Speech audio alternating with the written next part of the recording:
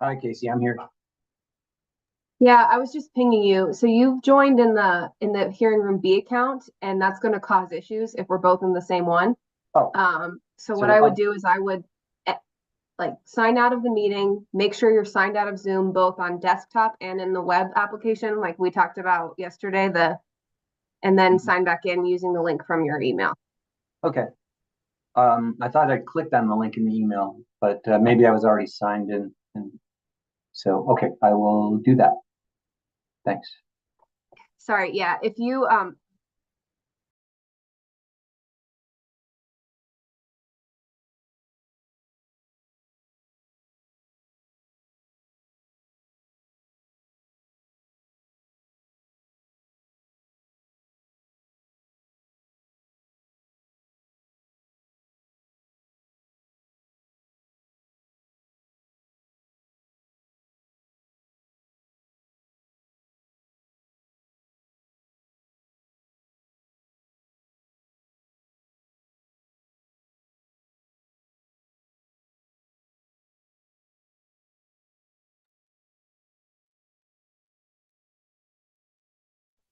uh, So, Casey, I just yeah. clicked on the link in the email you sent just a while ago. Yeah, so that means you're logged in on either your if you have the desktop application on your computer for Zoom, you're either logged into the account there or you're logged into the web browser. So you have to be logged out of both of those places. And even if you're clicking from my email, if you're logged into one of those places, it will it will log you in the Oh, Hearing Room B account. gotcha. I wasn't even aware that I have a desktop application for Zoom. You might not. It might just be the website But application, but yeah, if and I you just went to, I mean, before I tried again, I went to the website and verified that I'm not logged in there. then it might be your desktop. So I would, in the search bar on your desktop, um, search Zoom and see if like the application pops up and open it. And if it does and you're logged in, sign out there. Okay. Okay, I see. Yes. And the answer is yes. So, So you leave here, sign out of that, and then join from your email. okay, will do.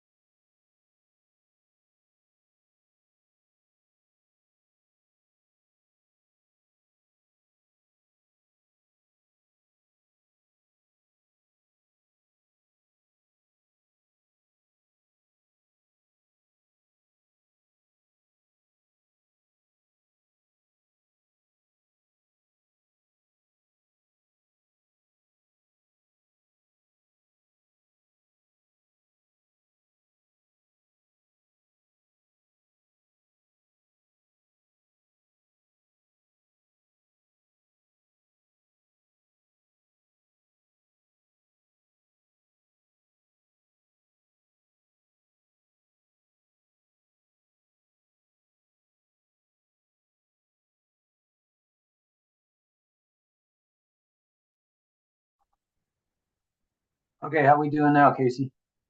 Now you're good. It's just you have to rename yourself from Yeah. the Well, I've Jennifer always Boston thing. wanted to be Jennifer. Okay. All right, see. Rename. Okay.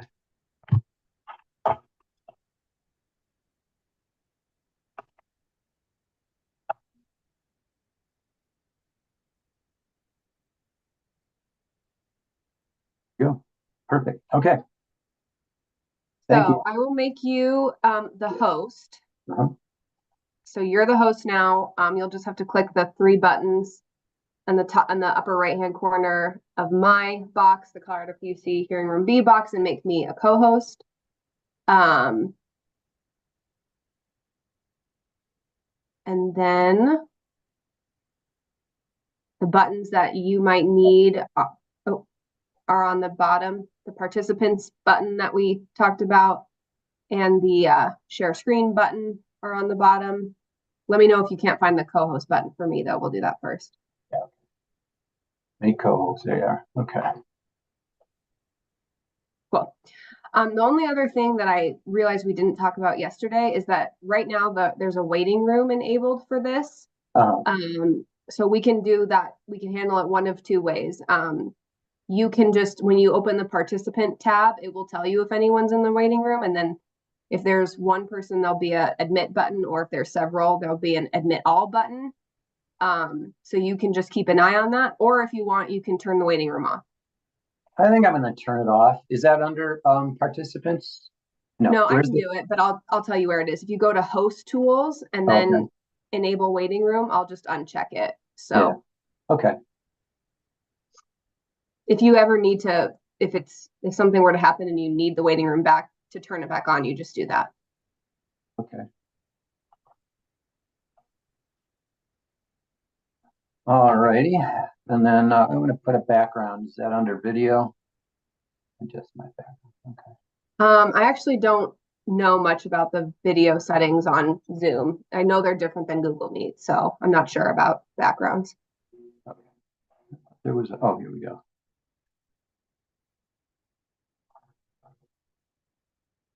Okay, I thought they had a bunch of photos. Maybe I was looking at something else. Oh, let's do this. Good enough.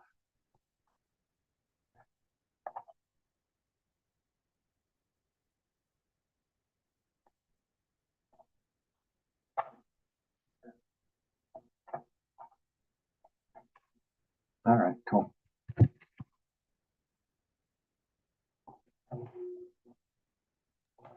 If you wanted to test the screen sharing, I can, and where the presenter mode on the PowerPoint is, we can do that as well, but up to Let's you. do that. Let me put this in slideshow. Okay, and then there we go. Yep.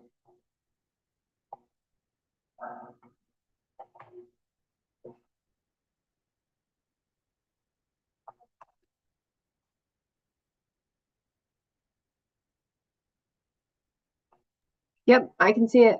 All right. How you meant it. Looks good. All right.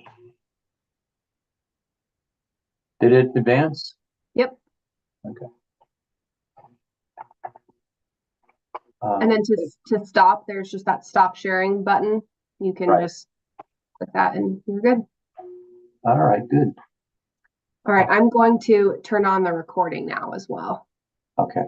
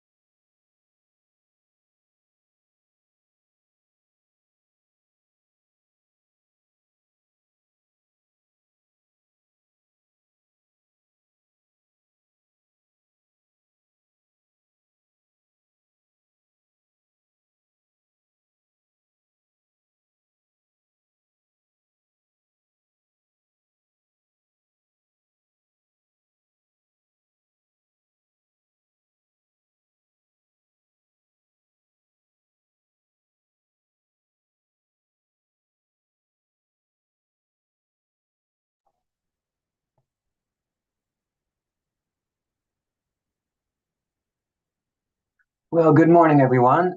This is Dan Greenberg. I'm an advisor with the Colorado PUC. And before going further, just want to make sure folks can see and hear me. Can someone give me a yes or no? All good. Great. Well, then let's get this thing going. Very pleased to have you all here. I see we have about 24 participants. Hopefully, more folks will roll in the next few minutes. But really glad to be getting this workshop or this whole proceeding going again after a rather lengthy pause. I really want to thank you all for being here, and to those who have submitted comments or response comments in this proceeding, thank you very much for those comments. I want you to know that we have read them and thought about them. And today we're going to be talking about some issues raised in those comments and questions that I have that I think would be helpful to clarify to the degree that we can. Going over issues raised in the comments, and in some cases, issues that I didn't even think to raise in the original set of questions. We have a lot to cover today, and we're going to try to keep the day moving forward as efficiently as we can, and we ask for your help in that regard. And if I can get this to forward, there we go. Okay, so this is a staff-led workshop, not led by the commissioners. So what we're doing today is gathering more information that will allow us to assist the commissioners, to advise them as they prepare for the formal rulemaking. We can't give legal advice. I don't think anybody's going to be asking us for that today. Please avoid discussing any ongoing adjudications at the PUC, as we really can't talk about those things. All right, moving on. Put this slide in the deck today just to indicate that we are at the very beginning of this process. There are going to be many more, and it's rather, anybody that's been through a rulemaking know that there's a lot of different stages in it. And there are going to be many more opportunities for participants to weigh in with their positions on how the transmission rules should be shaped going forward.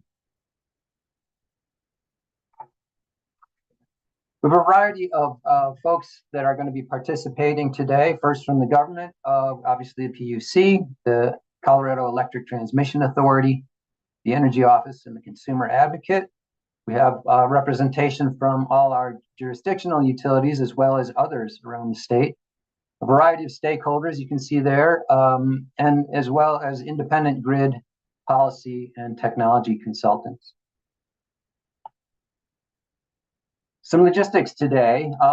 We will be using the raise hand feature, so if you want to weigh in on a question, please use the raise hand feature to get into the queue.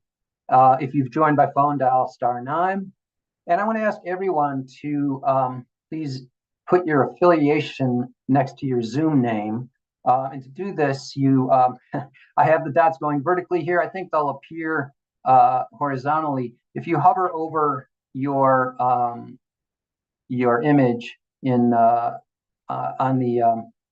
that pane, you'll see 3 dots there. You click on that, and that will allow you to change the name that appears when you're speaking. And then again, when you speak, please do start with your name and affiliation. Okay, a few things that I think will help this meeting go more smoothly. Please be as concise as you can. We may have up to 50 participants today, and so we want to give as much opportunity for a variety of voices. So please be respectful of others' time. Try not to repeat yourself or say things that other people have said. You might agree with you. Maybe you can voice agreement or disagreement with them, but try not to repeat what they said at length. If possible, if there are a number of people there from your organization, it would be great to have a single person responding to any given issue rather than multiple people. That just will allow, again, more different voices to be heard. And I think that last one goes without saying, hopefully. Do want to note that there are going to be lots of opportunities to weigh in, but following this workshop, your comments would be most welcome. And there's a link there to the e-filings platform if you haven't used it before. You can file comments there under this docket number 23M-0472E. And please, I've asked you to put your name in the title, the docket, and workshop number 1. Okay, so our objective, the high level objective today is to try to identify areas of potential consensus on how transmission planning, reporting, and CPCN rules, just to make sure everyone knows, that's Certificate of Public Convenience and Necessity. That's the proceedings we use to approve utility plans to build transmission. So we're trying to achieve consensus or identify areas of potential consensus on how the rules should change to reflect the evolving demands on the transmission system. Before I go any further, I'm going to ask Chief Advisor Ron Davis to say a few words. I think you wanted to set some context for this workshop. So Ron, I believe you're on, and please chime in. Okay, thank you, Dan. And thanks to everyone who is participating today in this pre-rulemaking workshop. As the commissioners and the administrative law judges here at the agency have recognized through a series of decisions, a transmission rulemaking is needed at this time. And it's probably overdue for our transmission planning process as set forth in Rule 3627. We've also recognized that it's time to take a fresh look at the provisions governing the transmission CPCN applications, and also the annual filings that present projects, and many of those are projects that the utilities seek to complete in the ordinary course of business. And a review of Rule 3206 is also warranted, at least in my view. And we're still grappling with the interplay between transmission and generation in the electric resource planning context. And it was that topic which was most recently given the attention from stakeholders like you in a similar pre-rulemaking context. And although the ERP rules of the Commission were not modified in the rulemaking that was launched in late 2018, and that was largely due to the passage of the Commission's Sunset Bill that included provisions for the filing of clean energy plans by the jurisdictional electric utilities. That was still 4 years ago now, and we've since litigated the Colorado Power Pathway CPCN proceeding, and we've received other transmission CPCN filings since that time. I'd also like to echo Dan by extending our thanks for your written comments submitted in our pre-rulemaking proceeding. And thanks again for working with us today. These workshops tend to be invaluable when it comes to our charge to draft a notice of proposed rulemaking for the commissioners. And these sorts of workshops also help streamline the work that we'll all do in the forthcoming rulemaking itself. So thank you again, and I look forward to today's discussions. Great, thank you, Ron.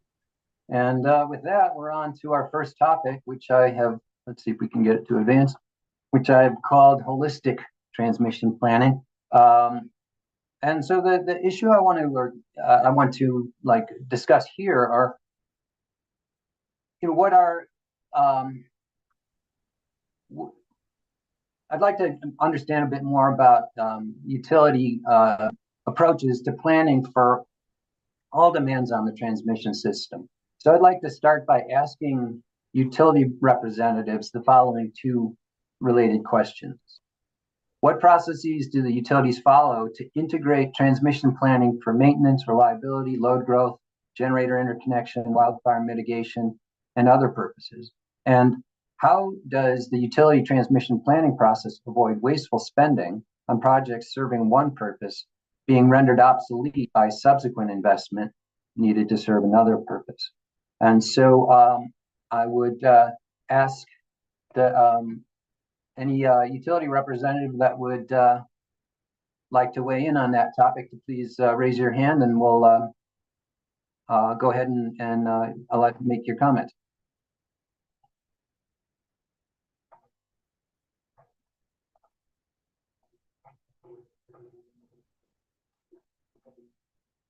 Don't be shy. Here we go. Found somebody. Trevor Rombaugh from Black Hills. Please go ahead.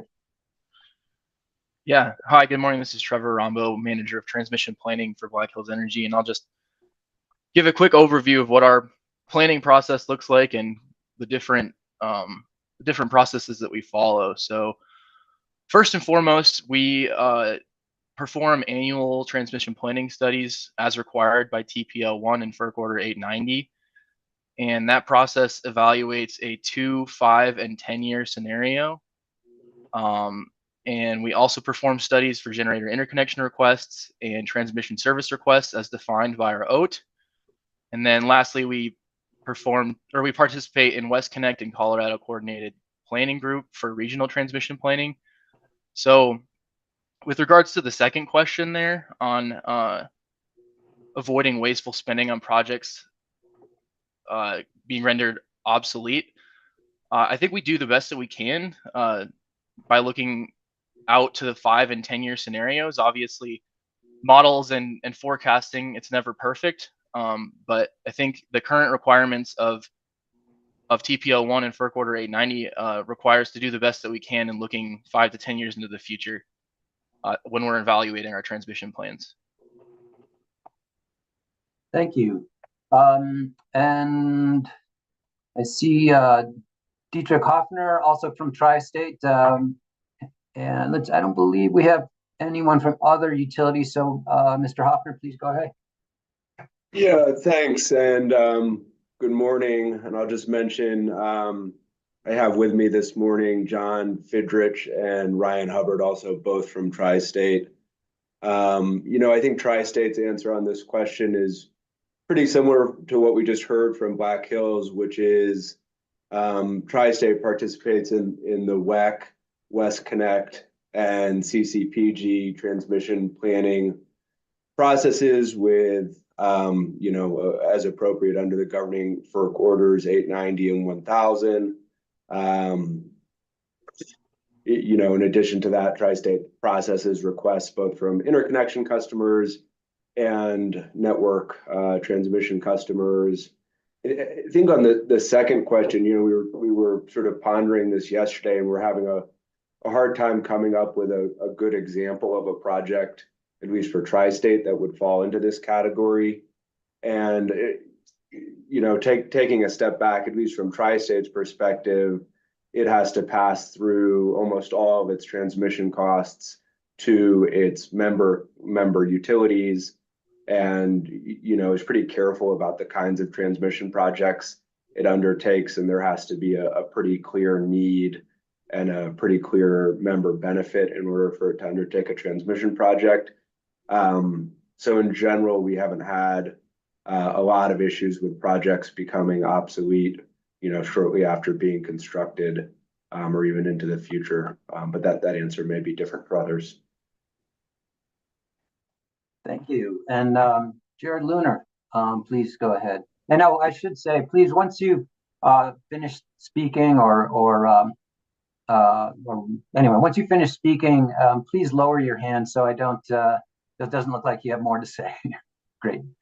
Yeah, so Mr. Luner, go ahead from Public Service. Good morning. I'm Jared Luner with Public Services Regulatory Department. I just want to start Public Service. We've got a small group of us together here in a conference room to participate. So I'm just going to hand very quickly over to Gilbert Flores, who is our Manager of Transmission Planning here for Colorado. Yeah, thanks, Jared. Good morning. Thanks for having me. I think Trevor laid it out pretty well, and Tri-State, again, supported that information and the need to be very detailed on project origination.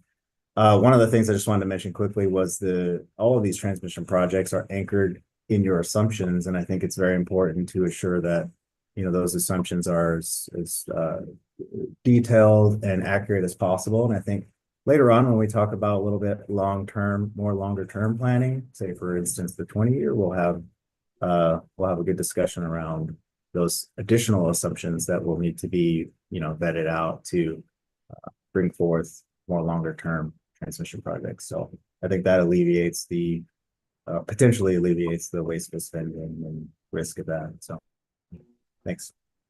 Okay, thank you. So we've heard from our three jurisdictional utilities in Colorado. I think I'm going to follow up with a question to them.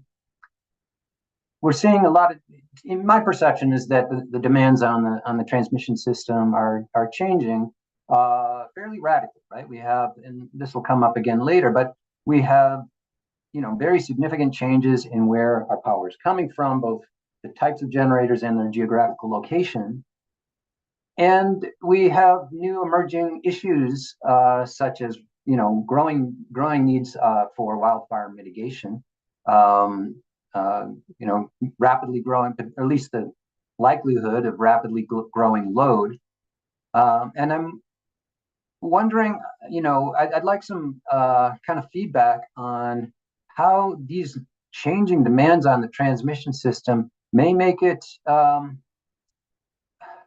may change the importance of looking at all of these things holistically, and whether or not, and I will ask other folks to weigh in on this as well, but for the utilities, aren't these changes in the demands on the transmission system, doesn't that leave us more vulnerable to projects that were, being developed for one thing becoming obsolete because now you need to rebuild a circuit, or you need to conduct some kind of wildfire mitigation project that had you no, I think you understand the point that I'm making. Isn't there more potential for investment to become obsolete as these needs are changing rapidly? So I'll just stop there and ask for any feedback from the utilities on that.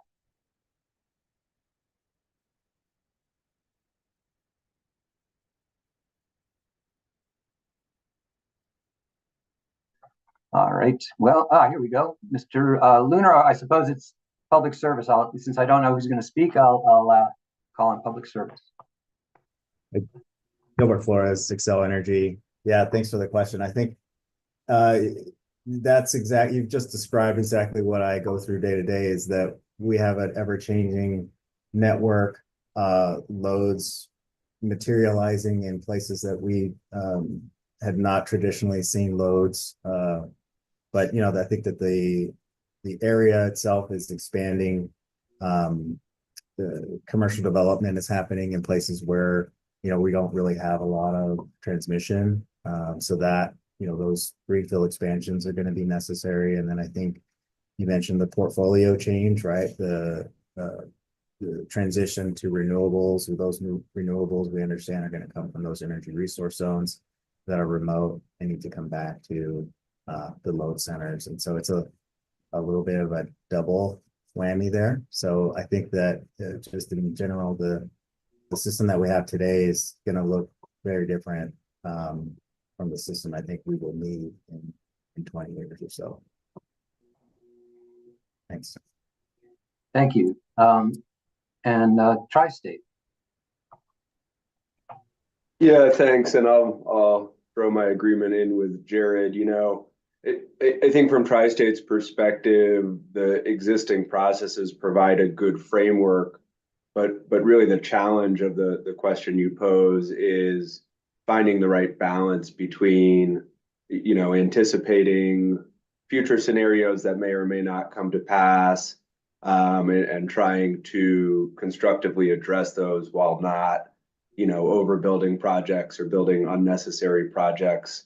And I think as is the case with all exercises where you're trying to predict the future a little bit, it is about finding that reasonable balance and trying to take the prudent steps while not going overboard and sort of overbuilding stuff that doesn't make sense, or that may not be useful in the future.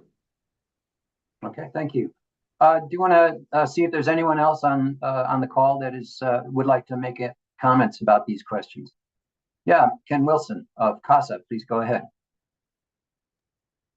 Thank you. A couple of quick comments.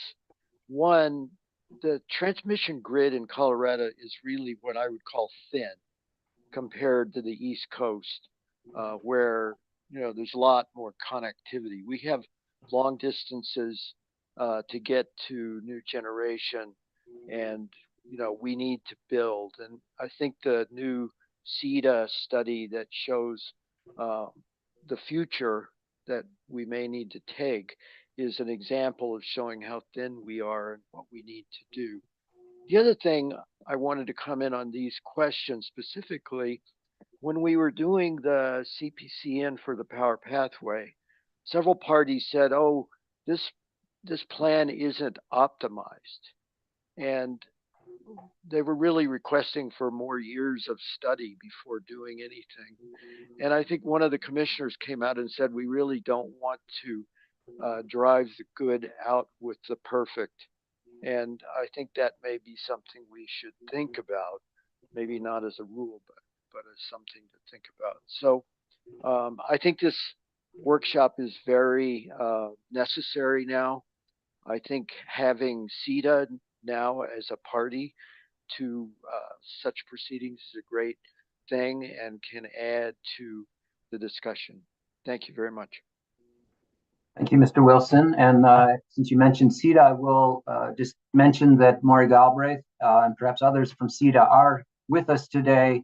And so questions come up related to the role that CETA has played. I'll just mention, due to scheduling issues, we put that CETA workshop at last of the 4 workshops we're doing. Ideally, it probably would have been first, but anyway, to the degree it becomes, anyway, to the degree there are questions about CETA's role, we will be able to go, discuss those today as well. All right, before I move on, any other, I don't see any more hands up, so I think I'm going to move along here. Okay, so my question is, are rules needed to establish expectations around holistic transmission planning? We just heard from utilities, I think, that the answer is no, but here's a proposal, and I would ask you to take a look at it and give me some feedback on this. And should I share? And I can give that statistic about we have 900 to 1,000. We can hear you, by the way, whoever's speaking. I think that, so please, again, raise your hand and I will I'll call on you.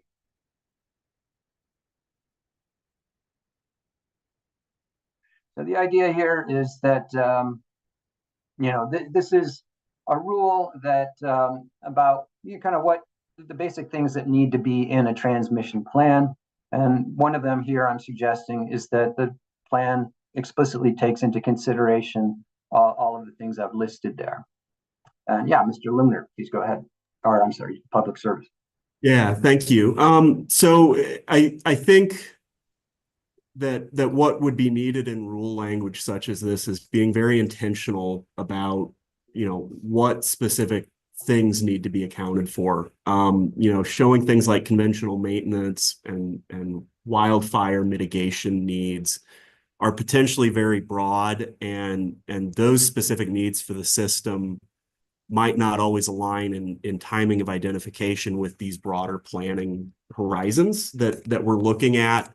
So I think, calling out all conventional maintenance is going to be a very broad category that is probably goes far beyond considering system needs. Okay.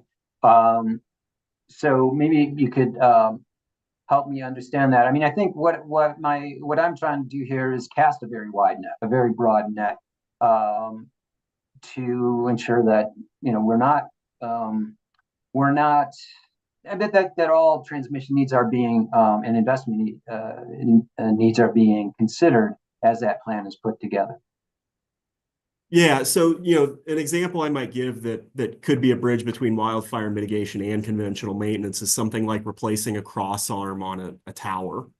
That would be conventional transmission maintenance that doesn't necessarily have any impact on planning for capacity increases of the system. And if this rule is trying to go that broad, that's a very broad look not just at transmission planning, but going, far into, Sure. kind of ordinary course maintenance of the system. Yeah, and I think, okay, no, that helps. And I think, so what we need here then is probably some different words, because here what I'm thinking about is, projects for replacing a line, something larger than replacing a cross arm or, whatever, fixing some broken insulators or something like that. I'm talking about some larger scale maintenance projects, such as replacing an old conductor for reliability reasons, that kind of thing. Yeah, so that would not, conventional maintenance is a very broad category. Ways that we describe those sorts of projects that you seem to be having in mind at public service is maybe something more like a major line rebuild or an asset health project. But public service thinks it's really important that when we define these out, we're setting it at the right level, because in our view, that conventional maintenance is very broad, and maybe what you're trying to get to is a much narrower topic of things where a line is really being replaced in its existing corridor. Right. Yeah, and I think this is. I'm sorry. Go ahead. I was just going to say, for reasons other than a planning need being identified. Got it. Okay. And so later on we'll have a conversation about what falls under ordinary course of business, and perhaps that will help clarify things as well. Okay, Tri-State. Yeah, thank you. I think we largely agree, especially on the wildfire topic. Tri-State views that more as an operational consideration around vegetation management and that type of thing than sort of a planning consideration per se, which isn't to say that it's not important. It's very important. And I think on generator interconnection, we'd sort of look at that and say, well, but by the time we have a LGIA in place, whatever those upgrades are necessarily part of the transmission plan, because of compliance with the FERC tariff and so on, to show those upgrades. So I don't know that from Tri-State's perspective, there's a particular need to call those out as transmission planning considerations, although this list of things is all certainly things that Tri-State already does, and things are important, but whether they belong in a transmission planning document, I think is maybe a question mark for us. Well, let me push back a little bit, Mr. Hoffner. Am I pronouncing your name correctly? Hefner. Hefner, sorry. Thanks for asking. I would think with wildfire mitigation, as we've seen at least in the public service case, there's the potential for many hundreds of millions of dollars of investment. And you're suggesting that that's an operational concern, not something that should be taken, at least as I heard you, not something to take into consideration in developing a transmission plan. Have I got that right? Because that seems, that would be surprising to me. Yeah, I think that's our position is, we see transmission planning as an exercise that's about sort of planning from an electrical standpoint. How are you going to accommodate new load? How are you going to accommodate new generation on the system? Whereas wildfire is much more of an operational consideration, about clearing those rights of way, about sort of vegetation management, that type of thing. Certainly, I suppose that there's an argument that sort of the location of a transmission line impacts the extent to which you're going to have to do that, and maybe the associated expense. But beyond that, I don't know that we see it as sort of part of the transmission planning process from an electrical standpoint. Okay. Well, I now I understand you a little better, but and I have not read the public service wildfire mitigation plan in great detail, but I am aware that some of that may involve replacing poles on the line. investments in not just vegetation management, but actual capital investments, very significant capital investments in some lines. And so I guess my concern remains that you could have very significant capital investment for wildfire mitigation, and if that's not considered in the process of transmission planning, you really do have a significant potential for making things obsolete, making investment obsolete. So what's your reaction to that, Mr. Hefner? Yeah, that's really helpful. And this may be an area where Tri-State is a little bit differently situated as a co-op, insofar as we're not rate regulated by the commission, and aren't really subject to prudence review by the commission. Just because something is a capital investment doesn't necessarily trigger the same type of analysis for us that it would for one of the IOUs.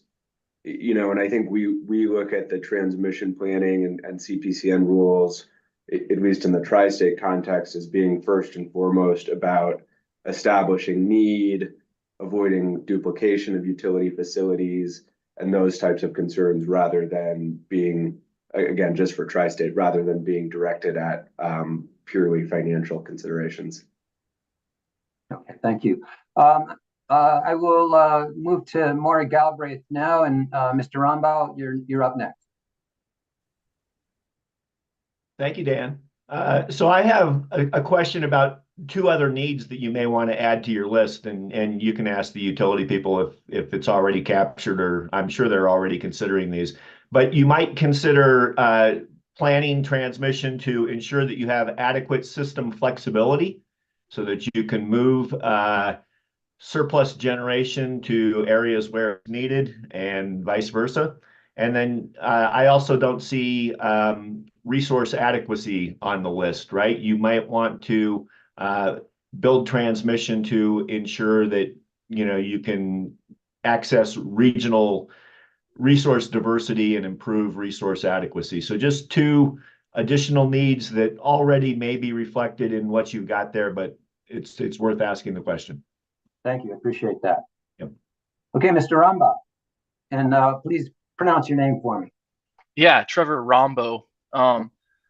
Yeah, I just wanted to echo kind of what the other utilities already said, and that this language, I think, as it sits, is too broad. Another concern I have is when you include load growth and generator interconnection there.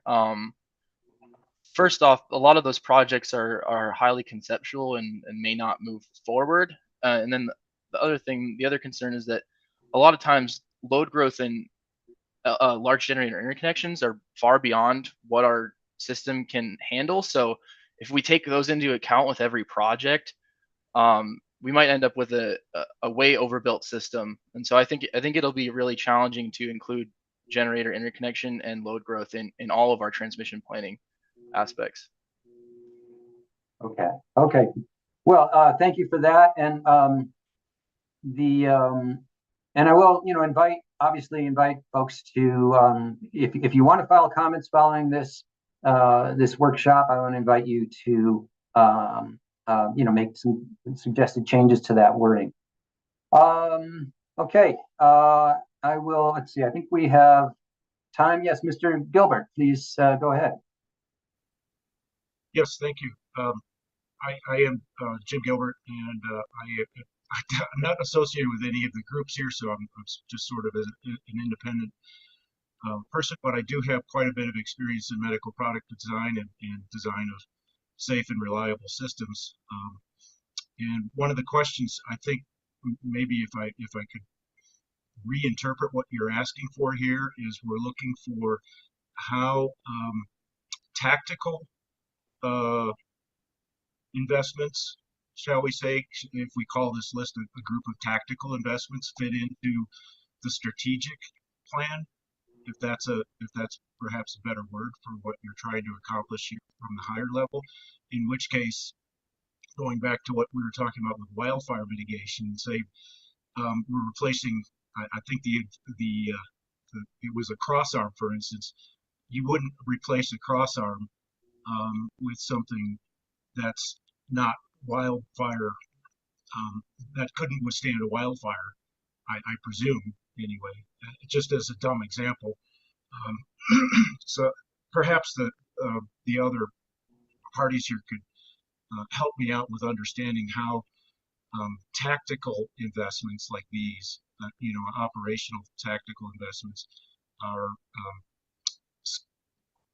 fit in with strategic transmission plans, if that makes some sense, hopefully.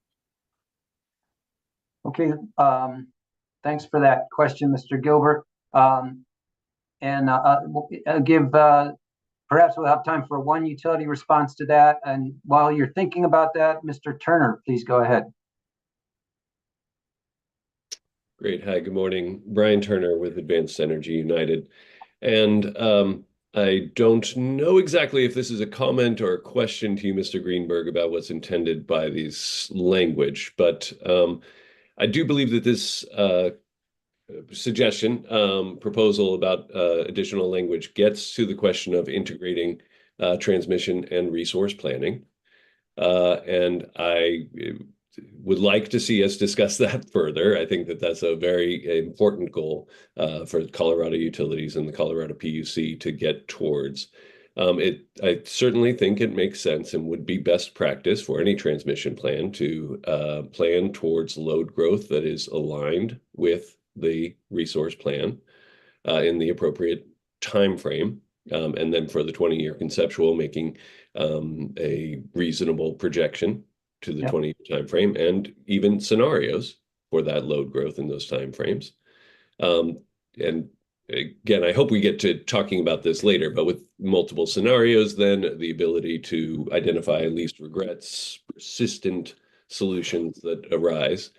And similarly with generation interconnection, and this is one where I want to see what the language is intended to convey. Is this just the line extensions to a new generator, or is this intended to provide capacity for large generators, system capacity, especially when we see a lot of generators emerging in the same place? And this gets to proactive transmission planning, Colorado Power Pathways being an example, but this is also now emerging best practice, doing that kind of capacity expansion modeling to identify where our major resource loads and what may be developed in regions, building the system to allow for that development in the future, even if you don't know the specific bus bar placement of each, well, projecting to the bus bar, but not the specific then sites for each facility. So I think, I'll just say, let's put that on the table. Would like some clarification if that's intended to be here, or if we'll talk about that in another context. Okay, thanks for that question, Mr. Turner. And the just to clarify on your first question, we've got an entirely separate workshop. Obviously, there's a lot of overlap, but we do have a forthcoming workshop. I'm pretty sure it's the one on November 12th that will focus specifically on on integrating transmission and resource planning. So I don't really want to take that issue up today. As far as what I was thinking about with this language regarding generator interconnection, really just, I was thinking more what you mentioned towards the end of your comment, transmission that is intended to pull in, more than just a single generator. So I hope that's helpful. Mr. Satchel, I think we'll ask for your input, and then I think we're going to move on to the next slide. Thank you, Vijay Sattel, WRA. I want to combine two of the thoughts here and respond in a way about this concept called holistic transmission planning. First of all, I see the language put in here in the red line makes sense. And I support or echo Maury Galbrett's comment around RA and system flexibility. Colorado is seeing solar development happen in the southwest part of Colorado. You're seeing other potential RE development taking place. So having guiding considerations for holistic planning that are long-term, it cannot be ignored. And to that, just say also to, in a respectful way, rebut the comment about load growth need not be factored in all transmission planning efforts. If you're doing an upgrade, you are still looking at load growth or new generation coming online.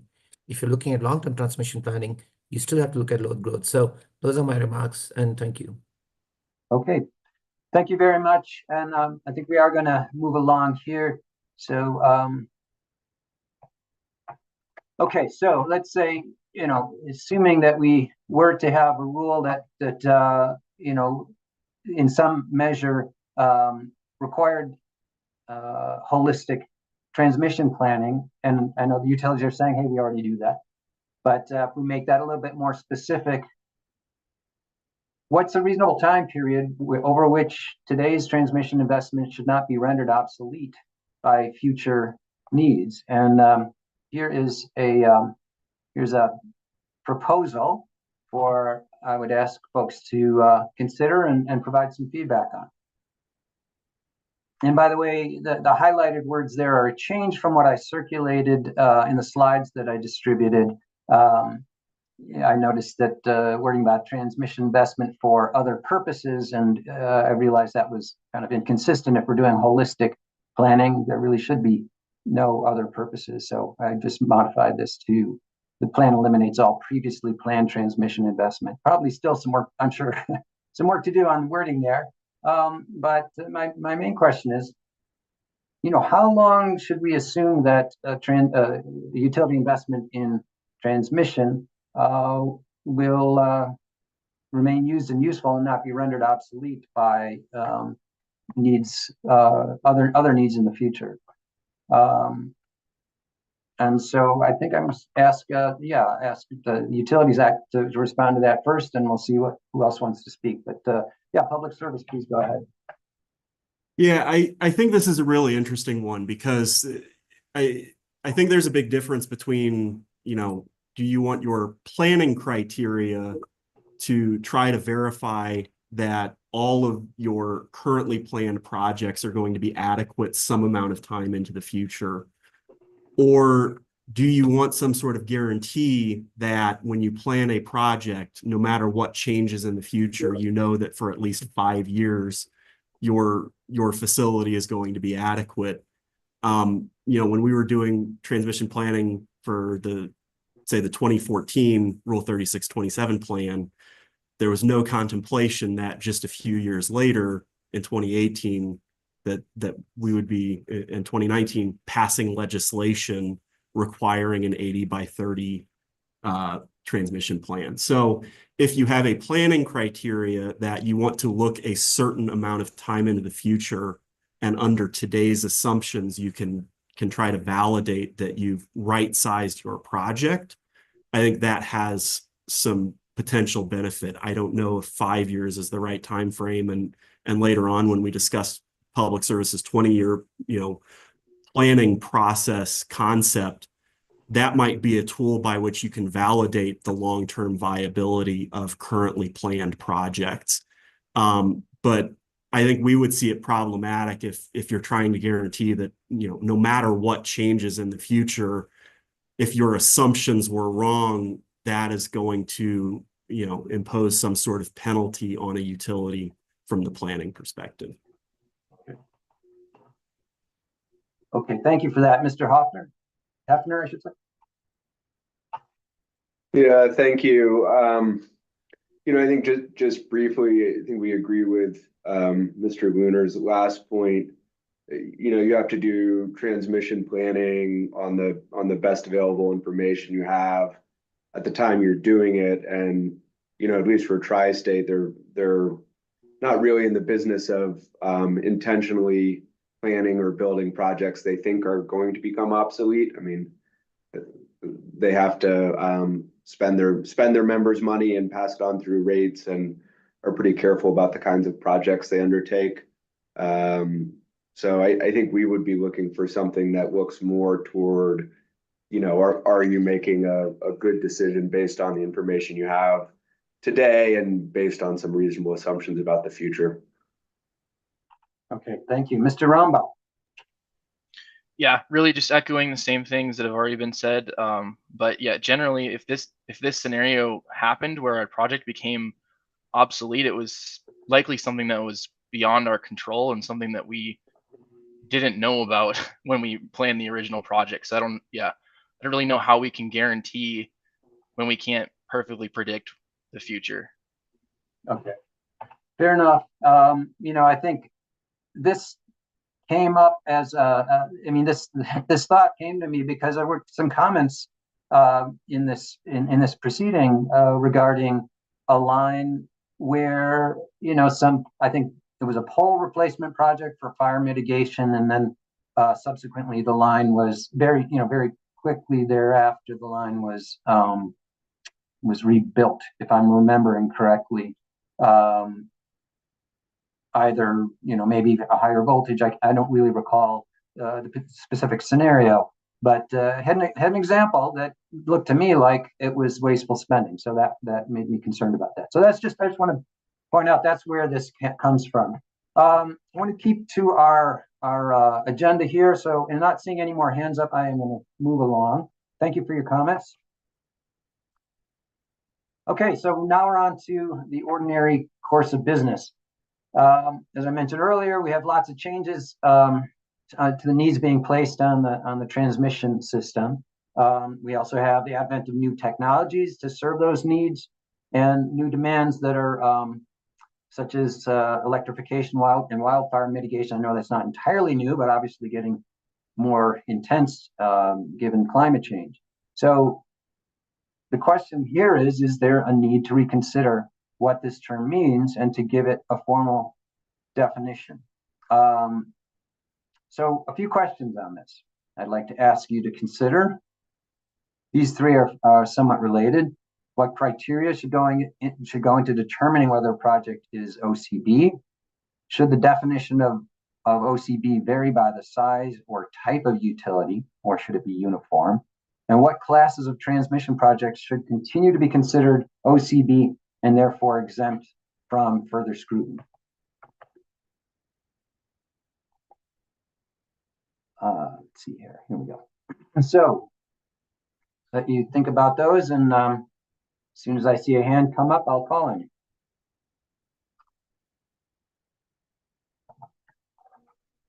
Yes, go ahead, Mr. Hefner. Yeah, thank you. And this was in our written comments, so I won't belabor it at length, but I think there's two categories that Tri-State thinks would be really helpful to think about including. One would be essentially generator interconnection facilities, switching stations, or substations built for the sole purpose of interconnecting a new generation facility would be one category. Those facilities typically do not have meaningful alternatives from the utility perspective. The generator needs to be interconnected essentially where it is, and they're generally pretty straightforward facilities, and we don't see really much interest in those CPCN applications when we file them. And then the second category would be new load serving taps that are radial off existing transmission lines that are really just delivery points for new load. And again, those typically don't have a lot of meaningful alternatives to consider and have not historically generated substantial interest when they're filed at the commission. So those are two categories you would recommend adding to the definition as particular carve-outs. Beyond those, Tri-State's perspective is that the existing distinction based on voltage makes a lot of sense and is a sort of a good proxy for the size and complexity of a project. All right, I do want to follow up on that, Mr. Hefner. I understand line taps seem like a pretty innocuous activity for a utility to address load growth, but there are alternatives, right? I mean, in the old days, I would completely understand and agree with the point you just made, but I do want to question you about the potential for implementing a virtual power plant or targeted demand response in a specific area that might offset the need for the kind of line extension that you're that you're suggesting to increase capacity. So maybe I'm not understanding you correctly. Maybe you can clarify that a bit. Yeah, and this may be one again where Tri-State is a little different. Tri-State works very closely with its members to whom it makes wholesale sales to do transmission planning for load growth.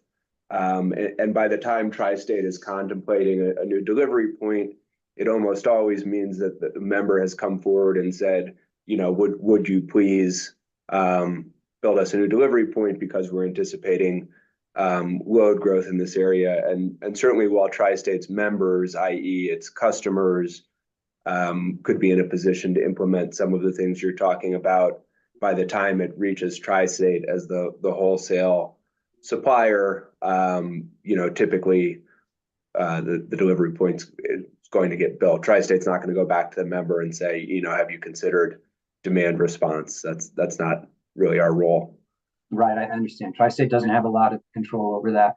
Okay, Mr. Neal, please go ahead. Yeah, I tend to agree with Dietrich on gen ties being an ordinary course of business, but I agree with you, Dan, on load growth being something that should continue to be looked at. But my main point is the distinction of ordinary course of business by company size, and voltage 230 is fine for PSCO, but doesn't work for Black Hills because Black Hills doesn't build anything but 115. So they get to call everything at Black Hills ordinary course of business. And I think in Black Hills, it should be designated based on some kind of a cost scenario. If it's cost more than $30 million or $50 million or some number, that it becomes, it's no longer ordinary course of business, regardless of whether it's 115 or even 69 kV. Great, thank you, appreciate that. Let's see, I think I have a few more questions since no one else is handed up. So I'm going to move on to the other questions I had about this. And this is just right to your point, Mr. Neal, should there be a threshold below which any project or group of projects should be considered ordinary cost of business? Should evaluation of alternative solutions be required for any projects deemed ordinary course of business? And should the commission establish minimum expectations for the time period in which OCB investments will remain used and useful? Mr. Turner from Advanced Energy United, please go ahead. Hi, yeah, Brian Turner from Advanced Energy United. Really trying to chime in on the additional considerations that would necessitate something more than ordinary course of business, or that would be a rationale for something more than ordinary course of business. You've identified alternatives, which I think is appropriate, especially in the load growth scenario. Right sizing, just to use a broad term, meaning consideration of what other load growth or generation interconnection may occur in that same region at the time that project is designed. And the third one is advanced technologies, whether it be advanced conductors or some load flow or dynamic line rating. I'm not sure if that's applicable in these situations, but this is an opportunity to consider that system-wide or localized benefit that may occur with integrating those technologies. So I want to identify those reasons for not exempting from that kind of more close review through ordinary course of business. So I do think that just as a class, generation interconnection and load growth, I think, is too broad, and that maybe it is a cost metric. Yeah, so I'll stop there. Thank you. Appreciate that very much. And let's see here. So if I could paraphrase what I think I heard you say is where there are viable alternatives to a given project, it shouldn't be, or at least not necessarily be considered ordinary course of business. Is that basically what you're saying? Actually, a little bit more. I was saying that yes. So first, I want to say yes to that, but also where there may be need for right sizing, right? To not upgrading facilities, putting in a new substation for a new generation interconnection, that you anticipate more generators. If you did the work of some more planning, finding that other generators are already planning in this area, or your resource planners anticipate that there would be opportunity for more in that area, which would suggest that you need a bigger substation or should at least consider that. So that's a right sizing opportunity, also applies to load growth, and then the integration of advanced technologies. So I wanted to put three categories on the table for reasons why ordinary course of business should be rather limited. Okay, thank you. Got it. We'll go to Christine Roach from CEC. Please introduce yourself and make your comments. Hi, thank you. So yeah, I'm Christine Roach. I'm an attorney at Holland & Hart representing the Colorado energy consumers. And our comment on ordinary course of business would be that potentially a cost metric could be the appropriate metric to go for with establishing what constitutes ordinary course, but our more broad concern would be that as demands are changing on the system, like you mentioned, there's really like this component of like the evolution of the grid is part of the utilities business. And so having a broader determination of what is ordinary course might be warranted so that we can limit special rate making treatment for investments. So from the consumer perspective, the ordinary course is kind of like a cost protection metric, right? Anything that's built in the ordinary course should be treated in the normal rate making process, ask for approval in a rate case rather than accelerated approval or accelerated recovery rather through riders and the like. So that would be kind of our concern is of the things that you could use to define ordinary course, how can it be broad enough to include a requirement that the utilities adapt as part of their business model rather than everything being extraordinary and requiring special recovery? Okay, thank you.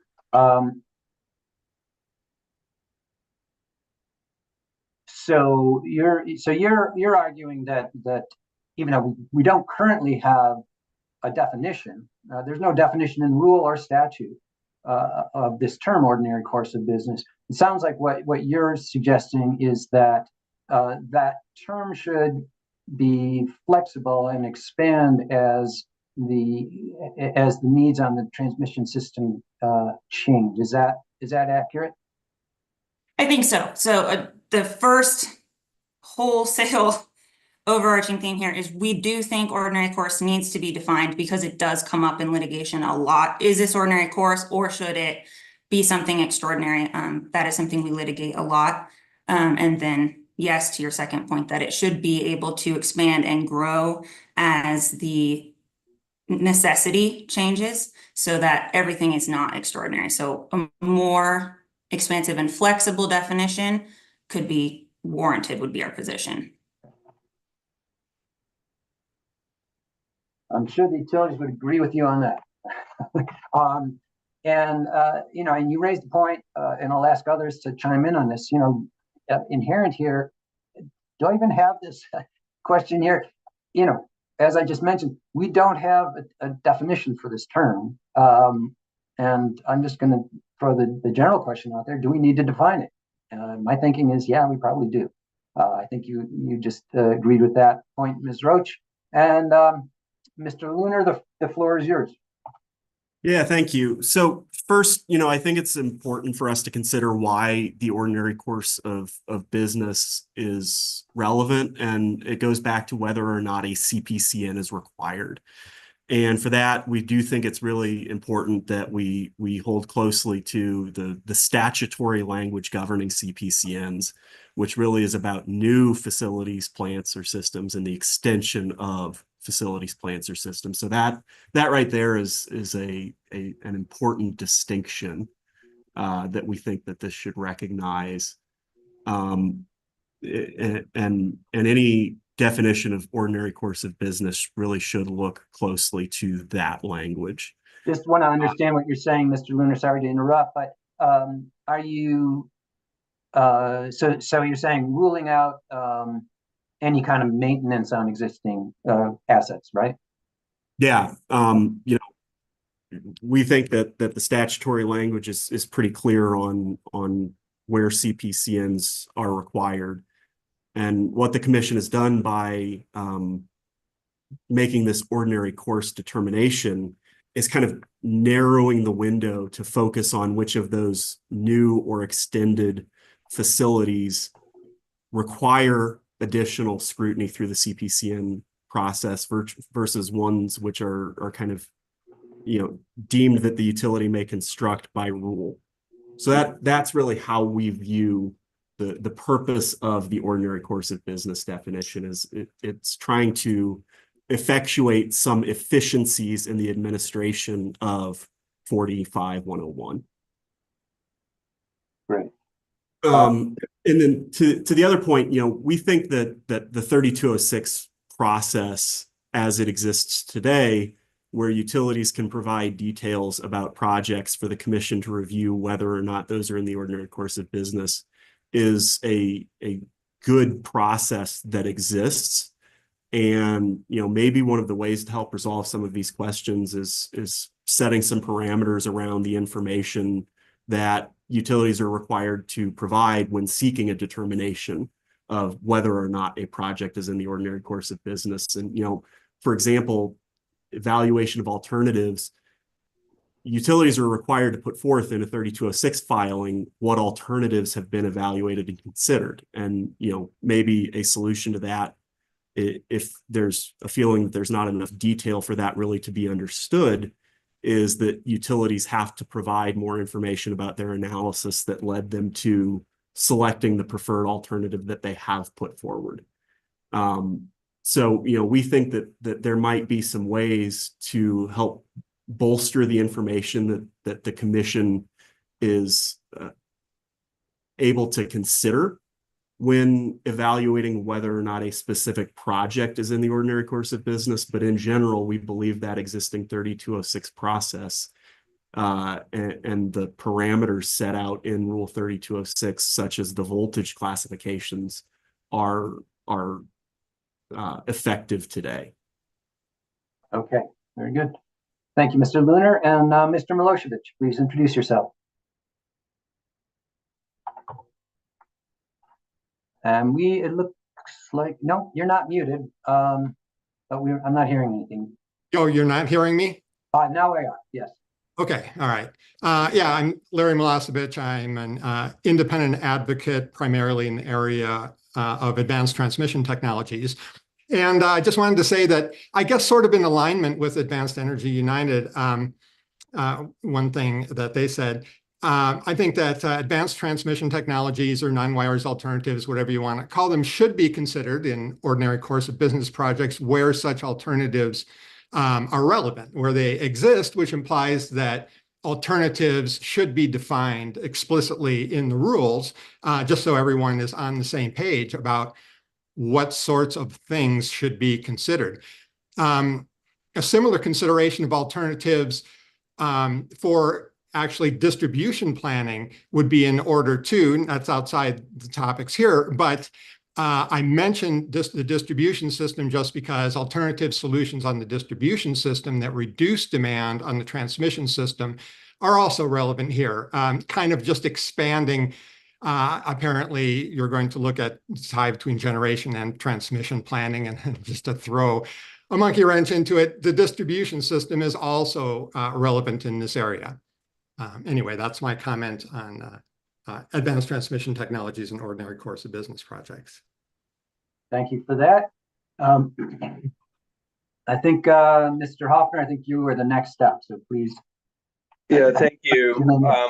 I put my hand up to make the same point that Mr. Lunar made about the 3206 process. You know, and to suggest you might consider having a list of factors or presumptions that the commission could look at in considering projects in a 3206 report.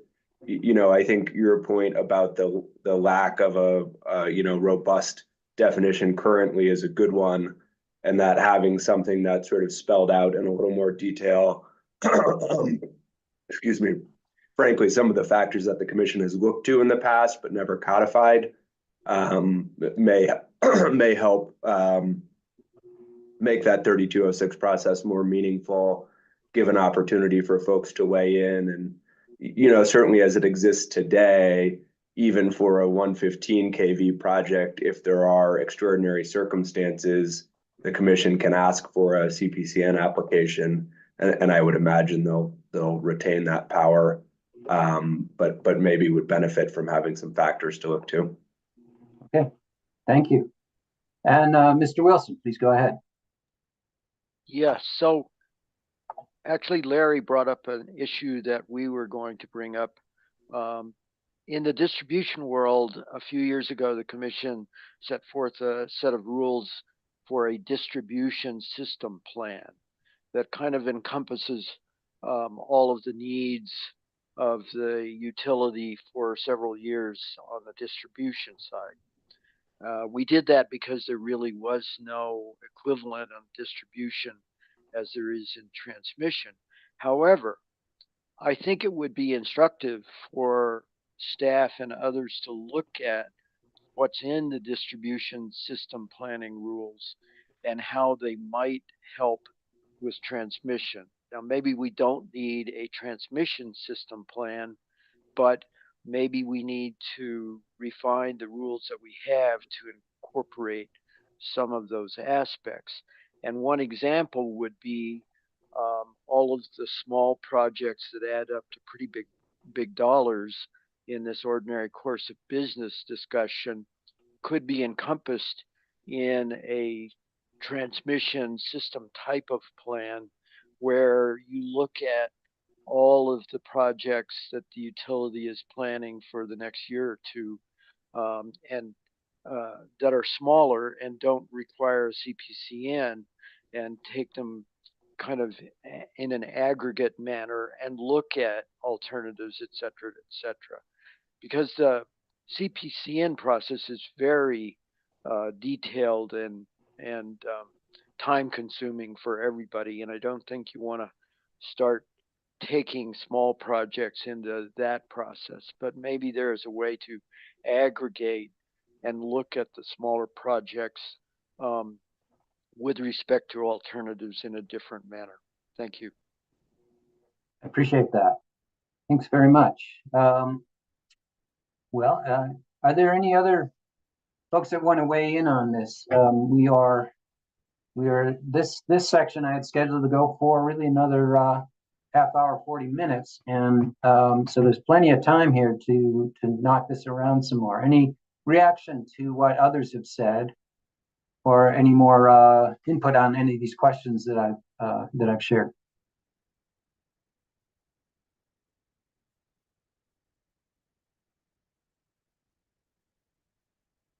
All righty, then I think, what are we doing next? Sorry about that. So we're on break. All right.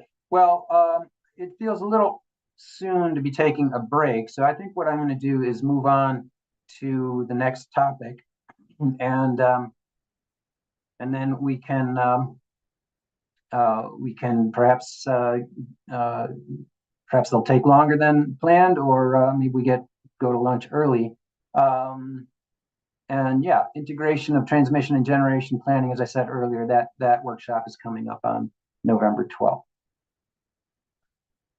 All right, so the next topic is the time horizon for transmission plan report. So under Rule 3627, we have 10-year plans and 20-year conceptual narratives. And looking at the comments that folks filed in this proceeding, most found little, if any, value to those 20-year narratives.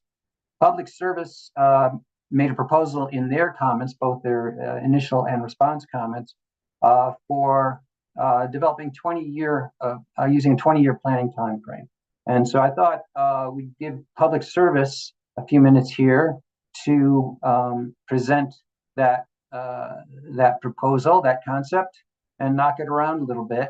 And if whoever is going to present this or discuss this for public service, please let me know if you intend to show some slides or if it's just going to be verbal.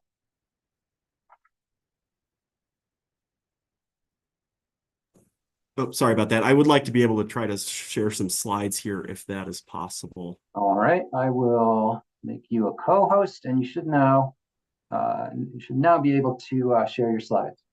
All right, let me.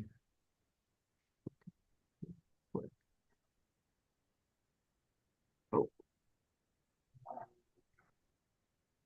Just a moment, trying to share the slides. Took over my entire screen.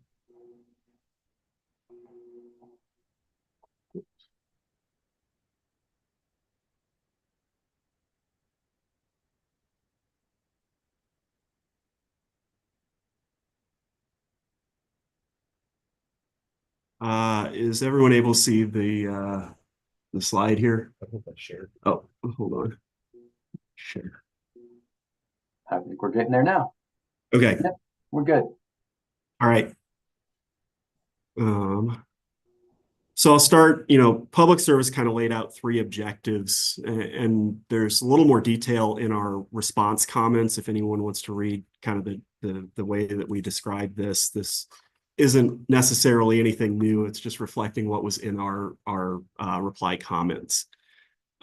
We came up with 3 main objectives for this 20-year transmission plan concept. The first one being trying to give that high-level overview of the anticipated transmission build-out to help inform decisions over a longer time horizon. The second is a more integrated and proactive approach to planning transmission that anticipates long-term needs. So we think that there's some tie-in here with the next discussion in the next workshop of better integration of transmission and generation planning. And, another objective is to really identify at the end of the day 2 different types of transmission projects. The first one's being kind of a foundational project that you see as needed in the future under a broad range of different scenarios. But then also identifying some conceptual projects that may have benefits in the future, but are more dependent on specific outcomes, such as your assumptions on load growth or generation location or those sorts of other factors that affect whether or not a transmission facility is needed. And we've laid out a 4-step process to really put this into place. The first one being developing a set of assumptions and scenarios. The second step being the study itself, where you identify constraints on the existing system and the needs to resolve those constraints. The third step is stakeholder engagement based on the results of that study process, and all of it finally culminating in the Rule 3627 report that kind of memorializes the inputs and results of those first 3 steps. A little more detail, and I won't go through this and just read the wall of text that I have here, but the first step really would be developing assumptions and scenarios, where the jurisdictional utilities would develop a study plan to implement an additional study process as part of the 3627. Study models would be based on WEC-approved cases consistent with our existing planning processes, and we would incorporate model updates from other utilities as well. Load and generation assumptions on the 10 and 20-year time horizon would be aligned with other commission-governed planning processes such as ERPs, clean heat, transportation, electrification.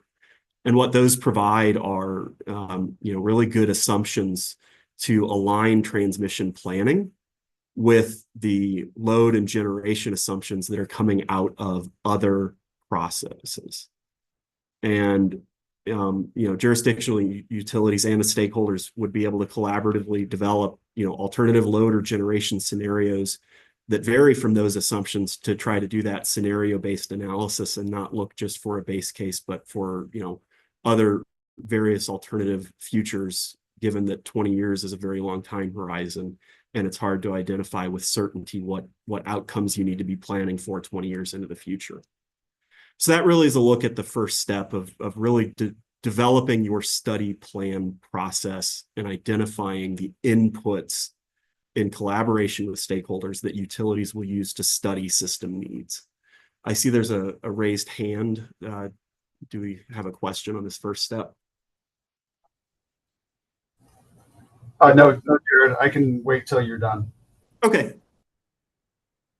And then the second step would be actually conducting the study. So the utilities would take the methodology, assumptions, and scenarios that were developed in that first step and conduct an analysis of their transmission system, identifying what violations occur on the system and developing projects that alleviate those problems that were identified.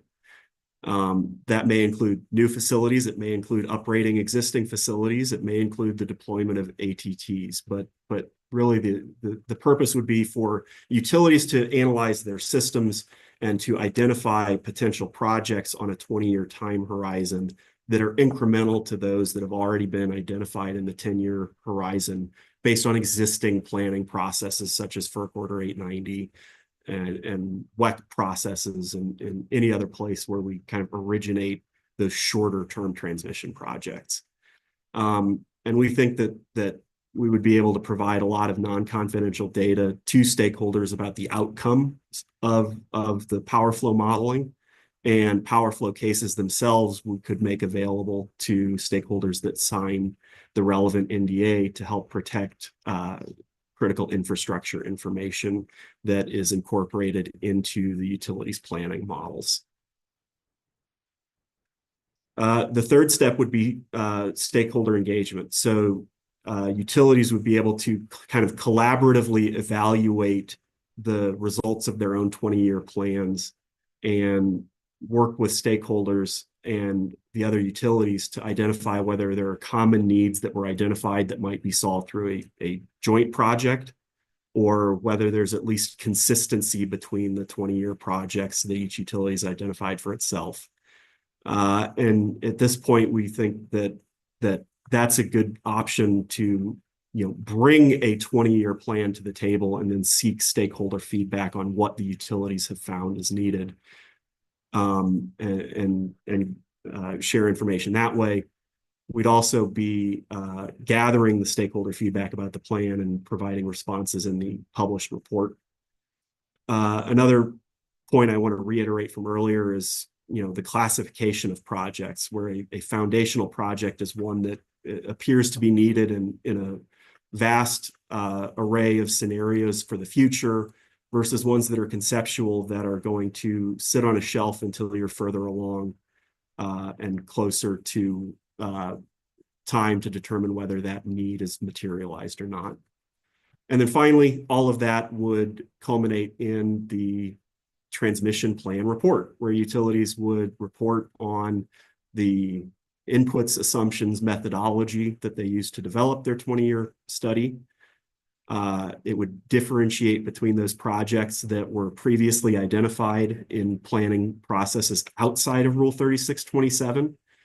To the question earlier about trying to evaluate whether investments become obsolete or not, we believe this is a good potential benchmark, that if you're looking at projects on a 10 and 20-year horizon and identifying that a constraint could be resolved by building a planned project differently, this is an opportunity to help identify some of that potential.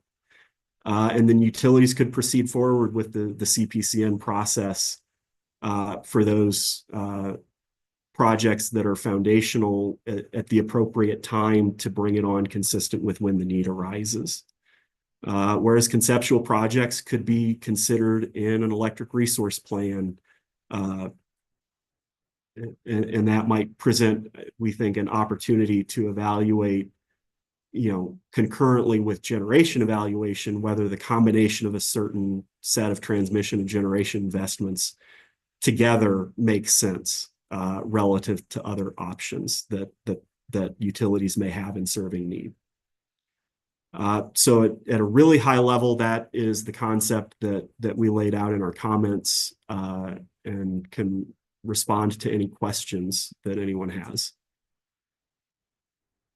And I'll go ahead and stop sharing my screen here. Okay, Mr. Hubbard, your hand was up first, so please go ahead and ask your question. Thank you. Ryan Hubbard, Tri-State Generation and Transmission. Appreciate your presentation, Jared. I guess the one question I have, without kind of going into the belaboring the point of challenges of long-term planning with assumptions. I mean, it turns into more of a scenarios planning, least regrets, but a lot of the concepts you're describing really align with what FERC Order 1920 is trying to accomplish at the regional level. And so I'm kind of, I guess where I'm struggling is how that interplay would work between doing a state process versus Order 1920 through West Connect, or for that matter, through SPP that already looks at those exact same things. And so I just want to avoid redundancy or overlapping solutions, I guess.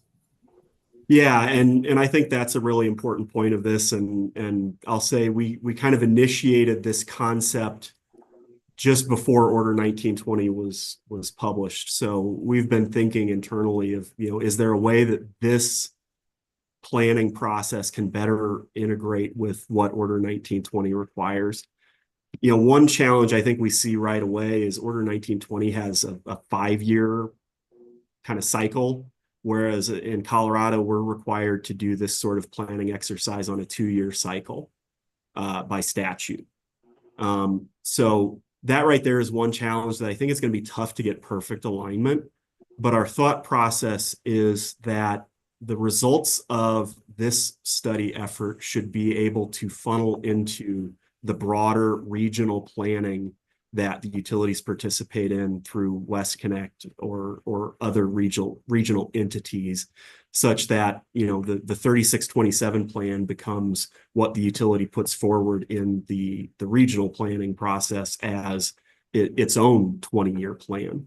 So that way, we're not just doing 10-year plans like we're required through current processes and bringing nothing to the table in that longer time horizon when we go have the conversation at West Connect or SPP about longer term planning at that regional level.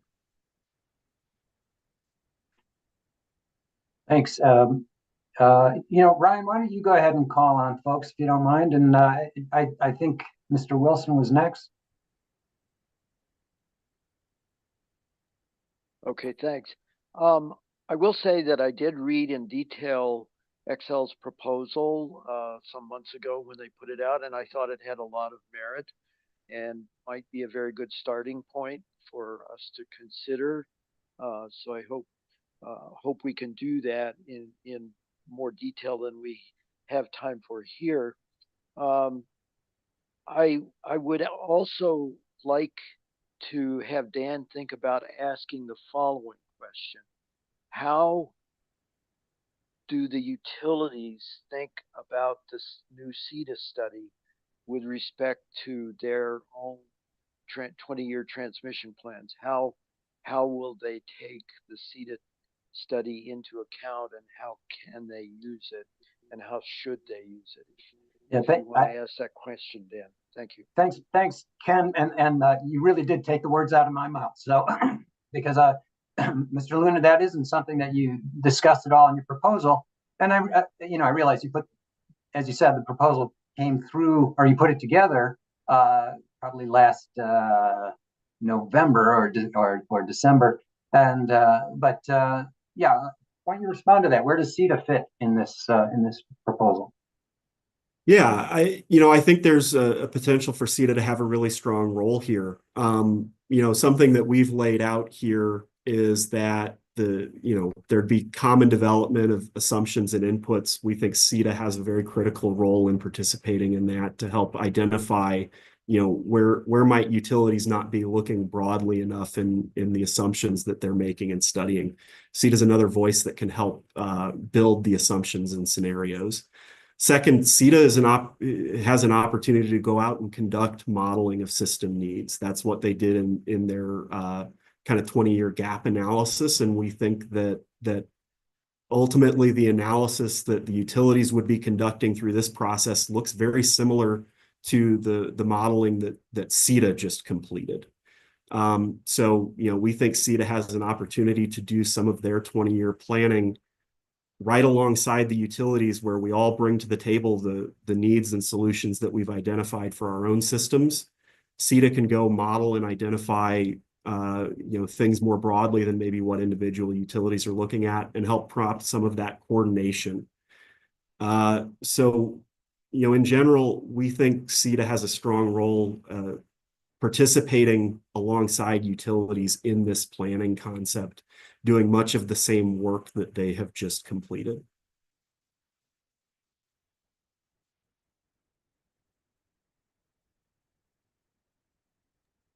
Okay, I think Mr. Fitch Fleischman, I think you were the next hand that I saw go up, so please go ahead.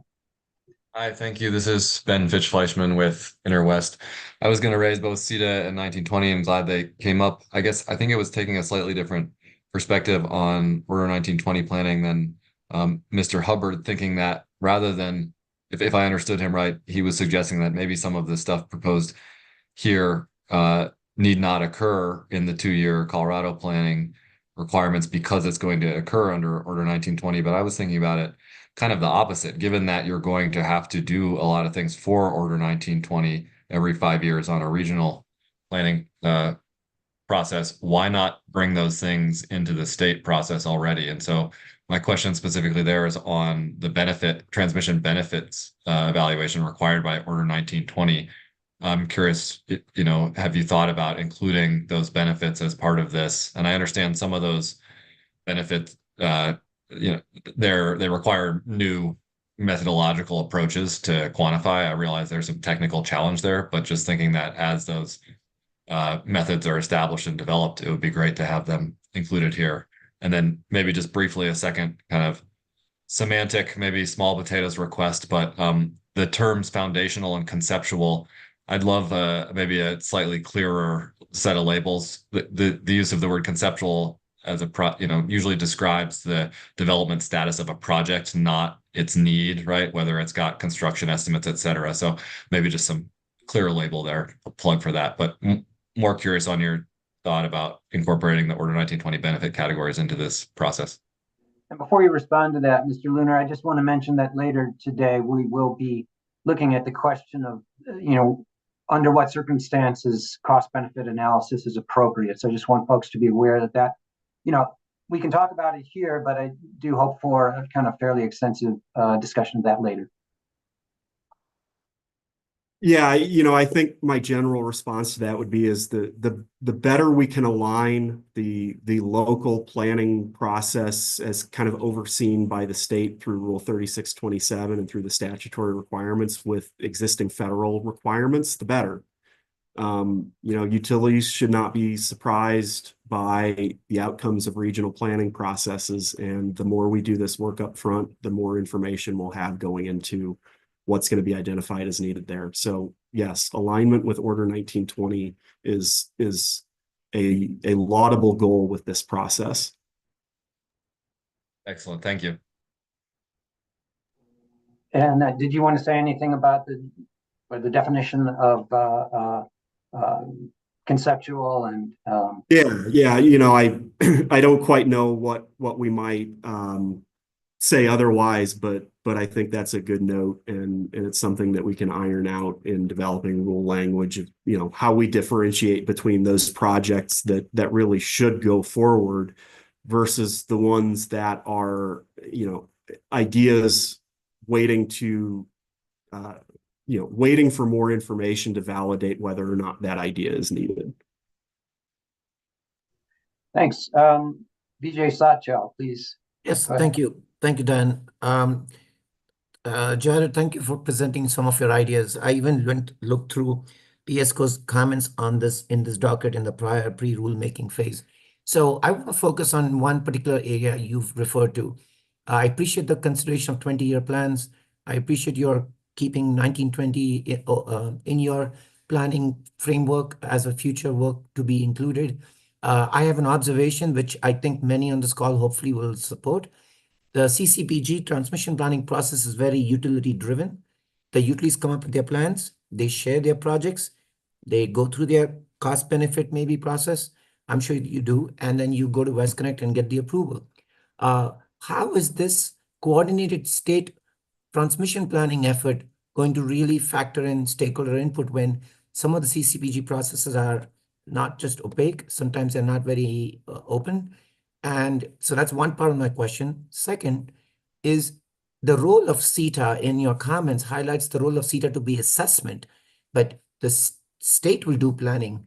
But if, say, CETA's gap assessment highlighted these projects should be built because it will help larger system stability or enhance more renewable planning, renewable energy integration, where do you see the role of CETA to stop? Because I think that'll be critical. And the third is WAPA. A lot of the transmission into Colorado and up north of Colorado has a WAPA footprint in it.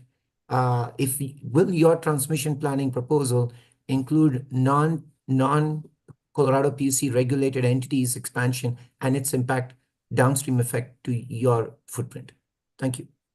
Yeah, I'll take that last one first. And, generally, we're going to be seeking information from other non-jurisdictional utilities to make sure that we're accounting for the plans that WAPA and other non-PUC jurisdictional utilities have. That's something that's incorporated into the 3627 process today, where we collect that information and report that out. So that would be part of kind of the base assumptions against which we're planning. To the role of CETA, CETA does have a role in constructing transmission in Colorado, but that role is limited to identified needs that utilities themselves are not planning to build. So, we think folding CETA into this process will help sharpen the analysis of where are there gaps in utilities' 20-year transmission plans that CETA has the opportunity to go fill that gap. Right now, the utilities plan on a 10-year horizon. So there are a lot of things in CETA's report that look like gaps that might affect an individual utility, that it's not that the utility is planning to leave that gap unaddressed, it's that it hasn't showed up in the existing time horizon. So we think that, this planning proposal will better align and better help focus CETA on where their efforts are most beneficial by bringing them together with utilities to conduct that planning and conduct that analysis simultaneously.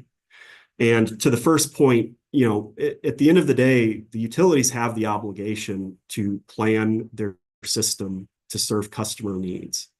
And while I understand, there might be some frustration with stakeholders about how they participate in the process, at the end of the day, the utilities have the obligation to provide that reliable service and to build the facilities necessary to do so. And I don't think utilities are looking to hand off the obligation to plan the system for safe, reliable service to third parties. We think there are ways that we can better share information with stakeholders to help facilitate better, more effective conversations about the analysis that we've done, the assumptions we've made, and the alternatives that we consider. But I don't think we would be supportive of having some other entity be responsible for planning our system for us, short of being in an RTO. Where we contractually hand off that obligation to another that assumes the obligation on behalf of the utility. Thank you. Okay, sorry about that. Yeah, Mr. Satchel, is there any feedback, any response to that, to what Mr. Lunar just said? We have time to really get into a conversation here. So okay, if there's that you'd Thank like, you. please feel free. Thank you. I think this is another example of semantics. If you look at the scope and the charter of CETA, they are empowered to enable, I think, not just non-utility based transmission infrastructure projects.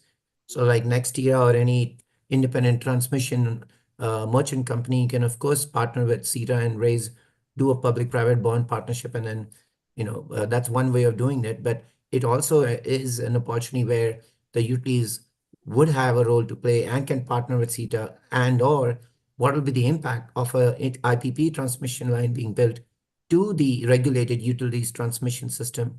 So my point being that you're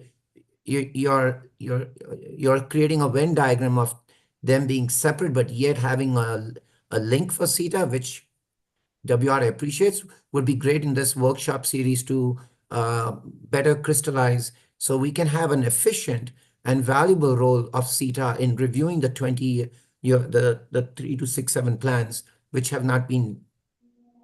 don't get scrubbed very well unless you are very determined and deeply involved in transmission planning in Colorado. So that's my one observation or a reaction to your thoughts. I do also agree with interest in that there should be a little more finer point on what you mean by foundational versus conceptual. I'm worried about foundational being easily defined in the rubric of only reliability needs, and what that definition would be. There are sometimes more than reliability, there are economic needs also that justify the value proposition for the utility to bring on more cheaper renewable resources or storage projects or co-locate, that justifies the value of that transmission line from the words you've used called foundational. So clarifying that would be very helpful. And then my last comment is, you did indicate at the beginning of relying on WEC base cases and other data that forms this transmission planning work. Having worked at WEC, having known what the anchor data set is, there have been recently projects identified that were not in the current WEC base case.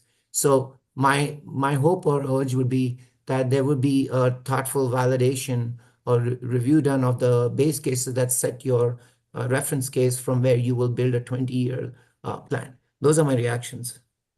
Thank you. Yeah, and I think that especially of that WEC base case validation, that would be an important step of that, kind of study plan methodology development is making sure that the data and inputs you have and that your kind of base case model is accurate is an important factor in any planning exercise, this one included.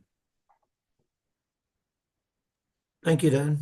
And as to CETA, we think CETA's participation in this sort of kind of, if everyone's rowing in the same direction, we think there are going to be better opportunities for coordination and collaboration with CETA than if it's simply a matter of, everybody goes off and does their own study and then comments on what the other did.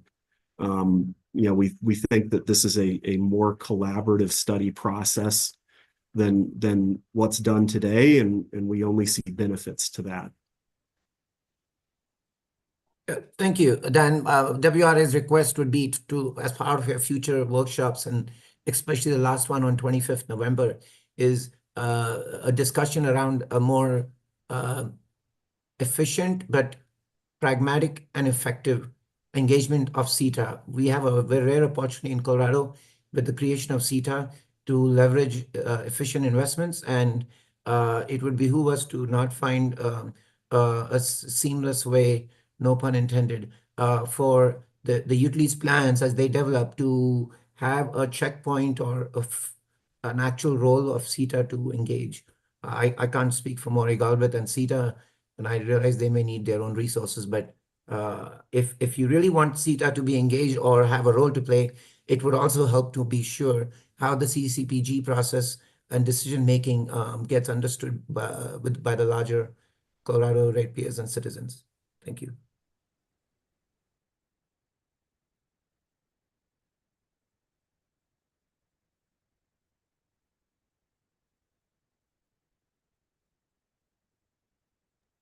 Dan, you're on mute.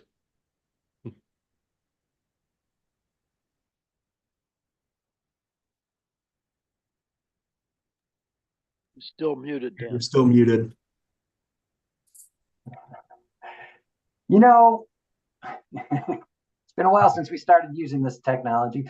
Okay, what I was saying is totally agree with you, Mr. Satchal, about discussing that at the workshop on the 25th. And, Mr. Galbraith, feel free to chime in here now if you'd like. but I think we're going to turn to Brian Turner of AEU, who's had his hand up for quite a while.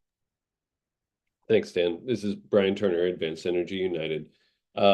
First, I wanted to add my support as a starting place for this proposal.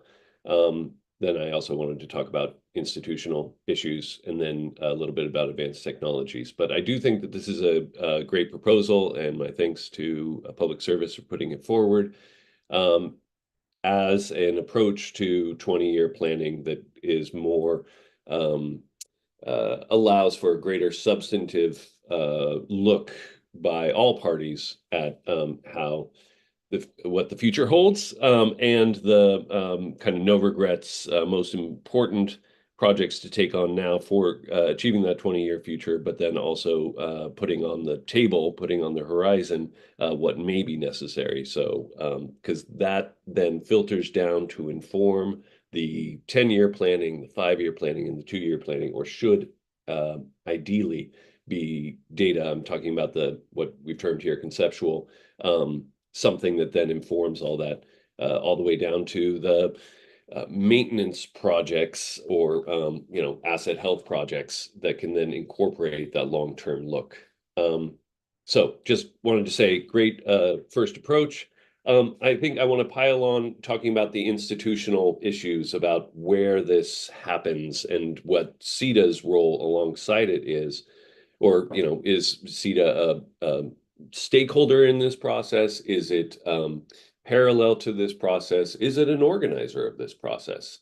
First, I wanted to say, we've already talked about its established role in identifying gaps in planning between the utilities. And we put on the table, well, Public Service did, common assumptions, inputs, and scenarios, which I think is very useful suggestion. CEDA can, or someone should serve that role, and CEDA seems well positioned for it. The identification, well, no, first, transparency and stakeholder engagement. And I think that might be also a very important role for CEDA, or an important need to highlight in this process. Where is transparency and stakeholder engagement? How is it facilitated? And then put forward that CEDA may serve that role very well by having this process actually exist under the auspices, perhaps, or facilitated by CEDA. We can allow for that greater transparency and stakeholder engagement. And then lastly, I wanted to talk about joint projects. And I'll note, from reading the CEDA report, as I'm sure most of us have been doing, the report does note the Power Pathways project. And I don't have the exact language in front of me, but something to the effect of how that could have been better integrated with Tri-State system specifically, and that there would have been greater benefits potentially from that integration. And so we want to catch that, right? We want to catch that on the long-term look and see where there's a cost-effective integration. And so is that adequately captured at CCPG, or is a different institutional home going to help highlight those projects? Is a common model going to help highlight those projects? And I think what we've just briefly discussed here in the time we've had is having CEDA run a process that's parallel, that could identify those opportunities at the same time that the utilities are running a 20-year project? Or is it that CEDA runs a 20-year statewide model and the utilities are aligning their process with that? So just putting that forward at this point, I look forward to discussing that more in depth. Last subject I wanted to talk about, just briefly, is advanced technology assessment, from grid enhancing technologies to advanced conductors.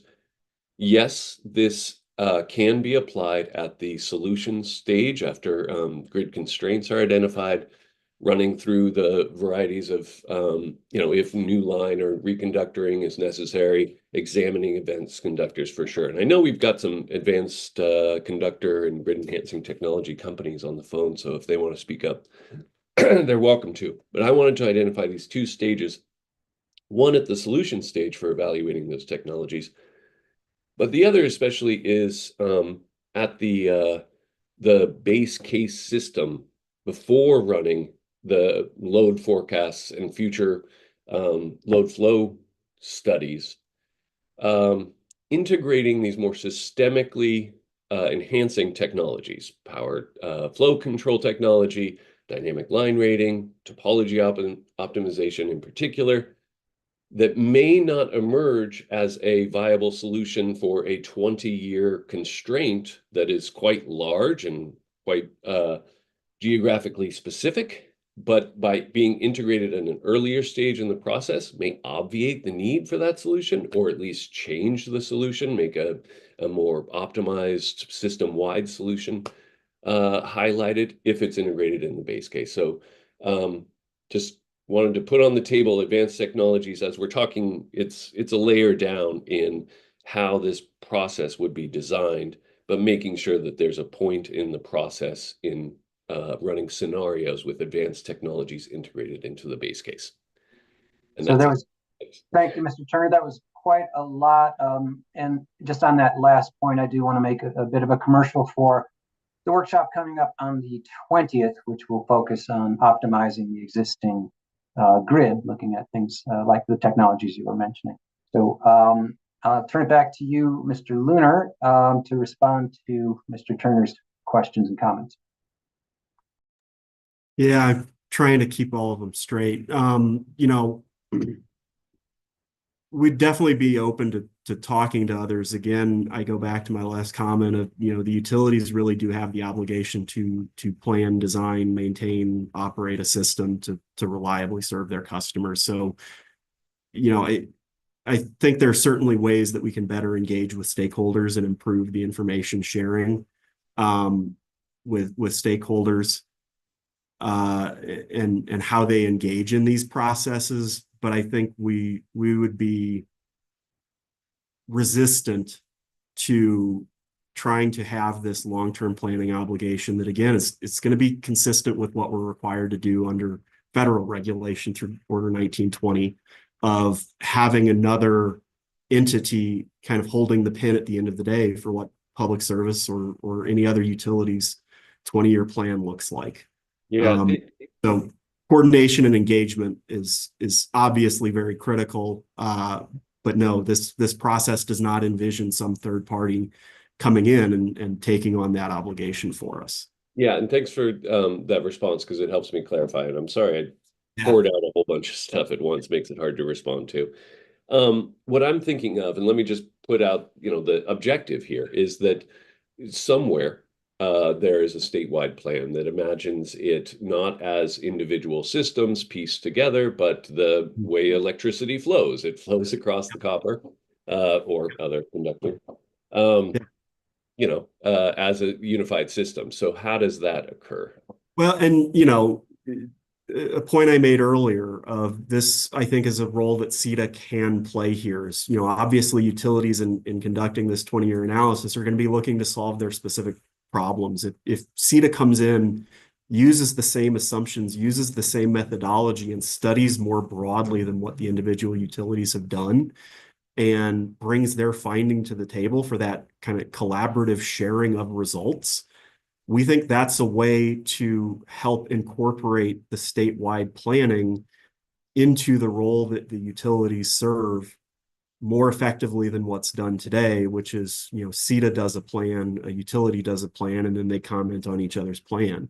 If we're all doing this work at the same time on the same assumptions, that is what we would view as true integration. Yeah, and I think I agree with you there, that you're ultimately responsible for putting in the plan, but being aligned, and using that term very broadly, with somebody who's doing a statewide plan is what I'm talking about. Yep.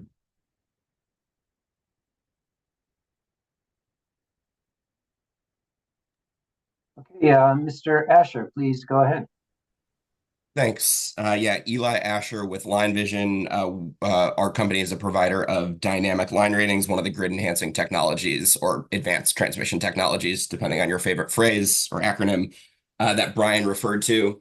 A couple of points I'd like to make in response to this conversation, which I think is really helpful, and they're quite intertwined. So first, I think speaking to the stakeholder engagement piece, I think the proposal that was laid out by Excel is certainly an interesting starting point. I think what did stand out to me, though, is the stakeholder engagement period occurring at a later stage of the process after the inputs and assumptions that underpin all of the modeling is complete. And if all of those elements are already complete, then there is kind of no way for stakeholders to provide any engagement as it relates to the actual modeling exercise. It would really only be in the solution development stage, or perhaps the alternative solutions development stage, that it seemed like stakeholders would realistically be able to engage within that structure.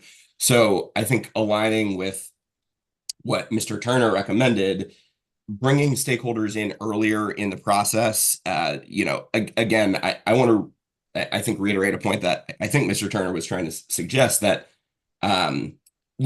no other entity besides the utilities would ultimately bear the responsibility for planning the system. And I don't think anyone is attempting to usurp that responsibility. I think stakeholders seek to engage and offer alternatives, offer suggestions, offer advice for other potential ways that may not have been considered, or maybe have not been presented in the initial stages of the planning process. And so just wanted to provide that clarity and reiterate that I think there is real value in stakeholders being involved in the inputs and assumptions development stage, given the ability for that to impact the modeling, which impacts the constraints that are identified, which results in the solutions that are ultimately suggested. So I think getting stakeholders involved earlier on would really provide very significant value. And then second, I just want to support Mr. Turner's recommendation around grid enhancing technologies potentially being within the base case or potentially within an alternative case. There are relatively simplistic ways to conduct modeling around the abilities that GETS can provide. There are a handful of public resources that have done this exact type of modeling. And so it's not a completely novel approach. There are relatively easy ways to determine where one could cite reasonable GETS deployments that will then have significant impacts on what the ultimate set of solutions within a transmission portfolio are. Because, for example, you might be able to get additional capacity out of the grid through a much lower cost solution that wouldn't be identified in a 10 or a 20-year time frame, because it's never going to meet the full need of a 10 or a 20-year need. However, many GETs often have payback periods that can be as little as 6 months, most payback within 2 years. And so by only conducting 10 and 20-year time horizon planning assessments, it's going to miss out on some of those nearer term gains, which might be able to defer or even potentially avoid much larger investments down the road. So we just encourage more flexibility in the process, more stakeholder engagement with the inputs and assumptions stage, and just generally support the recommendations offered by Mr. Turner to achieve that. Thanks. Yeah, and to your first point, I think it's really critical, and maybe I didn't clarify this well enough in my comments. We view that methodology and assumption development process as having the same level of coordination, where it's utilities might bring a straw man to the table and say, this is how we believe that this should be studied. But that would be a collaborative stakeholder engagement process where we get feedback on what should the study look like that we conduct. That was our intention, is that it's not just bringing in stakeholders once we have the solutions and asking them to comment on that, but having them help shape the study methodology and assumptions up front. That's really helpful. Thank you. And I will say later this afternoon, I think we'll be getting into a discussion that goes right to the heart of what you're talking about, Mr. Asher. At what point in the development process do you consider alternatives, as utilities have all chimed in this pre-rulemaking proceeding? Their comments are pretty consistently say that some alternative solution. Well, really, I think all the alternative solutions are appropriate for kind of the solution engineering phase as opposed to the earlier planning phases. And if I've got that wrong, Mr. Lunar, please correct me. But I do believe that's in the comments from public service as well as the other utilities. There's a little nuance there, and we can get into that later this afternoon when we come to that. There are some things where the specific solution that we deploy might not be evaluated until later in the process. But kind of conceptually, for example, if you have a system need and you're trying to evaluate an uprate versus a new line, we might not decide in the planning process which specific conductor technology it is that gets selected, but the capabilities of advanced conductors generally is going to factor into whether or not a reconductor or rebuild is a viable alternative to a planning need. So there's a lot of nuance in that. It's somewhat dependent on the technology, but we can discuss that with more detail later this afternoon. Great, thanks. Mr. Wilson, did you want to chime in?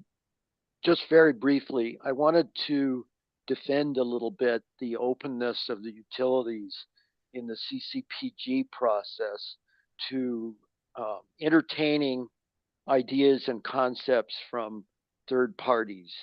CCPG, I've been going for about a decade to virtually all of the quarterly meetings and to many of the subgroups and task forces. They are very, very open to listening to third parties.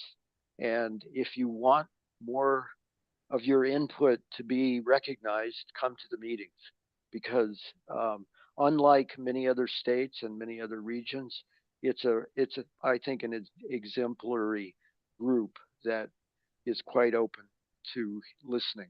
Thank you.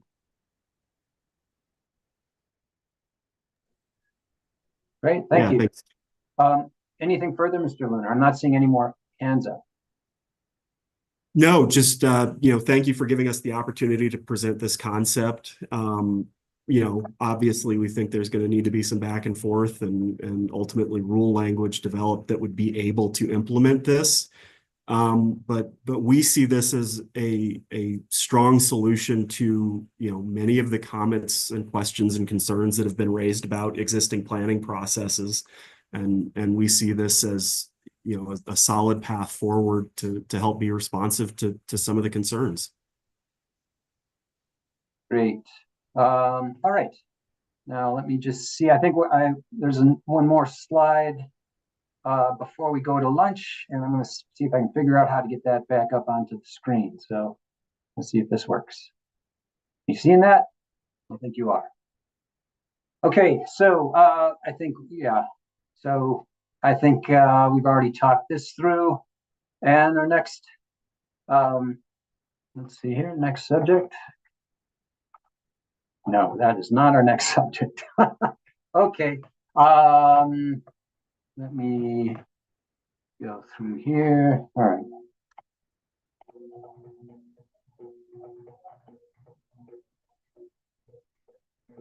right. Let's see. Should we, why don't we take a 10-minute break actually at this point and come back at 10 after 11.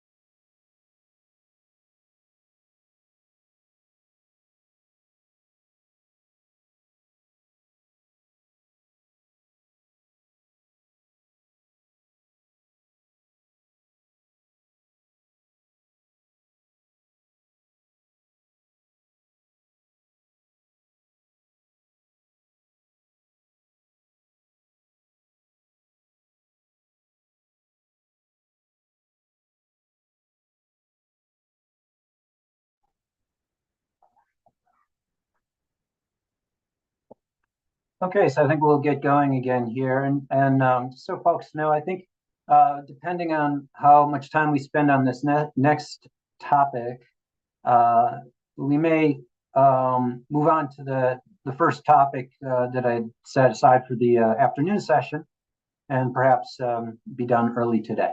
But never know how much people are going to want to talk about any given issue, and so hard to predict how long any given topic is going to take. So as you can see, our next topic is utility plan alignment with state, regional, and WEC plans. So very much along the lines of what we were just talking about before the break. So the question here is, what rules, if any, are needed to ensure that utility plans are aligned with what CETA, CCPG, West Connect, and WEC or other planning organizations come up with?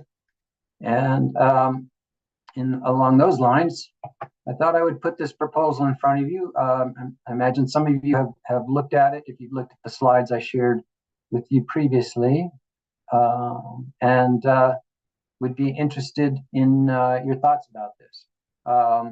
These are proposed rules, obviously, that would require utilities to demonstrate how the plans they submit under Rule 3627 are aligned with these local, regional, and other plans, and to the degree that those plans don't agree with each other, how they propose to move forward. So I would just ask folks to chime in with any comments about this proposal.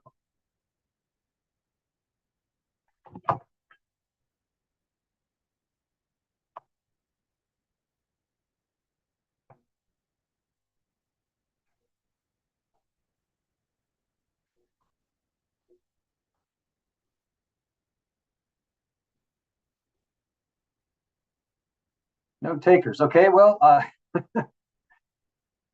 are folks still on break? Are you able to, actually, you could, yeah, here we go. Mr. Satchel, please go ahead. Thank you. The item capital E is definitely aspirational, and it's really, I feel it's inclusive and includes all the right elements on a state level, regional and interregional. Just a couple of clarifications for what it's worth. WEC does not do interregional planning. They do what's called West-wide interconnection assessments. So I think we should, just to be clear on the use of the word planning, or studies being done in terms of assessment versus actual planning. So where CETA fits well, CCPG fits well, and West Tech, of course, will fit well. So that's just a more nitpicky observational comment. My main question is for the utilities on item F, sub-Roman 1 or I. My eyes are trying to. There's a detailed description of the perceived conflicts between studies. I kind of want to know how the utilities, jurisdictional utilities especially, stand on this, because some of these studies can be done with different goals in mind. So it'd be valuable that they do provide their perspective on any of the key studies that may have been done in the previous calendar year. But what will be the framework and yardsticks for the evaluation of the perceived conflicts? Thank you.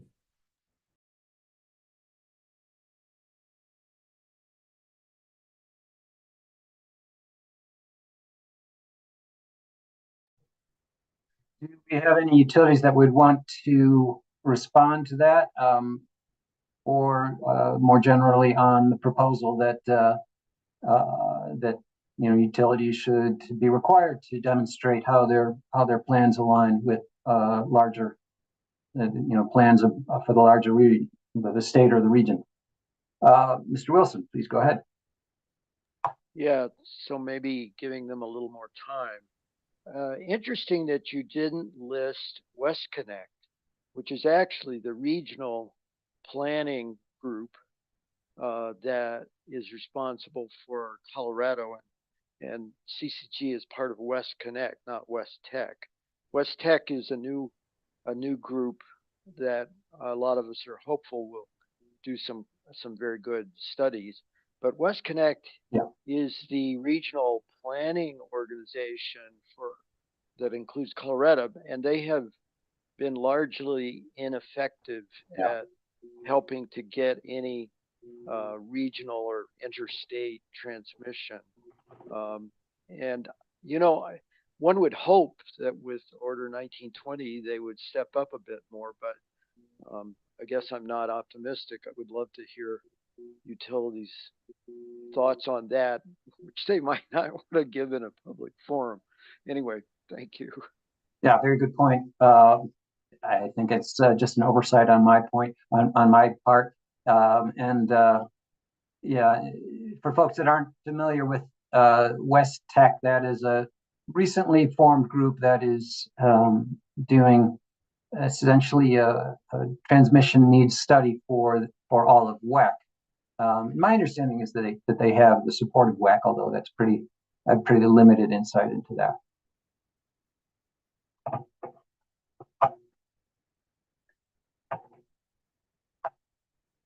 I'm a little surprised we're not hearing anything from the utilities. Do we have any utility members? Okay, Mr. Rombo, please go ahead.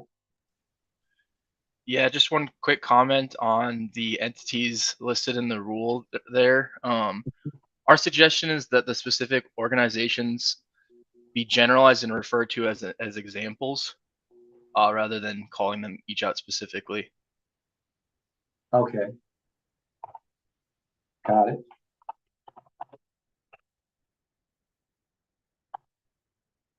Okay. And yeah, Mr. Lunar, please go ahead.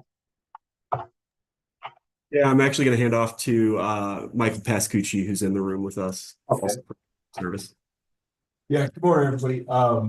Probably kind of, I think, reiterating some or reflecting some of what BJ just shared and what Jared may have shared earlier.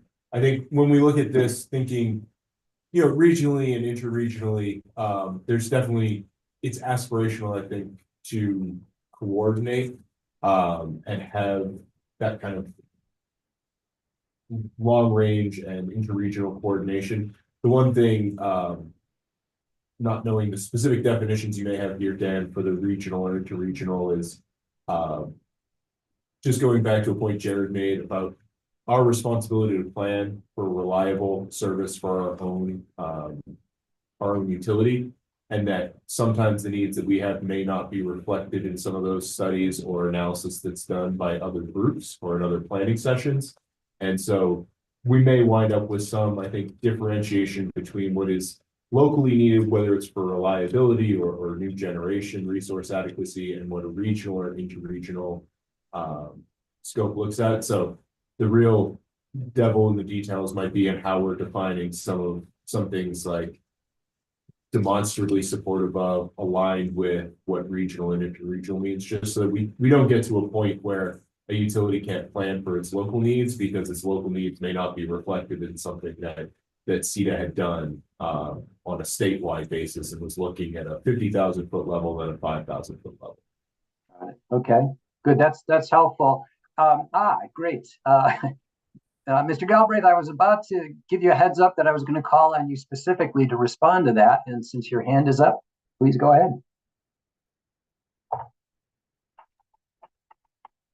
You may be muted on your end. We're not hearing you. All right. Thanks, Dan. So my comment was going to go more to paragraph F. I mean, I don't think the studies are likely to be in conflict. I think there's particular solutions or projects that are identified in the studies that may be different. So back to, you know, CETA's role in trying to identify gaps, right? And you know, those gaps could be driven by, you know, the different frameworks in which the studies are conducted, right? CETA has a broad public interest standard, right? We're not limited in the types of benefits that we can consider when we're doing a transmission study, whereas some of the regulated utilities might have a smaller subset of benefits that they're focused on. And so that may drive differences in the projects that are identified, and I think that discussion of those differences, I think, would be helpful. And so I guess what I'm suggesting is that that maybe the language in paragraph F, instead of conflicts in the studies, would be, changed to focus more on, different identified solutions or different identified projects, and describing, why those differences may have emerged. And I don't know what others think of that idea. And then, Dan, I'm happy to respond to any question that I may have missed that you were hoping that I weigh in on. So thanks. Well, I think I am, there was something that Mr. Lunar said. I'm afraid it's escaping me at the moment, but I was thinking, I really wondered what you would have to say about that. The thing that I think that I was interested in had to do with the suggestion that utilities need to plan around their own needs, or the needs of their ratepayers, and that therefore the plans that they develop may not reflect what organizations such as yours or West Tech come up with. And I just wondered if you had any thoughts about that. And Mr. I'm sorry, it was Mr. Vespucci. If I've mischaracterized that, please chime in.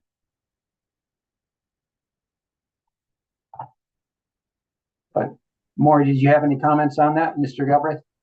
Yeah, I think that those kinds of differences can emerge, right? I mean, again, the utilities have an obligation to plan their system, and they have a specific set of customers that they're planning for, right? They're planning for their service territory, and the solutions that they identify are driven by that topology and those needs, right? CETA has a more expansive topology, a more expansive perspective.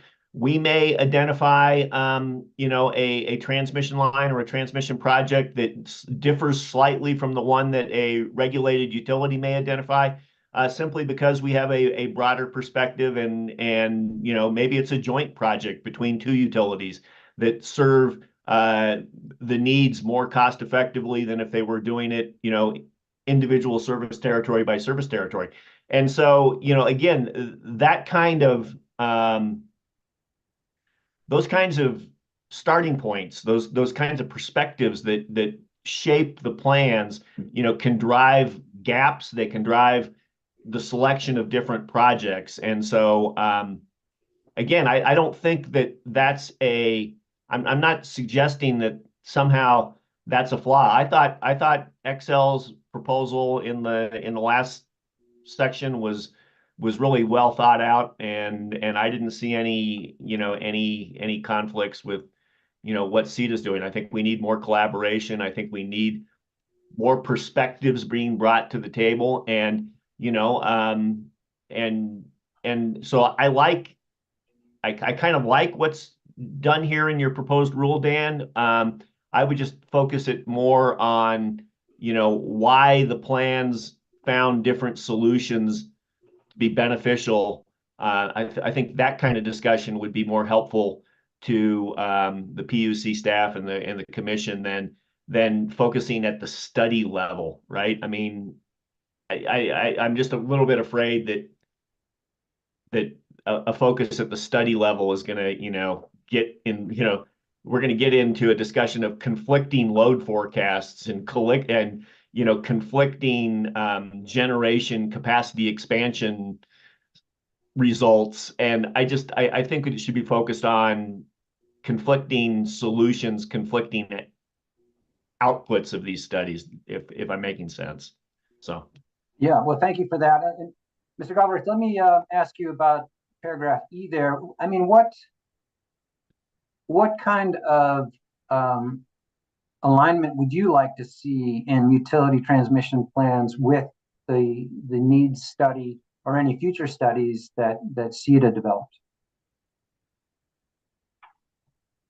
Well, I mean, again, I think that the CETA, if you look at the the initial report of the CETA study that's out there at our website, you'll see that we relied heavily on studies that had been previously conducted by the utilities to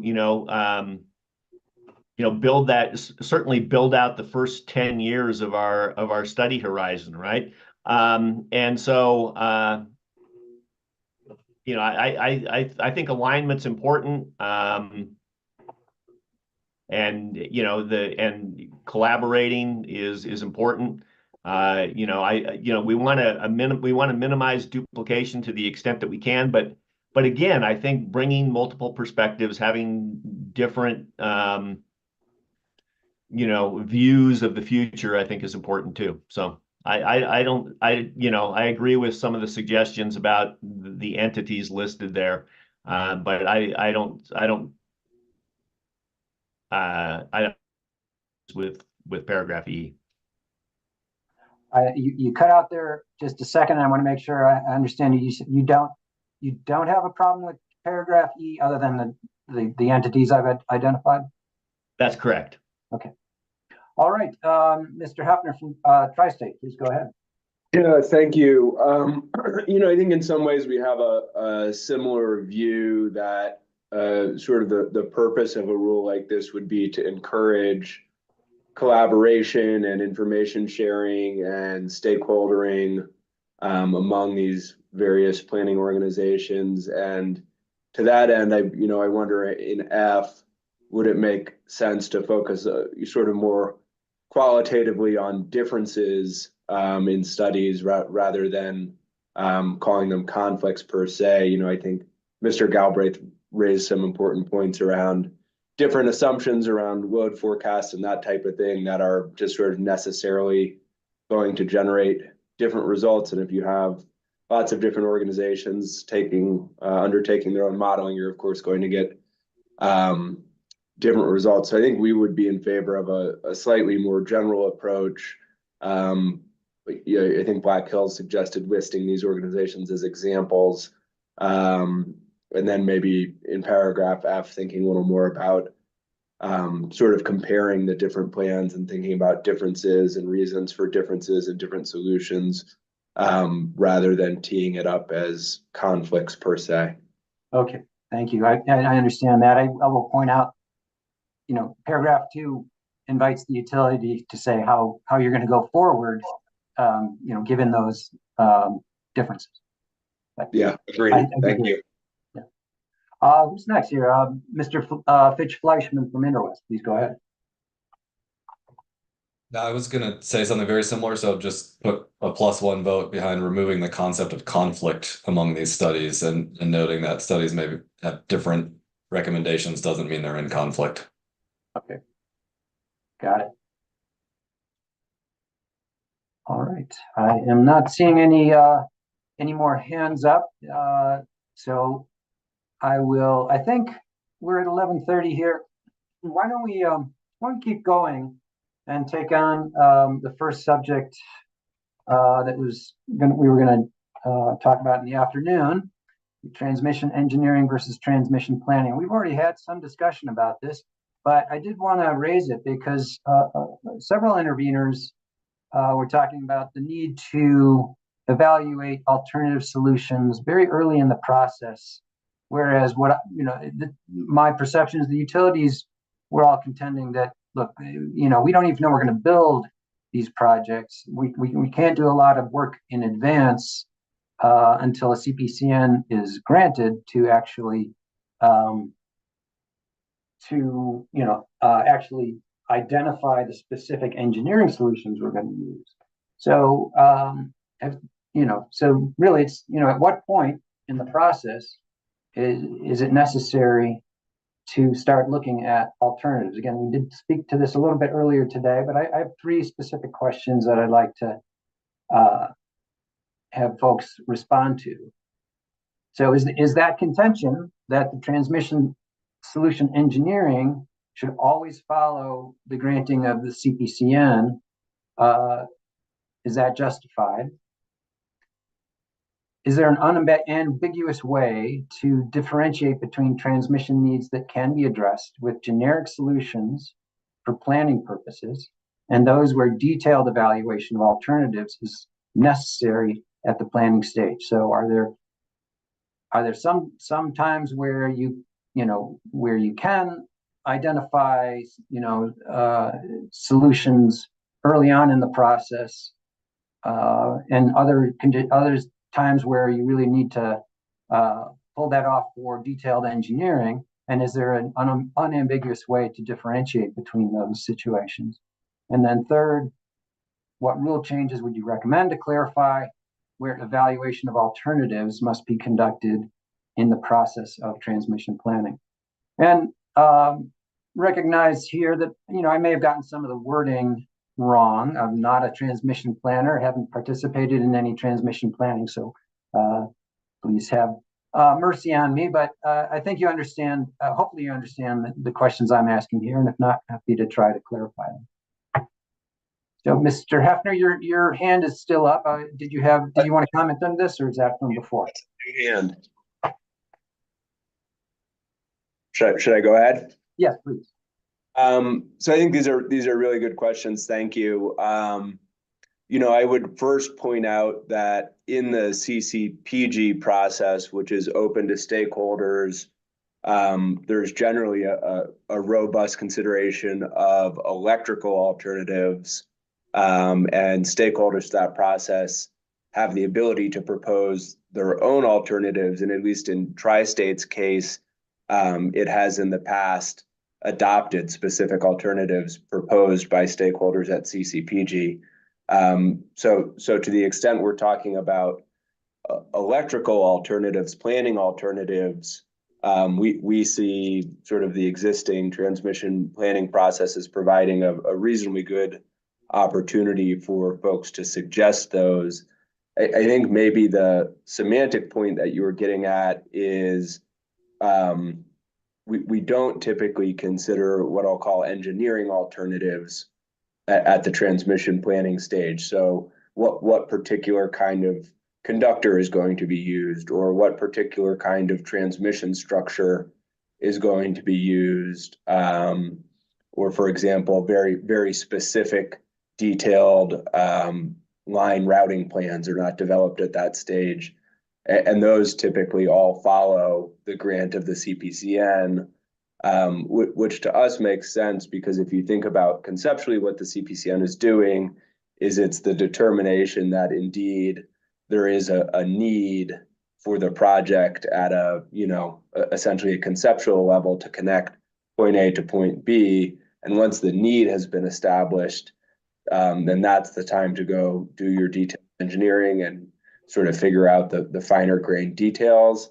But in terms of the planning alternatives, which does, it includes non-wires alternatives in some cases. It includes different high-level routing considerations in some cases, connect this substation instead of that substation. It looks at different potential solutions to the same identified problem from an electrical perspective. We think those can and are effectively addressed in the transmission planning process.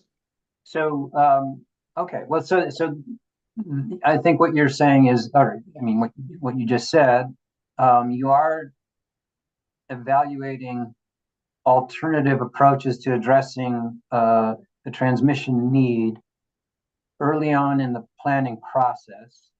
The specifics of that, wait till you receive a CPCN. That is logical. I want to invite others to chime in, maybe perhaps some non-utility folks to chime in, and I'll get to. I see Mr. Neal's hand up.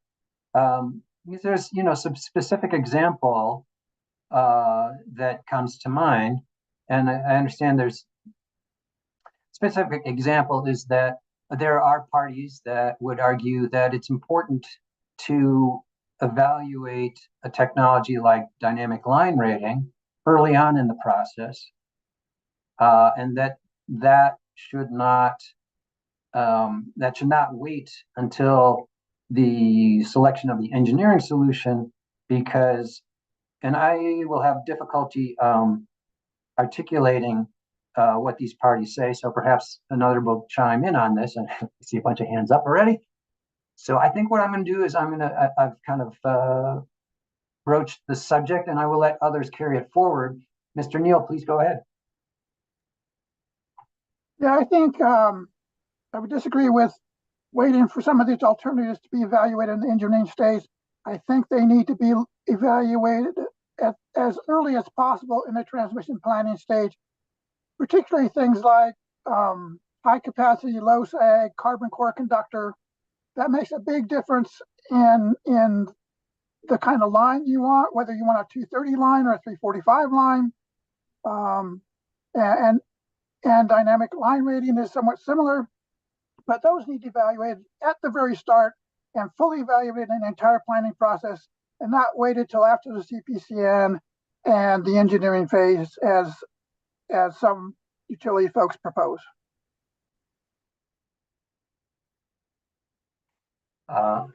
Okay. I think I'm gonna spend a few minutes asking non-utility folks to weigh in here, and I see we have Eli Asher, Larry Milosevic, and Ken Wilson. I'd ask, I'll call on you in turn. So Mr. Asher, please go ahead. Yeah, thank you.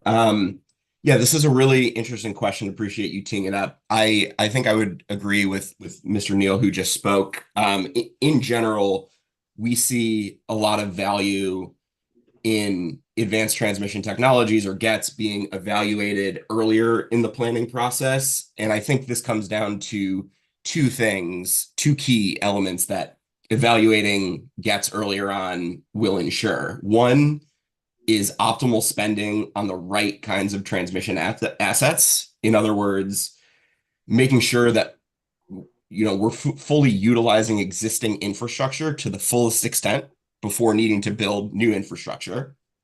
And then I think, two, an earlier evaluation will also ensure optimal asset utilization within operations. So in other words, making sure that this new infrastructure that is planned and built is truly needed and can also be utilized to the fullest extent. So it kind of comes down to the concept of ensuring that the lowest cost solutions, those that can expand the capacity of the transmission grid at, often on average, we typically like to say GETs are about 5% of the cost of new build transmission, about 25% of the cost of reconductoring. And so considering GETs as the first option, as the most cost-effective option to increase in capacity of the existing grid, getting everything you can out of what you already have, and then going the route of reconductoring, and then to the extent it's needed, if reconductoring wouldn't satisfy a need, then going the route of new build transmission. And I'll just also add that there should be some additional benefits realized from planning for a flexible transmission system that in the future can be helped out by GETs that are deployed on the grid. So in a nutshell, and I won't get super into the weeds on this, but at a high level, there are ways to plan the construction of a new transmission system in order for it to be fully leverageable by GETs in the future. For example, pairing one type of GETs with another can have additional benefits than deploying those GETs under disparate processes where one does not think of how those GETs can coordinate with one another. There was a study done by the Idaho National Lab on GETs deployment that the quote that I remember is, when it comes to certain GETs, 1 + 1 = 3, if that makes sense, right? Benefits are greater benefits can be enumerated by deploying several GETs in concert and coordinating that deployment. So in order to do that, future transmission needs should be designed with the available additional substation configurations, which can be through a meshed versus a radial grid. It can get potentially more into the weeds on this topic, but at a high level, there really seems to be a lot of value in incorporating GETs earlier on in the process, which will optimize spending on the right kinds of assets and on utilizing those assets once they're fully in operation. Thanks. And again, I'll invite you to participate on the 20th at our workshop on optimizing the grid. Thank you very much, Mr. Milosevic. Thank you. I'll just make a few quick comments, a lot of agreement with the things that have just been said before me. First thing is, on the face of it, it really makes little sense to me to consider alternatives after a so-called, quote, preferred solution has already been chosen and put forth for commission approval. I mean, how can you have a preferred alternative until you've evaluated all the alternatives? And if you wait until you get to the CPN stage, it seems that it puts heavy pressure on the commission to approve whatever has been put forth, rather than require, go back to the drawing board and look at these other alternatives, which perhaps should have been looked at first before getting into the commission process. As just an example or two of things that might be considered, that should definitely be considered before the engineering stage, some advanced conductors like carbon core conductors can increase, in fact, double the capacity of a line upon reconductoring without needing to rebuild structures. Whereas a typical project using something like what the utilities tend to call HTLS conductors, usually means ACSS, probably requires some beefing up of structures to increase capacity. And so you really do need to consider the type of conductor at the planning stage to open up options that otherwise will get missed in the process. Another example is just that the question should be asked when you're looking at the basic transmission need, if it's something for like additional capacity to serve load, can some combination perhaps of demand response and virtual power plants and storage, community solar even at the distribution level, eliminate the need for the transmission project in the first place? That's a question should definitely be answered right up front before evaluating traditional kinds of ways of looking at alternatives like alternative routes and voltages and such. And then just a final comment, something Mr. Asher mentioned, that GETs complement each other, and that it can be beneficial in the 1 + 1 = 3 idea to look at them in concert. And I just want to point out there's a really good study that backs this up, and that's the Brattle study of GETs on the SPP transmission system that found a great deal of advantage about considering them all together rather than individually. And in fact, I would add one additional point to the consideration of GETs is that a lot of times, like DLR gets dismissed out of hand because 2% of the time there's no benefit at all, and you're looking for firm transmission. That can be a factor, but what would happen if you looked a little more broadly at the at enabling GETs on the transmission system, not just the one line in question, but maybe in that region more holistically? That how would that impact the power flows, and would it lead to greater reliability from something that is often dismissed as unreliable like DLR when you look at it too narrowly? Those are my comments. Thanks. Thank you very much, Mr. Milosevic. A lot in that and some very interesting points. I am debating whether to, Mr. Wilson, I think I'm going to ask public service. I'm going to give public service an opportunity to respond, because I do think it's important at this point to get a utilities perspective on the issues raised by excuse me, Mr. Milosevic and Mr. Asher. So hopefully that's why public service's hand is up. And please go ahead, whether your comments regard that or something else. Thanks. Yeah, I'll probably start a little bit with kind of what's on the screen here, and then transition into responding to some of the specific comments. And I might at some point need to call on my planning colleague here when I get out of my depth, because I am not a transmission planner. But I think just as a foundational perspective, I'm not going to speak for all of the utilities, but I'll speak at least for public service. We don't believe that some of these specifics are necessarily determined after a CPCN. Now, there is a significant amount of engineering work that the company undertakes on any project that we construct after a CPCN is granted. But that's typically the detailed engineering. things such as conductor type are going to be identified in a CPCN filing, because we'll have advanced the engineering preliminarily of a project to that point to help support a CPCN filing. Because, fundamentally, if we don't know what conductor we're going to use, we can't really develop a cost of a project.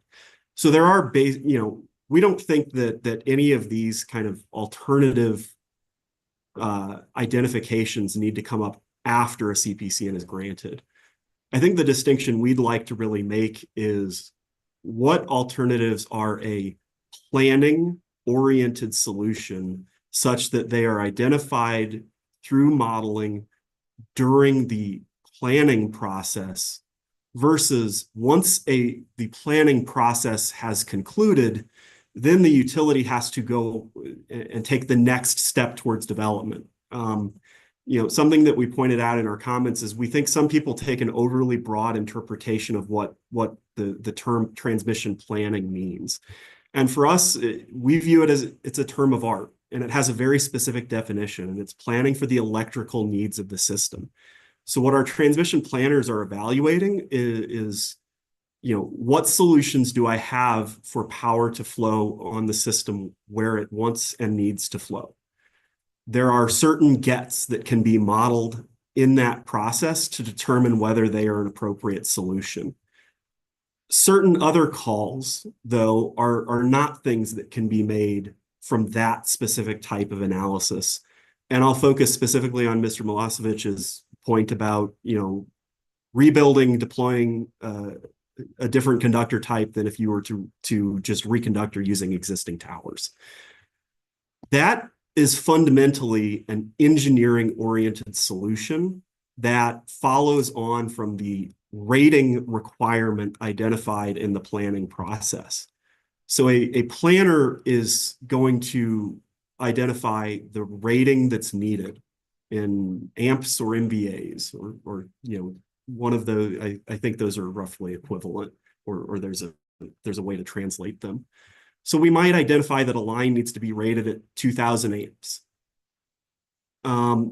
So identifying whether a rebuild or reconductor is appropriate to get to that rating, the transmission planner is not going to have the information available about, say, tower age and condition, and the capabilities of those towers to make a call over which conductor type you're going to select. The planner will be broadly knowledgeable of what's the maximum rating I can get a line that I'm rebuilding to using an advanced conductor generically, to make the call of, well, if I need to get to this line to 2000 amps, is that technically feasible using any technology on the market today? They'll make the call about the 2000 amps. The specific conductor type and the construction methodology to deploy that, though, won't be identified during the planning process. However, we think that it's appropriate then in the CPCN filing to bring forward more details about how that specific planning need will be engineered. So, we've found, I think, talking past people in the planning process before on specifically advanced conductors, planners are agnostic to conductor type, but that doesn't mean that they don't factor in the capabilities of advanced conductors in determining whether a reconductor is a viable solution to a system need. So that is, to the point I made earlier, that there's actually a lot of nuance in this. That's the type of nuance that we're trying to maintain through this process. At CCPG, we're not going to be discussing which specific conductor type we want to deploy on a tower, but we will be broadly considering, are there tools in my toolbox in the form of advanced conductor that make this a viable solution? Or does the planner then have to go to the next step of, well, I've got to rate this line at 4000 amps. I have no conductor on the market today that can do that. So I now need to go look for an alternative solution in the form of a new line or something else. So that's the point that we really want to emphasize with this distinction is it's not that we view that there are certain alternatives that are just totally off limits from review or even that don't factor into the planning process. It's that in certain situations, there are going to be very specific answers that the planning process simply can't provide, that additional work is required to then go determine the viability of the specific deployment that we need to use.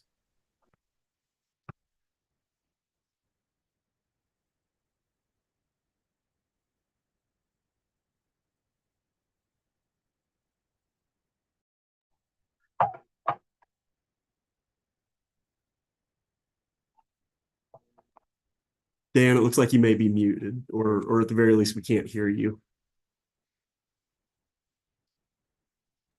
Okay, sorry about that again. Mr. Wilson, please go ahead. Thank you. This is a very interesting topic, and it's one that we dealt with quite a bit in the Power Pathway CCPG. Let me briefly hit the advanced conductor discussion, because those of you who really looked in detail at what's going on in Colorado will see that XL has just proposed a lot of reconductoring to solve the metro problem.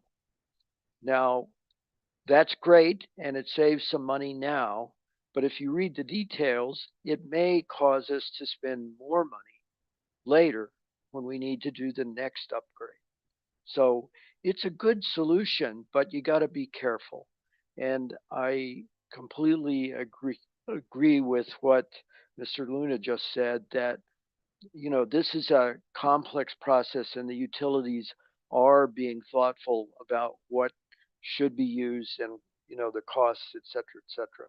So that's an interesting issue. Also, the use of advanced conductors on the power pathway was examined in great detail during that proceeding. And I mean, long story short, we could have gone with advanced conductors on the power pathway, but two things. Advanced conductors help you with thermal ratings. And if the span is longer than 60, 70 miles, thermal is not the limit, voltage is the limit. So that abrogates the need for advanced conductors in many of the power pathway spans. The second thing is advanced conductors are more expensive, and we didn't need that extra capacity in the 10-year time frame. Now, arguably, in the 20-year time frame, we could use the extra capacity, but we had a fight just getting the power pathway approved at the cost it was projected with without advanced conductors. So we might have lost that if they had proposed advanced conductors. We might not be building it. The discussion on DLR is a lengthy one, and I don't want to overstay my time here. I will just say that if you look at CETA, the CETA study, and what they are proposing, and if you watch the presentations, DLR is not useful as a planning tool or where you need new capacity. If the utility projects that where my house is going to need more capacity in the 10-year time frame, it doesn't need it today, it doesn't need it in 5 years, but it's going to need it in 10 years, they need to build a new transmission line or maybe reconductor. DLR will not serve that solution. It's an operational consideration. I just wrote detailed comments on DLR for the NRDC that were filed with FERC, and I basically say we should put DLR on all transmission over the next 20 years for visibility into the grid, for mitigation of such things as fire, and for a lot of other reasons, and for additional capacity operationally. But I did not mention it as a planning issue, and FERC didn't in their questions either. It's not a planning tool. It's an operational tool and I think a tool we need to get more visibility into the grid. So we need to be very careful here about what we require. Thank you. Thanks for those comments. And I do think we may revisit that particular topic in the optimizing the grid workshop. Let's see, where are we? Mr. Hefner, please go ahead. Yeah, thank you. And I'll be very brief. I just wanted to voice that Tri-State very much agrees with Mr. Wilson's comments on DLR and also with Mr. Luner's comments on the distinction and the sort of difficult distinction that needs to be drawn between planning tools and engineering tools. And we thought he did a good job laying that out.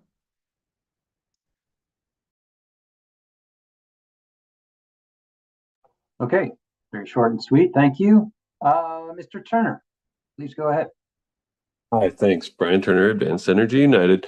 I was going to just pop in with a principles-based argument just to make sure that we're putting on the record that I think this discussion is very important, identifying which solutions, interventions are important at what stage in the process.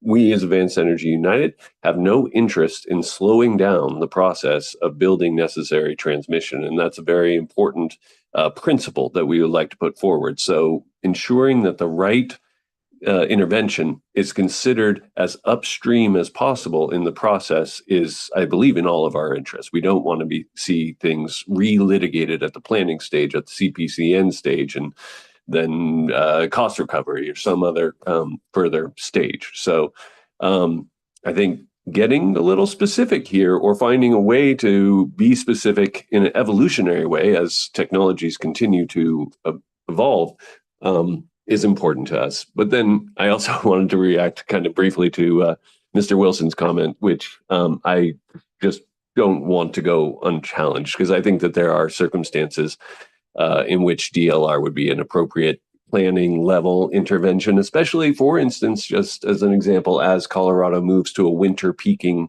system, and ratings may be based on a hot weather thermal limit, that you would see peak in a very cold weather climate that the line is not rated towards. So I think that we could come up with plenty of examples where that's appropriate to consider in the planning timeframe. Okay, so again, I do think this is a conversation that we'll have a lot more time for in the optimizing the grid workshop. Mr. Wilson, if you have a brief response, that's fine. Please go ahead, but please keep it brief. Very brief. No doubt DLR can get you more energy on the system. The problem is capacity, reliable, assured capacity. That's the problem. And I hope in one of the other workshops we can get into this in more detail because I think there's a lot of misinformation going around. Thank you. All right, that does seem to be a continuing bone of contention. All right, I am not seeing, well, I do see Mr. Turner's hand up. I think you may have just left it up. If I'm wrong, you can go ahead and make a quick reply, but I don't, okay. So I think we've got that resolved for the moment. And I'm not seeing other hands up, which suggests to me that people are getting hungry. So why don't we take a lunch break and come back at 1 o'clock? Thanks very much.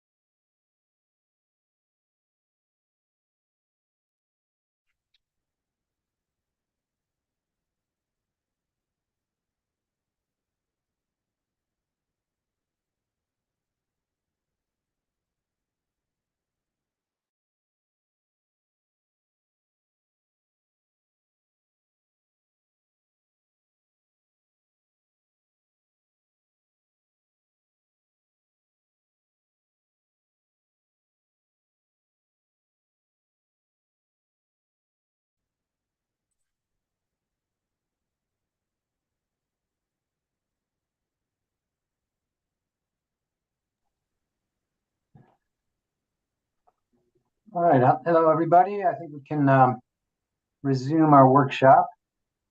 And hopefully folks have tuned back in after lunch. So as you can see, I've moved ahead to the next topic, which is the CPCN process. We look at a few topics on that, about the CPCN process. And first topic I'd like to address is whether we need to have any rules regarding stakeholder access to information. And the question you can read here is it realistic that parties would have enough information in a CPCN proceeding to really understand how rigorous the utility has been in the evaluation of alternatives unless they have access to modeling capability? And if not, and maybe just more generally, what's the best way for, I say here, the commission to address information asymmetry? And maybe we should talk about that more generally. What's the best way that we can promote stakeholder access to information that they need to comment, to be, active participants in the CPCN process? And it looks like, not surprisingly, Chris Neal has some ideas about this. Chris, please go ahead. Yeah, I think it's unrealistic for most parties to be able to model. So it's necessary for the utility to run a few alternatives through the model when requested by the parties. That's the only realistic way to have fair and equal access to the technical alternatives. So when a stakeholder proposes an alternative, the utility has to run those alternatives through the model and provide the results to the parties. Otherwise, it's just simply an impossible asymmetry, as you say.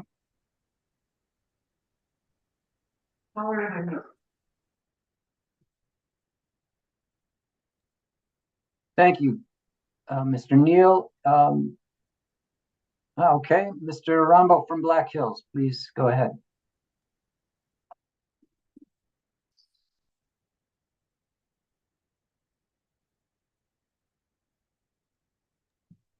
Mr. Rambo, we're not hearing you, so you may be muted.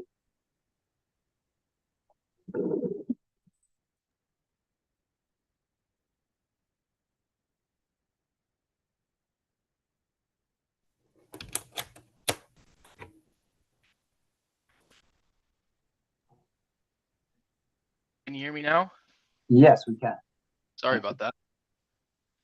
Yeah, sorry. I just I wanted to highlight that there's already several opportunities for stakeholders to suggest alternatives through either FERC Order 890 stakeholder meetings or CCPG. And then another thing I wanted to mention is that there's a section of FERC Order 1920 that is focused on enhancing the transparency of the transmission planning process by requiring publicly noticed stakeholder meetings to review study assumptions, project needs, and project solutions. So I think by the time you get to the CPCN process, there should have already been several opportunities for stakeholders to suggest alternatives and to engage in those studies. And then the last thing I just wanted to mention is that I think utilities will always be the technical subject matter experts for their transmission system.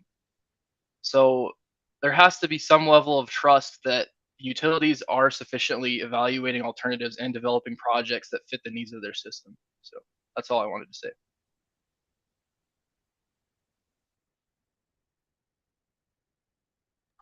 Okay, thanks very much for that. Yeah, Mr. Wilson, please go ahead. Sure, I'd like to support what Chris said and what Trevor said.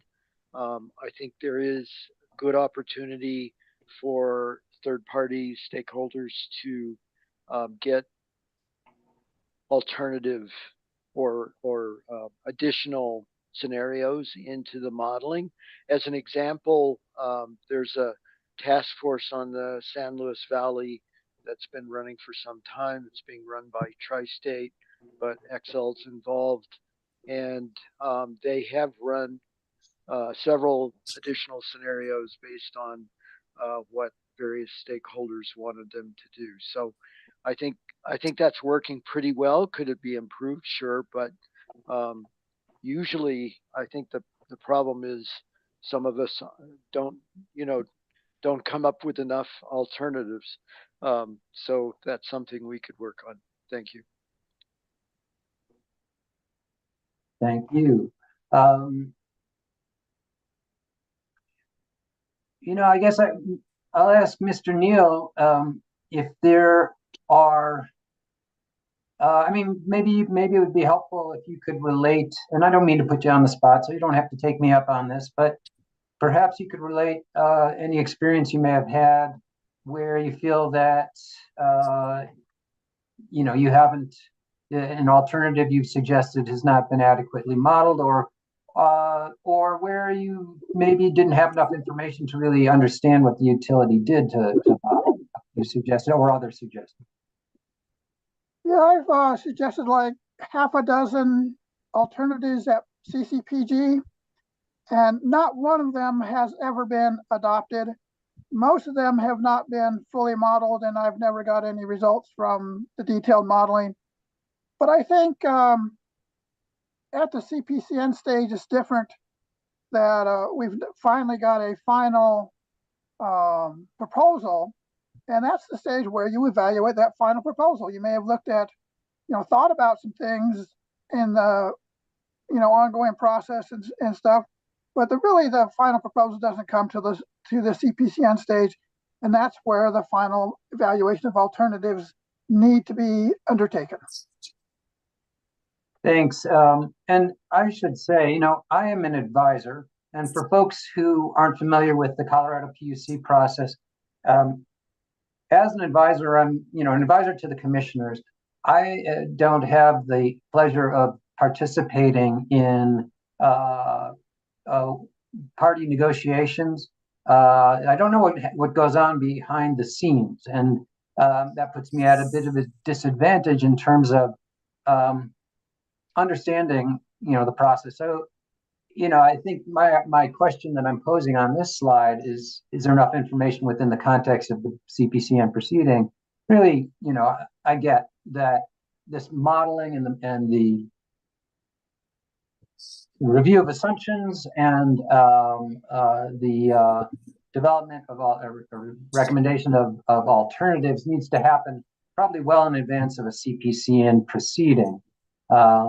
So, that's, I think, really what I'm focused on here. I mean, the big picture question is there a problem that the commission needs to address in terms of ensuring that stakeholders have what they need, and that their alternatives that they recommend are being adequately modeled, either at CCPG or by individual utilities in preparation for CPCN. So Mr. Hefner, please go ahead. Yeah, thank you. I don't have a whole lot to add, but two quick points. One is that in Tri-State, and I assume the other utilities, open access transmission tariffs, there is a process set forth by which a stakeholder can request a transmission study, and various criteria and procedures for doing that. That is a procedure that's written down and can happen. That process with CCPG. And then the second point is just to say that Tri-State has, in fact, adopted and then built stakeholder proposed alternatives in the past, including, I believe, an alternative suggested by Mr. Neal. So from our perspective, it's something we consider and take seriously. Thank you. Yes, Mr. Wilson, please go ahead. So one thing we might think about, kind of as Chris intimated, a lot of the upfront planning and modeling is done in the CCPG context, whether in a subgroup or a task force.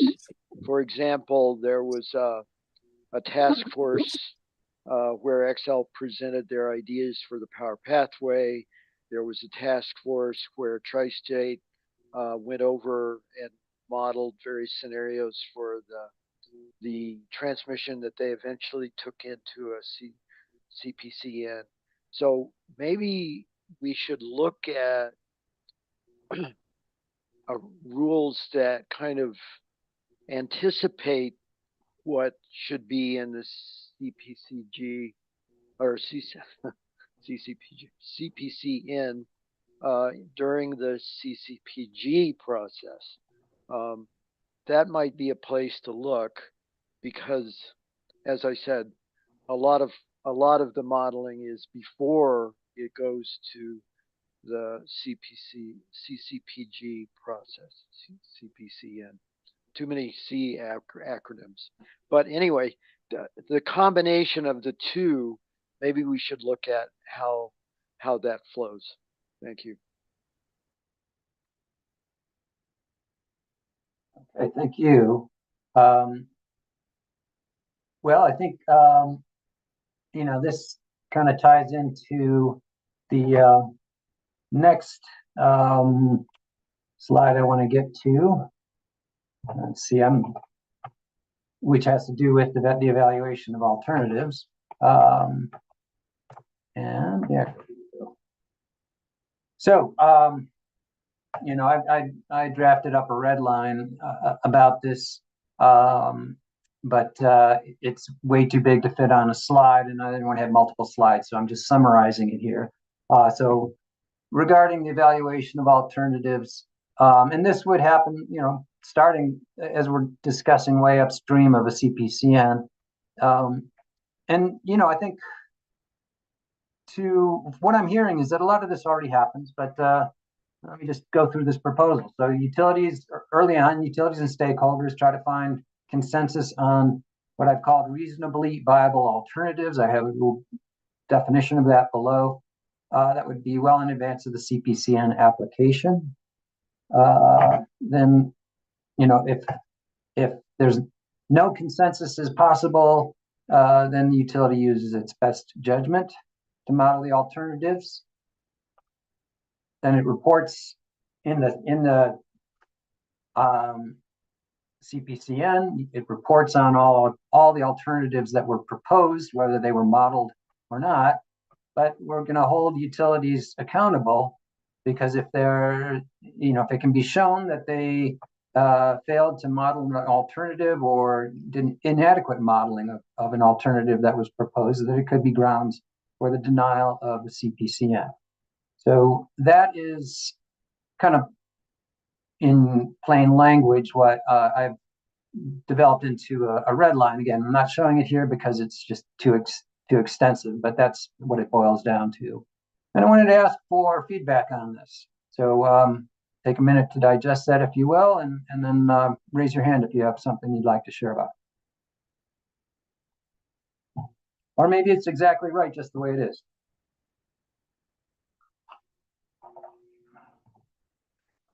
Yeah, Mr. Turner, have I got it right? Well, I'll start off. Brian Turner, Advanced Energy United. I guess this, I think, is applicable in the case of alternative solutions to an identified need. But as we've highlighted a few times, and as several folks have highlighted a few times on this call already, the identified need is dependent on or subject to the way that it is modeled and the alternative specification, if you will, of the model and the alternatives that identify the need.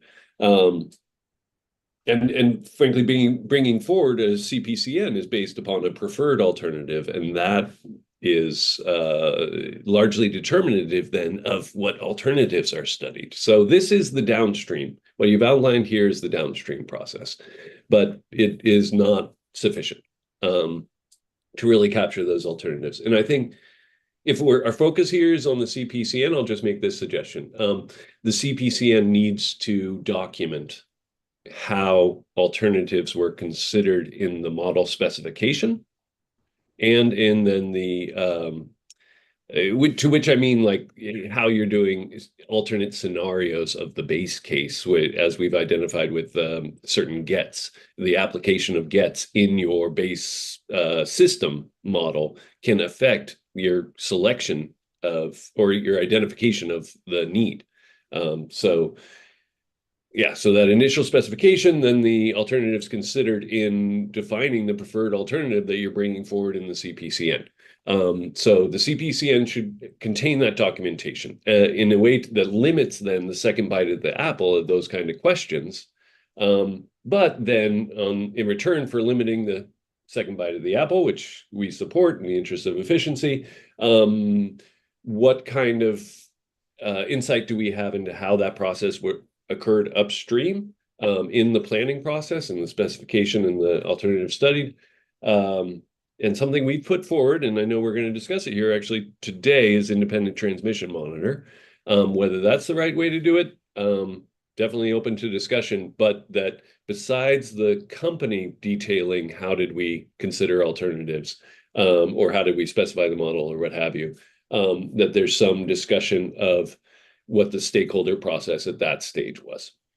So I'll stop there. Okay, thank you. Do you have anyone else that would like to weigh in on kind of the evaluation, the alternative evaluation process? Yeah, Mr. Neal, go ahead. Yeah, I like your definition of reasonably viable alternatives for the most part, except for the part about being supported by two or more parties. I don't think that's necessary. But I've been involved in many CCPG subcommittee studies, and they study a bunch of alternatives, and then kind of, sometimes it seems like out of nowhere, they come up with a recommendation. And so it doesn't always seem like it works, that the evaluation of alternatives is really serious at that stage, at an early stage, because the final proposal may have been considered, but it wasn't realized that it was going to be the proposal. So it just didn't seem like some of this early work has worked that well. Okay. So it sounds like, and I realize it is extremely difficult for interveners to have the resources to participate fully in CCPG. But Mr. Neal, I just want to make sure I understand. It sounds like you're saying that there have been occasions where things move a little bit faster than you realized, and you weren't able to have as much input on the alternatives evaluation. Is that what you're saying? That let me just ask you to clarify. Basically, a disconnect between what's studied in the CCP process and what's brought forward in the CPCN. And that's why I still think the CPCN is a critical step in the process that needs, where stakeholders need to have the ability to have alternatives modeled. Okay. All right. And let me ask you one more question, Mr. Neal. Do you feel that there is currently adequate recourse if a stakeholder is not satisfied that the utility has adequately modeled an alternative? No, I feel there's basically no recourse. You just get run over by the utility, and they do whatever they want, whether you like it or not, or whether your alternative has been considered or not. Let me just, before going to you, Mr. Wilson, I want to ask if there are any others that are tuned in this afternoon that have any experience along the lines of what Mr. Neal is indicating here. And again, these can be provided in written comments as well. And I don't want to put anybody on the spot. But I just want to, I'm hearing that there has been an issue in the past, and looking for the best way for the commission to address that issue. Yeah, Mr. Wilson, please go ahead. Well, I'm going to respectfully disagree with Chris. I don't think the utilities will, because they're polite people. But I think Chris does come up with alternatives. I think they are modeled pretty well. The fact that the utilities don't always agree with those, or usually don't agree with those, is a different issue. They, as they said earlier, they're the ones responsible for providing reliability to Colorado customers, not Chris Neal and not the organization he represents. They are. And if the lights go out, it's their problem, not his. So I respectfully disagree. Chris and I agree many times and disagree many times. But I think the current process is working pretty darn well. Maybe it needs a little tweaking, but that's my opinion. Thank you. Okay. I guess let me ask the utility folks. If you're doing an adequate job of modeling the alternatives, what issues would you see? And actually, this with making it explicit in rule that a finding of inadequate modeling could disallow a CPCN. Does that give you pause? So if any of the utility folks want to respond to that, I'd appreciate it.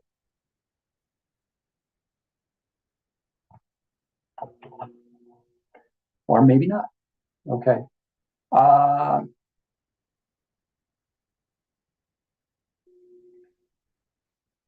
Yeah, Mr. Hefner, please go ahead. Yeah, going sort of off the cuff here and without talking to my client, I'll take a shot, which is, I think we worry a little bit about the notion of creating a sort of an open-ended standard as to whether an adequate amount of study was done, because it sort of begs the question as to what is an adequate amount, and is it considering every last stakeholder proposal, no matter what? If not, sort of what's the cutoff? There's a lot of alternatives out there that aren't realistic or couldn't be constructed. And is it really worthwhile to study those? And if not, then how do we sort of draw the line between what's reasonable and what's not? I think if you look at the rules now, there is a requirement to discuss alternatives. And certainly I think we do in CPCN applications. So I don't think there's an objection to discussing reasonable alternatives. But I do think we would probably have some pushback on the notion of inadequacy. Let me ask you, Mr. Hefner, for feedback on this proposal that's up on the screen right now. Admittedly, it's going to be important to define terms, and I've tried to define, what reasonably viable alternatives is, in a way that leaves open the opportunity for utilities to say, well, it's not a great idea in blue sky, but when it comes down to actually addressing the transmission need, it wouldn't, let's say somebody proposes VPP as an alternative to an uprate, but the VPP might take longer than, the transmission need might be 5 years from now, and getting the capacity in place might take longer than that. I think, let me just ask you about this. Do you feel that that we should establish a process for vetting alternatives as either reasonably viable or not, so that we could have some agreement as to what needs to be modeled? Yeah, think that's a good point, and I would come back to our earlier comments around CCPG, which I think in Tri-State's view is a better forum for having those conversations. By the time, and I think Mr. Wilson made this point, or somebody did, that by the time you get around to filing a CPCN, it's sort of difficult to continue having abstract conversations around alternatives. But that during the stakeholder study process, which is an open forum, open to anyone who wants to participate, there's lots of opportunity for stakeholders to propose alternatives and get those studied, and have them vetted by the group. And certainly, I suppose, when you get to the CPCN stage, if there's a contention that, well, I'm a stakeholder and I participated at CCPG and suggested this great alternative that was dismissed out of hand, I think that might warrant some further consideration and discussion. But Tri-State at the end of the day agrees with Mr. Wilson that the utilities have the responsibility to keep the lights on, and have to sort of take bottom line responsibility for whatever solution is selected. Sure, got that. All right. Well, let me ask you this, and please, this is a question more generally for the utilities on the call. Maybe you could describe the process that is used in CCPG subcommittees or modeling efforts to identify and accept or reject alternatives, and alternatives proposed by the utilities themselves or by stakeholders.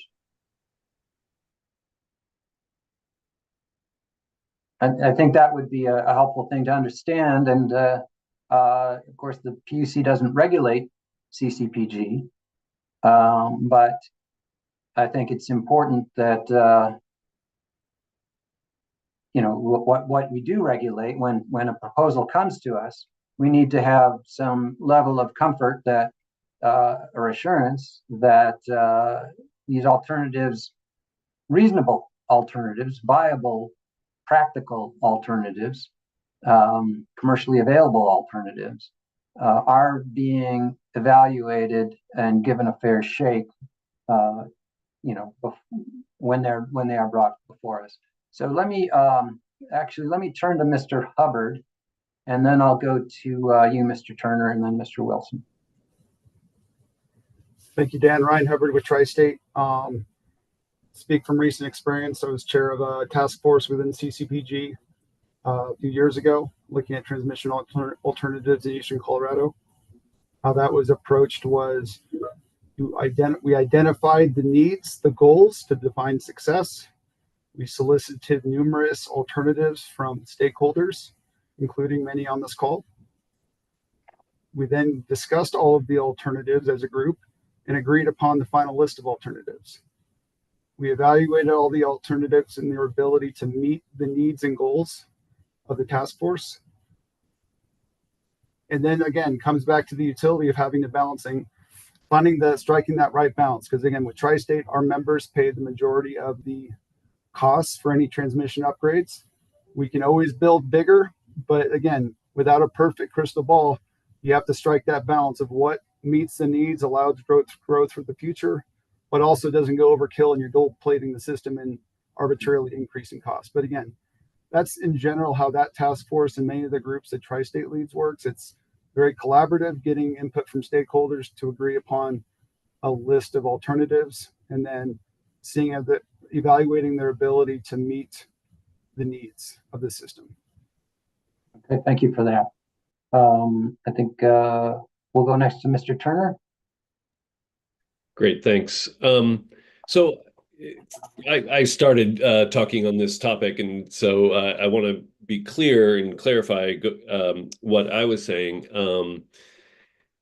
That, I said that CPCN shouldn't be a second bite at the apple in the interest of efficiency, and I think something we all support. However, that is in the context of having some assurance that the upstream processes give a fair shake to all parties. And apropos our earlier discussion around the asymmetry of information and lack of capacity necessarily to participate in that upstream process, that also is relevant to the lack of assurance or the degree of assurance one has that the engagement at that upstream process is going to be fruitful. That your input is going to be considered and properly considered. So I think my conclusion to this is to get at something like an independent transmission monitor. I know it's on the agenda for later, and it's a wide open concept as it's been proposed in various jurisdictions, most especially FERC. But the one function that this could serve is to provide that assurance that somebody who's looking and saying, is this proposal, this alternative proposal, reasonable? Is it within the realm of physics and economics? And then was it considered appropriately? And that would provide that level of assurance that not only can then affect how deeply we're engaged at the CPCN process and having to relitigate issues. And so I think that would provide benefits for everybody because less litigation at CPCN is good. And it provides a assurance that actually could bring more stakeholder input upstream and improve that upstream process, because then we have that level of assurance and visibility that the input will be properly considered. Great, thank you. Appreciate that. Yeah, Mr. Wilson, please go ahead. So I wanted to bring up an example, another example. I appreciated Ryan's example, and he's absolutely correct. But with the power pathway, there was a task force. Chris Neal had some alternative suggestions, and I really appreciate when Chris brings up alternative suggestions. They were looked at closely. I would say his suggestions would have been much cheaper, but only solved the problems for a few years, not for the long run. That we needed the full power pathway, not just pieces of it, for the future of Colorado and our goals.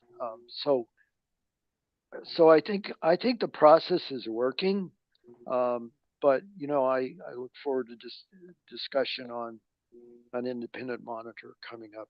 Thank you.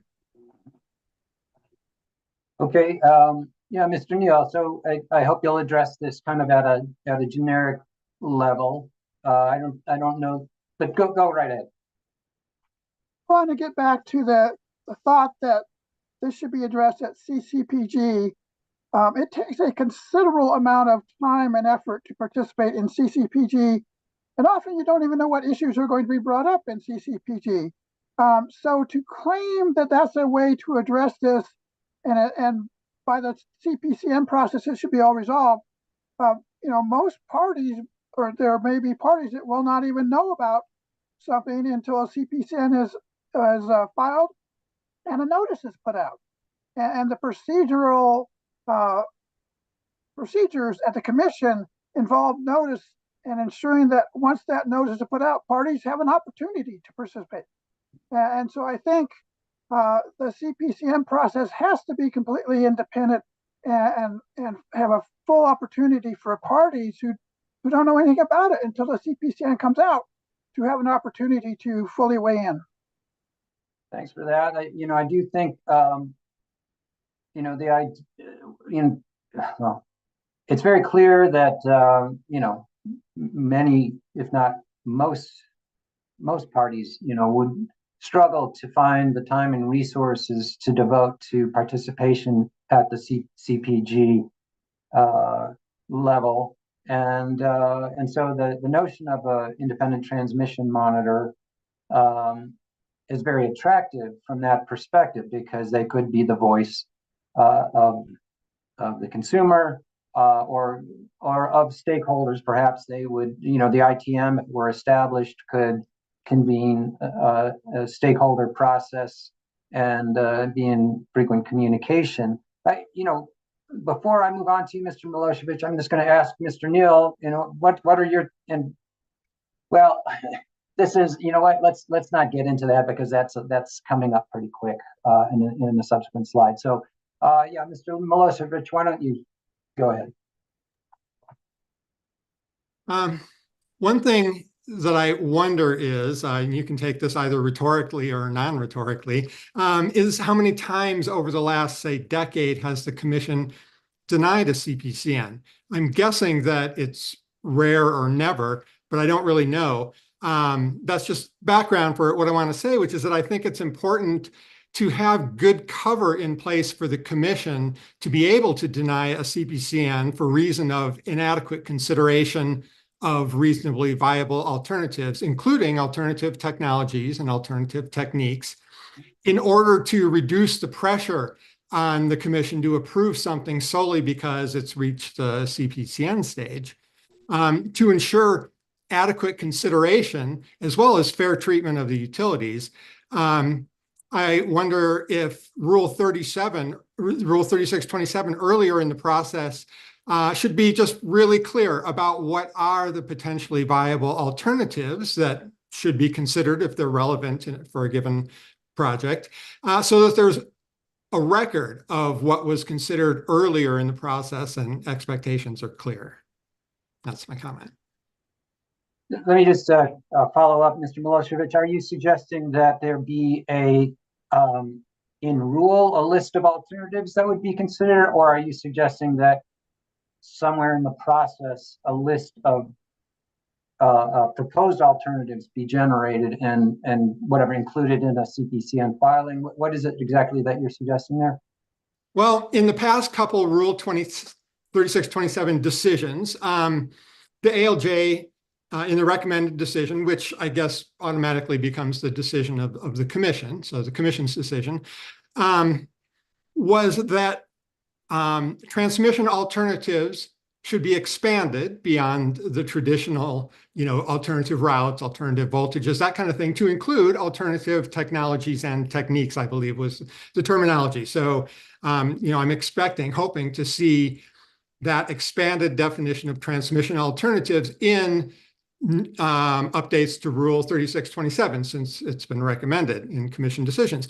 And so as part of that, I think just what constitutes a transmission alternative should be clear, so there should be definitions about, and I mean, I have my definition of what constitutes transmission alternatives that consists of 7 items, and I won't get into them right now, but I'm just thinking Rule 3627 should in fact specify clearly so everyone is on the same page about just what is the scope of transmission alternatives in the updated Rule 3627. Okay, great. And I'll just point out that that exact question is one that I'm hoping we'll address in the workshop on optimizing the existing grid. It's a question like, should we define what these alternatives are? Or should we leave it open to evolve over time? Yeah, and so for our present purposes right here, I guess I would just say it is important to define them so that there are both clear expectations and not loopholes. Got it. Okay. Thank you for that. Yeah, Mr. Neal, I think you have another comment. I was just going to write a couple of examples of where alternatives, do not appear to be well considered. Piesco just finished building the Greenwood to Denver terminal line. Now they've just proposed that they have to go back and reconductor that with a high capacity conductor. They also, did the pathways study of using advanced conductors on that line and said no. And now they just said they need $500 million for a second line from May Valley to Sandstone, which may be able to be replaced by high capacity conductors on that segment. So I think the examination of alternatives has not been adequate, and they've kind of glossed over some of these alternatives instead of studying them well, and potentially, I'll just stop there. All right. Well, thanks everyone for your input on this issue. I think probably move along here. Yeah, cost benefit analysis. So, my first question here is, under what conditions should we expect to see cost benefit analysis? It's in my limited experience with the commission, it's yet to come. I haven't seen it in any CPCNs yet, but I would like anybody have some input on when we need to expect to see cost benefit analysis for a transmission project. Yeah, Mr. Neal, please go ahead. I was going to say, I think we will start seeing that soon, because if we move to an RTO or an ISO, they will start proposing projects, transmission projects based on cost benefit analyses. And I think sometimes those benefits are pushed a little bit too far, and so they justify their projects. And we've seen some of that at CETA already, where they've proposed a couple projects and based on the benefits of the projects, and just seems really questionable. But anyway, we will start seeing benefits, but we have to be careful about whether those benefits are real or whether they're just pushing the numbers.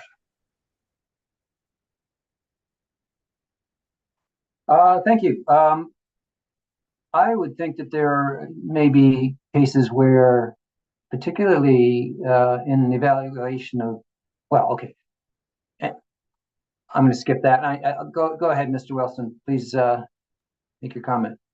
So FERC Order 1920 suggests a list of benefits that should be evaluated for new transmission. I think that would be a very good model for Colorado to use in its rules.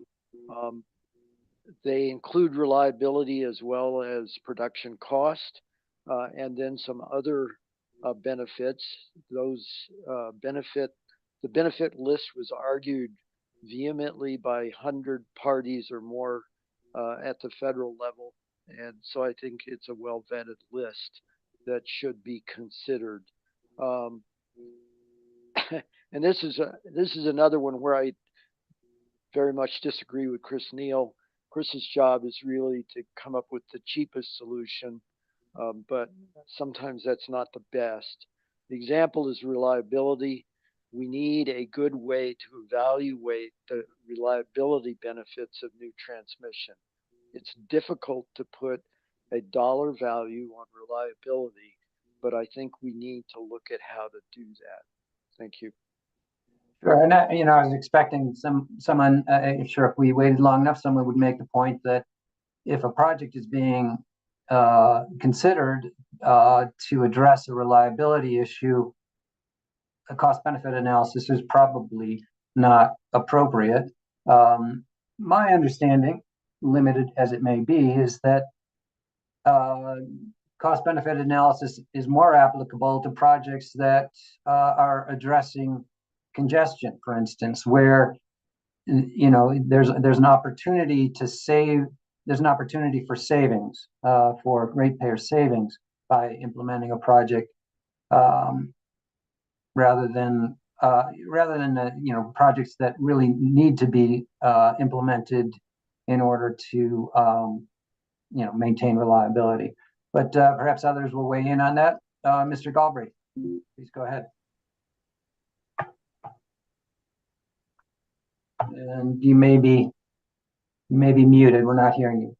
Thank you, Dan. Again, Maury Galbraith with the Colorado Electric Transmission Authority. And this is, I'm an economist by training. I've done detailed benefit cost analyses in the past, so this is a topic that's of interest to me. And I'm going to use this workshop to sort of learn about the framework that's used in Colorado. It sounds, based on the conversation here, that traditionally in Colorado, in CPCN proceedings, the standard of review, it sounds like it's either a least cost or a cost effectiveness analysis, where you're just simply looking at costs and finding the least cost alternative. And if you can demonstrate that, then you're allowed to move forward. There's alternative standards, right? I mean, in Oregon, for example, in CPCN proceedings, the commission has a public interest standard, but they've indicated that they want to use, and they have used, cost benefit analysis in the past. I think with FERC Order 1920 moving forward, right, benefits are now being considered at the federal level. They will probably, a question for the utilities is, are you going to bring those benefits into, your state analyses? Are you going to bring them into your CPCN proceedings? And then you get into some of the questions, Dan, that you have on the slide here. There's other benefits that that could be considered to be included in the analysis. Are there any, so a question for the utilities would be, are there any benefits beyond the 7 that are identified in FERC Order 1920 that you think it would be appropriate to include in a cost benefit analysis?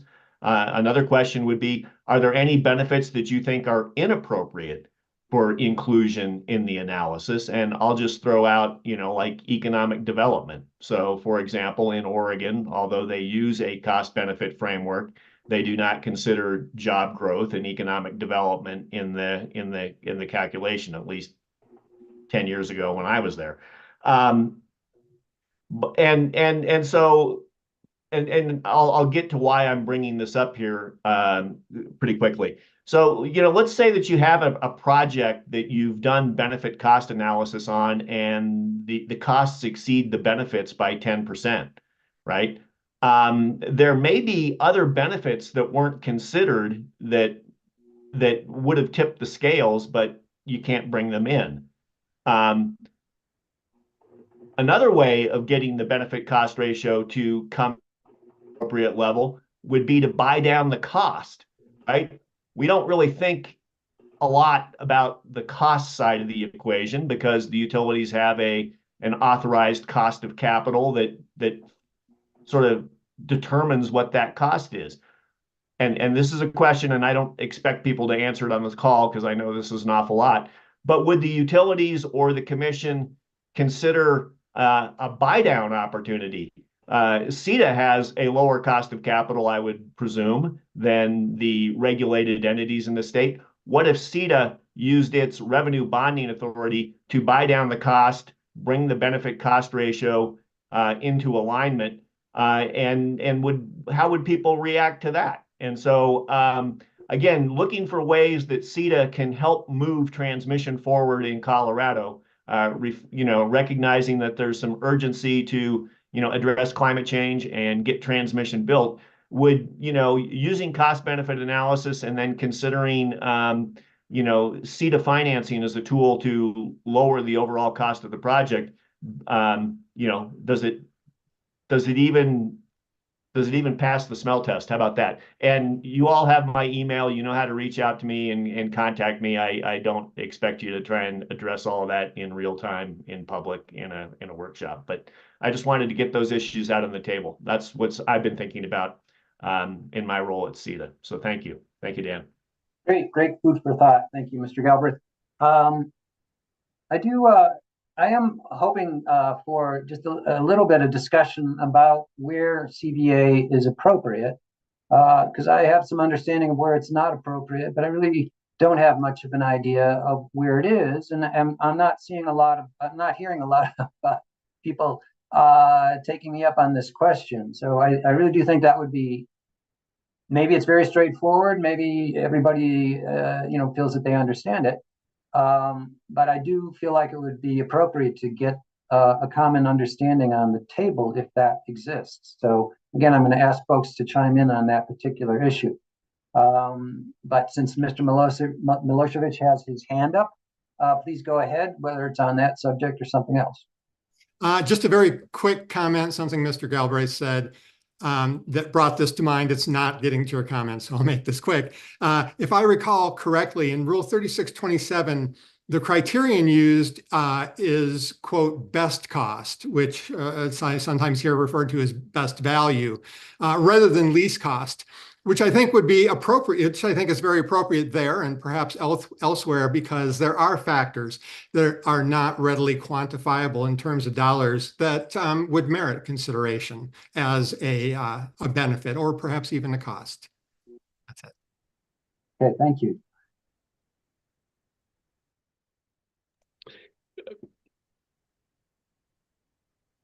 Yeah, Mr. Turner, go ahead. I'll go ahead and chime in. I'm never shy for that kind of thing. When you first raised the question, when should BCA be applied? I thought, well, when shouldn't it? It is a great framework for decision making. And so I think that there's even in a reliability case, I think the considerations of alternatives and those that go beyond reliability to, as we've discussed several times today, think of that future-proofing capability or solving, killing two birds with one stone kind of thing can be examined, if not highlighted through using a BCA approach. And then certainly for economic or policy-driven transmission, CBA and the different alternatives can be highlighted through benefit cost analysis. Okay, thank you for that. So yeah, that's an interesting point. The way I think some of the comments that we received in this proceeding on this question from the utilities suggest that benefit cost analysis has no role in evaluating solutions to transmission issues that are that are reliability related. I think you bring up a good point that you may want to look beyond, or I think in fact we do want to look beyond just solving the reliability issue to look more expansively at what's the best solution, perhaps longer term, looking at what else is going on the grid, what future demands are going to be, and trying to identify what the right size for the project is without gold plating.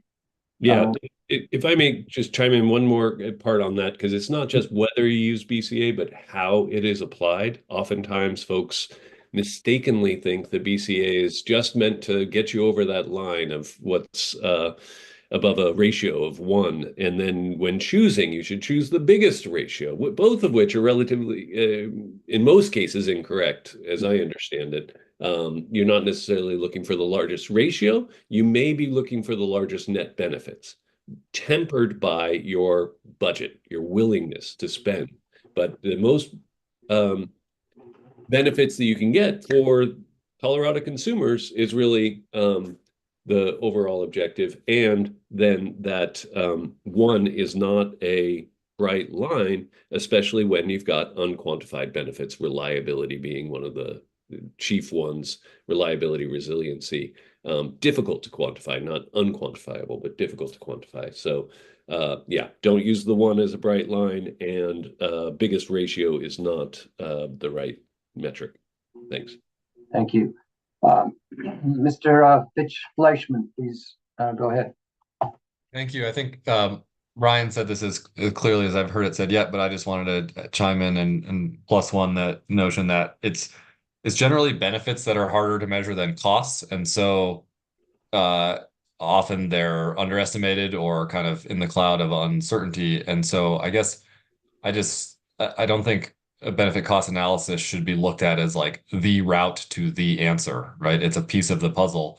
But the way the questions are worded here makes me a little bit nervous that we're thinking that there is it's possible to clearly define an approach that will be broadly applicable to evaluate every single project. So I guess in that same spirit, or an example of that is that, the benefits of a particular project might depend on other projects. And so it might be more appropriate to consider something at a portfolio of transmission project level rather than one by one on specific projects. So I guess just, it's a useful framework, but has a lot of asterisks and grains of salt that should accompany it.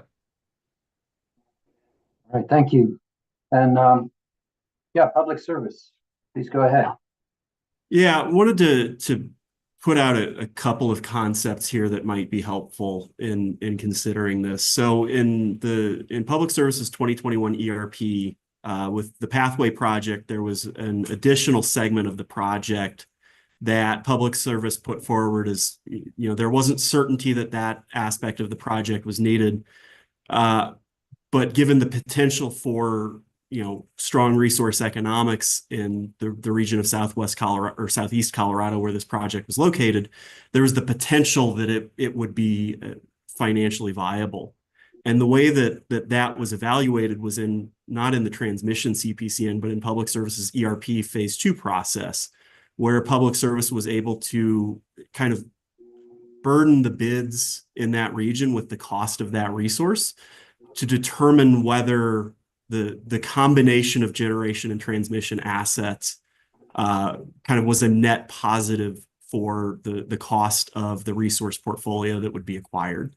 So that's one potential avenue. Is there might be, and a concept going back several years now was bid eligible transmission projects. This was a discussion that came about in the ERP rulemaking that ended up closing with no modifications. But there might be some opportunity for, rather than through the CPCN process specifically, but through more holistic consideration with generation acquisitions, evaluating the relative benefits of combined packages of generation and transmission in that process. Mm-hmm. Another area where Public Service sees kind of a clear use case for cost benefit analysis would be constructing facilities for export capabilities primarily. So those wouldn't necessarily have a reliability driver behind them triggering the need for the facility. But if the facility were able to pay for itself through a combination of curtailment, avoided curtailments by exporting energy, and whatever resource adequacy benefits connecting to another region would have, that seems to be a very clear area where a line's ability to pay for itself justifies the need for the line. Can I ask you, what about import? Would import fit in that bucket as well? Potentially, and maybe in the same rubric as the bid eligible transmission of if a line is capable of enabling imports at a low enough cost below what resources are available in Colorado. Yeah, an import facility would probably be similar in that respect.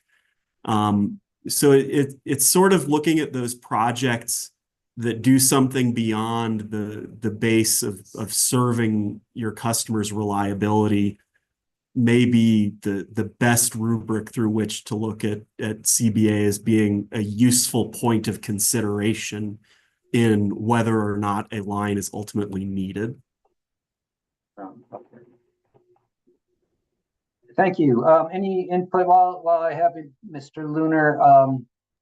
And since I know you have a group there, please do. I'm starting to recognize your voice, but I want to make sure that I know who's talking. I have these questions about, what's the right framework? Do you think there is a single framework that should be applied where it's appropriate? And then that first question, where cost benefit analysis is applicable, would you say that that's always going to be outside of the ordinary course of business? Yeah, generally, I think, ordinary course of business projects, especially as we experience them, tend to be those really reliability-oriented projects. So they're not kind of bringing in those larger questions of, is this project worth it for the value it will bring? As to framework, to me, this seems to be one of those issues that could probably be addressed flexibly within a CPCN. The utilities have the burden of bringing forward an application to prove that a line is needed. If a line is needed for its economic value that it will provide to the utility and its customers, that seems to me a piece of evidence that the utility should be bringing forward to justify the need under the existing rules and processes that we have in place for CPCNs. I guess my question is, should the commission adopt a standard framework that has a set of benefits, that a minimum set of benefits that need to be considered, and where additional benefits that might be project specific could be brought in as appropriate? What do you think about that? Again, I think, given that the utilities have the obligation to bring forward an application that meets the burden of proof, the utility should have flexibility in being able to demonstrate that in the way they think is appropriate to support the project that they're proposing.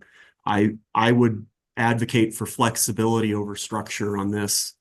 To the extent that a project's economic value versus reliability benefit is what justifies its need, I think the utility has the obligation to demonstrate that a project is needed because it will more than pay for itself.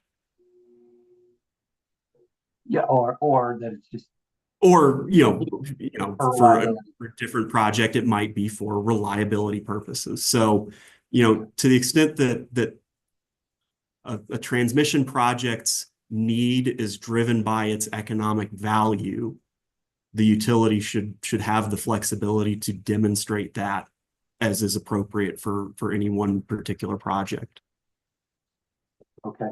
I would invite others, anyone else who wants to chime in on that question about should there be a generic or the generic CBA framework that could be applied, or whether that should remain flexible, as Mr. Lunar is arguing.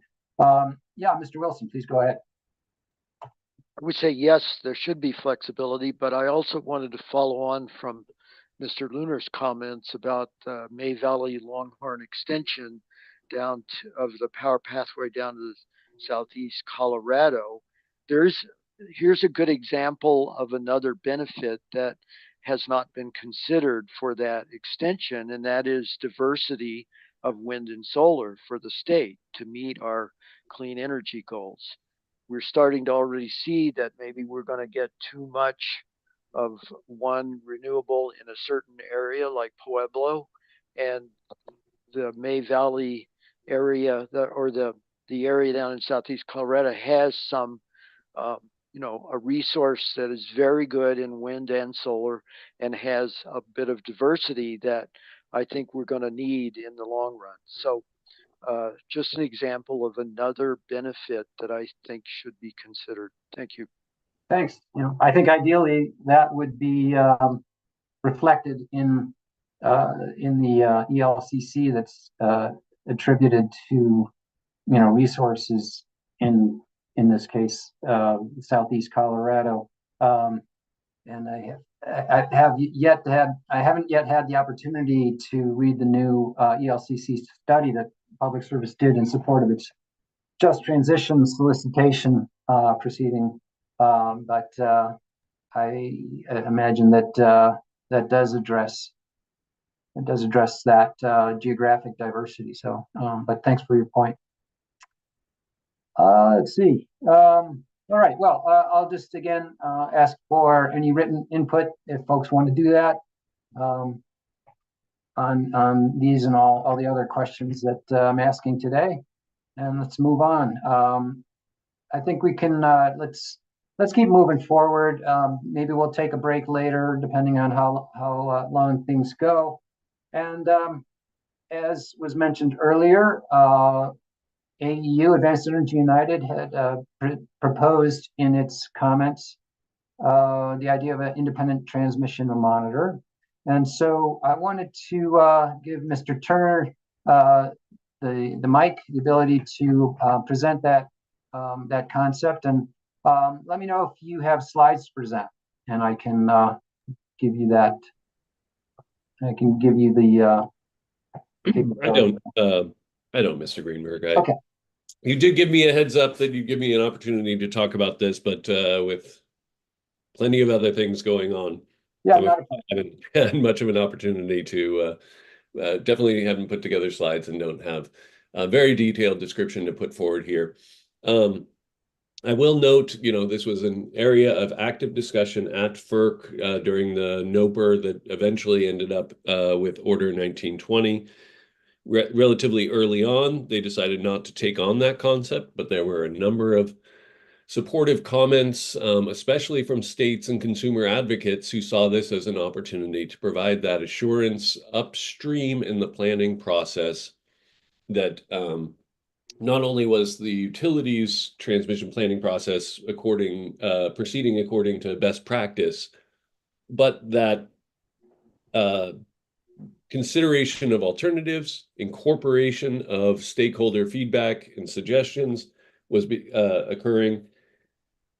There was general interest, and I recommend to parties here reviewing that kind of input. Our organization had some comments along those lines as well, supporting it at the federal level. But Colorado has an opportunity, especially in the context of the non-RTO West and its long history of trying to get and having some success at statewide planning to strengthen that interest through an independent transmission monitor. So the way I'm envisioning this, again, this is just broad strokes, is a outside consultant that is engaged with the company, with the utility, the transmission utility, through its process, and has some of the authorities that are like those in the ERP process for reviewing. In the ERP process, of course, that's kind of reviewing the bid, the RFP that goes out, the bid terms, reviewing the projects that come in and the way that the company is evaluating those projects, how they're communicating with developers. I think those later stages get into what has been taken on in Colorado under the independent engineer of examining how a project is implemented. The ITM in this context is that upstream part, which is reviewing how the company is doing its planning and, importantly, considering how the transparency of data and modeling and the communication with stakeholders. And this is kind of a reiteration of the point I made earlier, but one of the benefits then is that I would see this ITM report coming out at that CPCN stage or at the 3627 stage to talk about whether the planning process abided by best practice and the rules of the commission. And in the CPCN, that alternatives were considered and how they were considered to provide that assurance to stakeholders. That's a broad vision. I'll stop there. Very good. Thank you very much for that, Mr. Turner. And I wonder if you'd consider I don't know if this is a friendly amendment or maybe something that you're already anticipating or you think of with this concept. But you talk about the ITM working with the utility. I wonder whether it might be even more useful role working with the at the Colorado Coordinated Planning Group, CCPG. I don't know how familiar you are with that, but kind of looking, because it does sound like that's kind of the earliest part of the process. So that's my question. Is it? Because it sounded today, and my understanding previously was that there is considerable work that's done by the utility on its own, planning its own system, and then it brings to the CCPG. It's, here's the needs that we've identified, here's the alternatives that we've identified. What do y'all think? But so that there is a substantial part that occurs upstream of that. Yeah. Okay. Well, great. I appreciate you putting that in front of us, and I'd like to ask for input on these questions that I'm showing on the screen now. What do people think about that concept? Should utility plans be subject to review? What happens once the utility is joined an RTO? Would independent monitor still makes sense at that point? And then, you know, the cost question, of course, is huge. So, yeah, Mr. Huffman, please weigh in. Yeah, thanks. I don't know if I'm going to hit all of these, but you know, in Tri-State's case, Tri-State's anticipating moving its Wacom load in Colorado into SPP in 2026, and SPP has its own market monitor. So at least after that shift occurs, vis-a-vis the load that goes into SPP, I think we would see it as duplicative to have a second monitor for Colorado processes. The second point I'll make is just as a cooperative, Tri-State is a little bit differently situated here in that there's no real incentive to overbuild. There's no real incentive to underbuild, nor is there an incentive to reject good ideas that create better projects at a reasonable cost. And so, you know, I would question, at least for Tri-State, whether it makes sense to spend the additional money on presumably the utilities would end up paying for this, whether it makes sense to spend the money on a monitor when there's not the same concern about having a profit incentive. Great, thank you. I don't see a hand up from public service, but I am going to call on you if you don't volunteer. In the meantime, Mr. Fitch-Fleischman, please go ahead. Yeah, I guess I just wanted to maybe ask Brian to put a little more color to help think about the cost. I'm curious, Brian, are you thinking of like what just kind of like FTE or level of effort is this? Is this like a single person full time watching all meetings and participating? Is it a kind of like a surge, you know, here comes a consultant to review everything from the last 12 months or 24 months or what? I guess like what's your concept of staffing on this? Yeah, I think we need to talk about process for the commission to investigate the workload here, because I could imagine that this is something we'd talk with likely contractors about. What do they envision that this would entail? I think our goal would be to identify what are the objectives that we want to see out of this function, and then go and talk to contractors about how do you think, and the utilities, how do you think this can be accomplished, and then define that workload. So I'm not can't provide any details on that, because I think that first we need to identify the objectives and then have that back and forth with suitable contractors. Great, thanks very much. Maybe it's an RFI, right? Mm-hmm. Yeah, I'm going to ask Mr. Lunar or Public Service to speak on this. I see your hand up, so please go ahead. Yeah, thanks. And I'm going to hand it to my colleague, Mr. Pascucci, again. Okay. Good afternoon, everybody.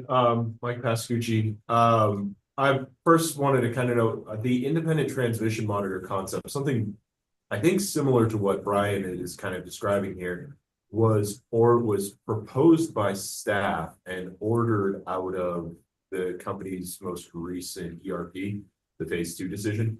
It was called in there an independent transmission analyst, but was essentially a third party who had the responsibility, kind of quasi, I believe, reports to staff, CEO, and UCA to provide an analysis of the company's transmission planning assumptions and future CPCNs related to a couple of different transmission projects that we have pending.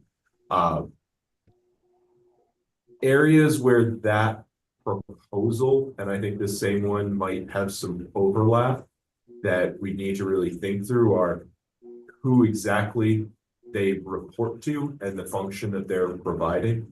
I think the way, Brian, you're kind of describing it, and I'd understand it, is this is more reports directly to the commission and provides the commission information.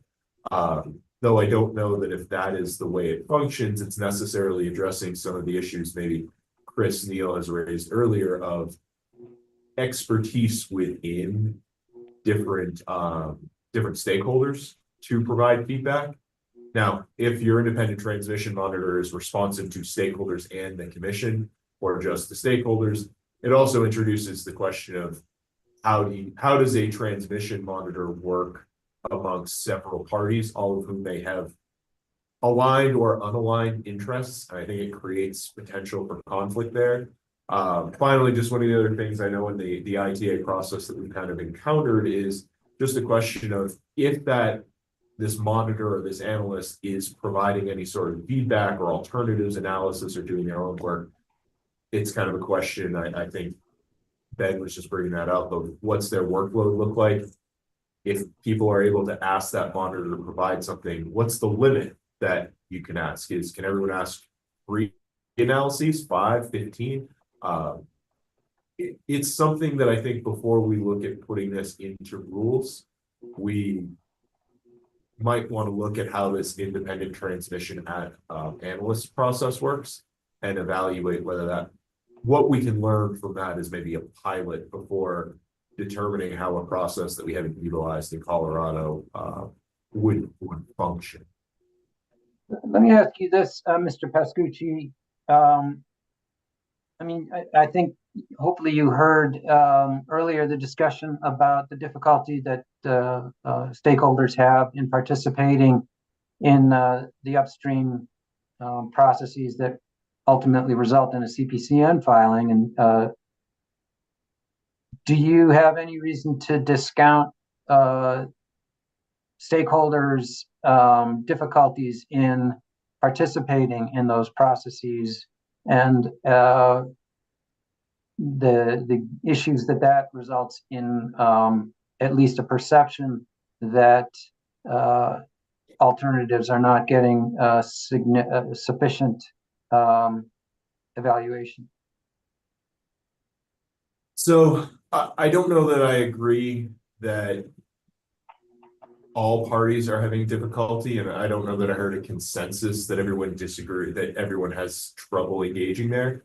Where I think, and this is where this concept of a monitor and analyst has some benefit, I think, is to engage at a CCPG level and to engage even at a CPCN level. There is, I think, a need for technical expertise. I think this is part of what drove staff, and if they're on, they can certainly, I'm sure, weigh in if I'm mischaracterizing their testimony or their comments in our ERP, but they had noted they just don't have the expertise needed to do power flow modeling and engage in that. So that's where at a CCPG level, I think, and at any transmission planning level, the importance is being able to understand the level or type of information anyone analyzing an alternative plan needs to do that. I think we sometimes speak past each other when the feedback we get is a simple, well, could you run a line from X, Y, and Z substations instead and tell me what that means? And I think we look at that and say, well, that's not how this works. That's not solving the problem I'm trying to solve.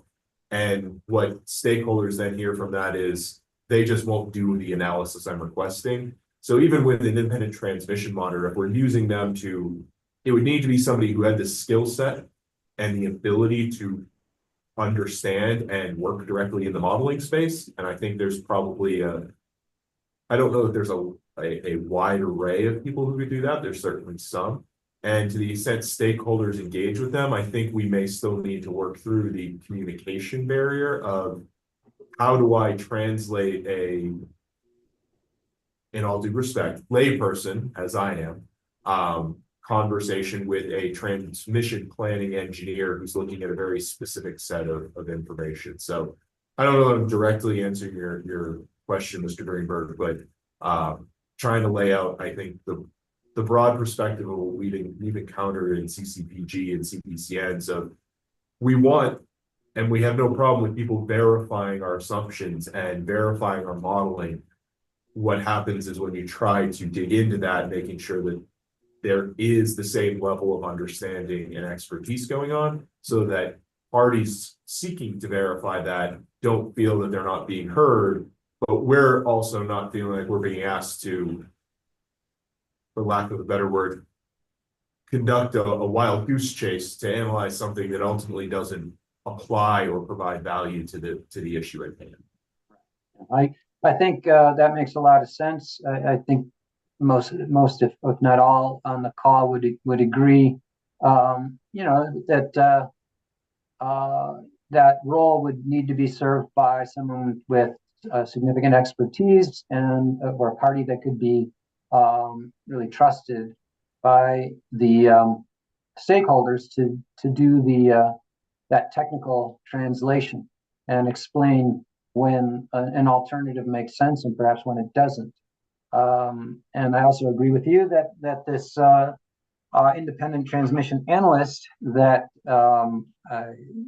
hopefully will be put in place, and again as an advisor. And we can't really discuss this as it's an ongoing case, but I don't have insight myself as to the status of that that role. But I do think that could be an early kind of model for what we're talking about here.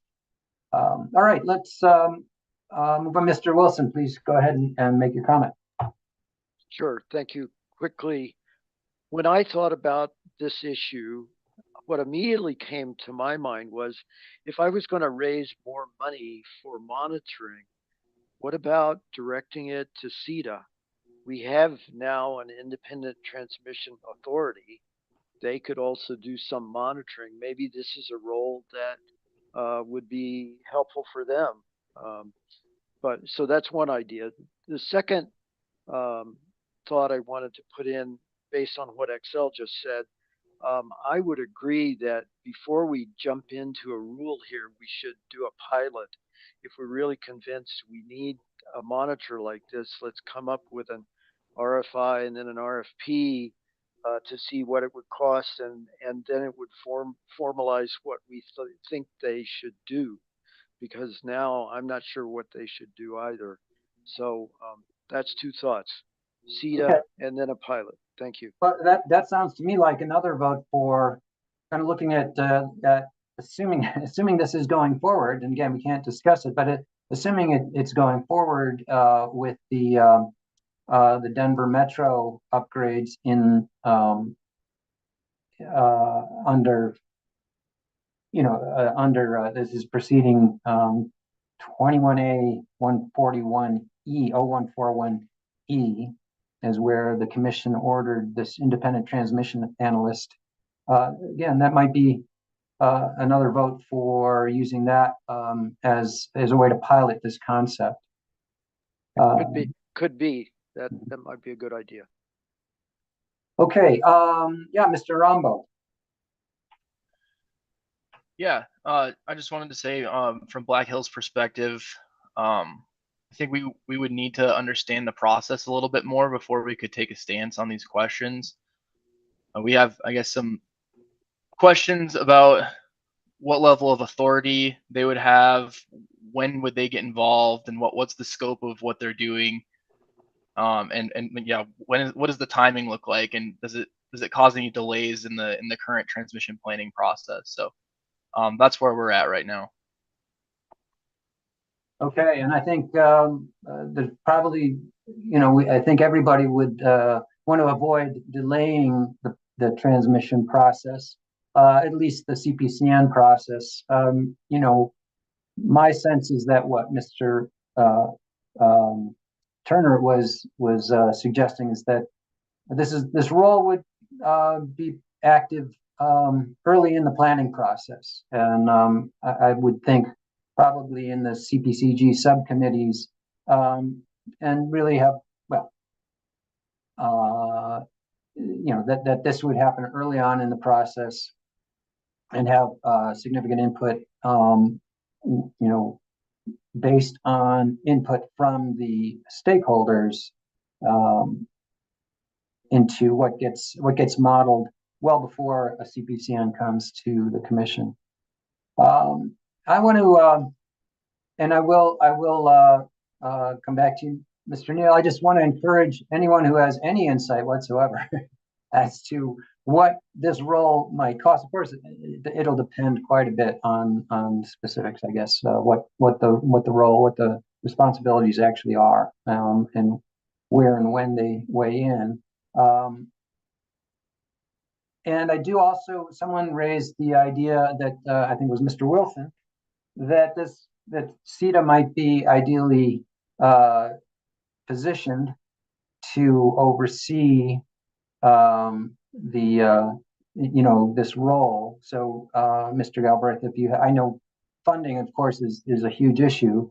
So, but if you have any input onto that, whether that would be a role, assuming the money is there, whether that would be a proper role for CETA, I'd welcome your input on that question. I think, Mr. Neal, I think you have a comment. Yeah, I think a few, unfortunately.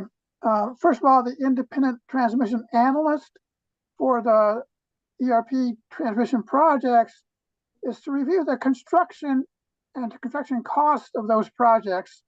And that's very different than reviewing the transmission planning that we're talking about in this guy.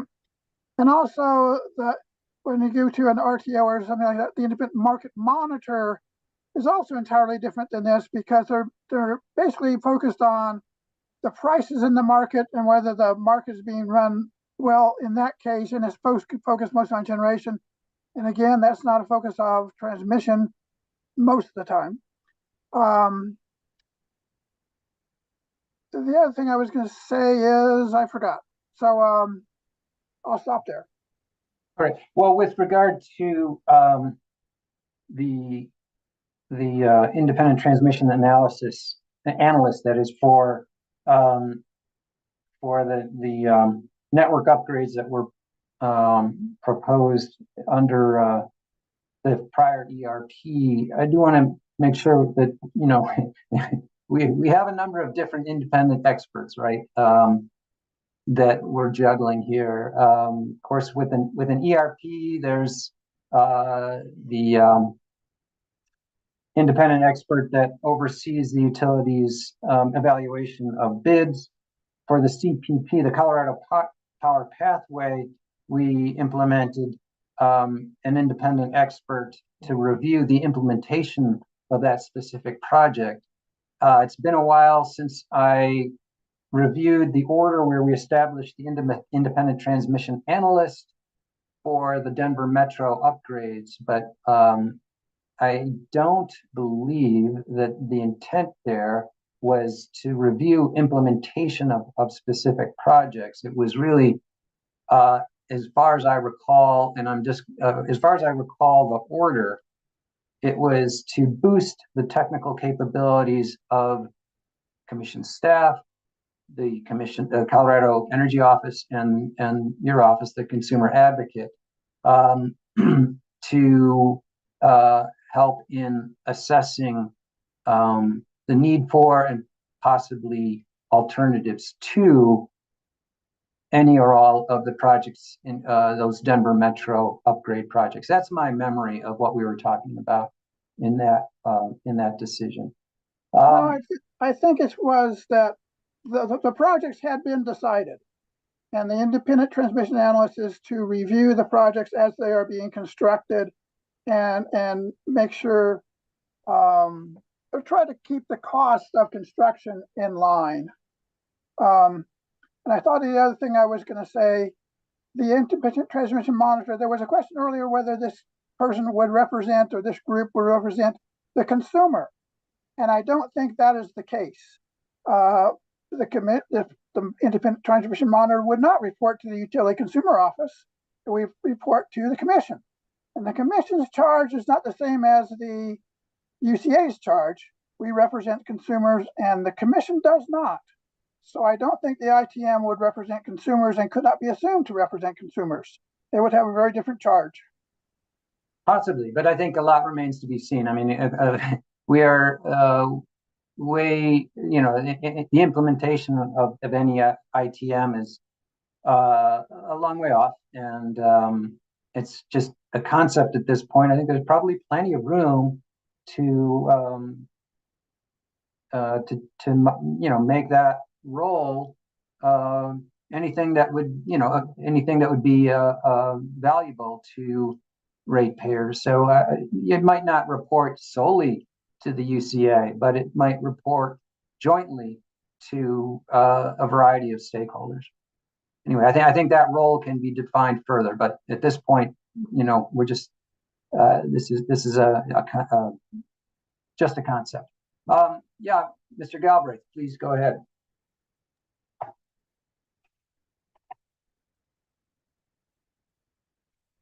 So again, thank you, Maury Galbraith with CETA. I really haven't had time to think through this concept completely, but just a couple, knee-jerk reactions here. So first of all the authority at CETA is vested in the board of directors. So, if it is an individual or a team of individuals, that might create, we might need to think through, whether or not the CETA board would have to weigh in on it.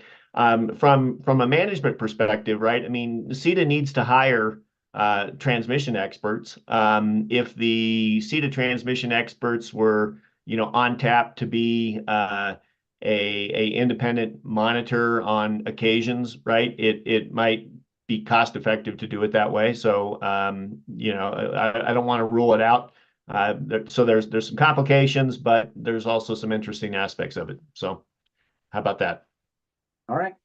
I think that's plenty good enough for now. Thank you. All right. Yeah, Mr. Satyal. Okay, this is a super exciting and interesting proposal from AEU. So I have some thoughts on this, which hopefully can move this dialogue further.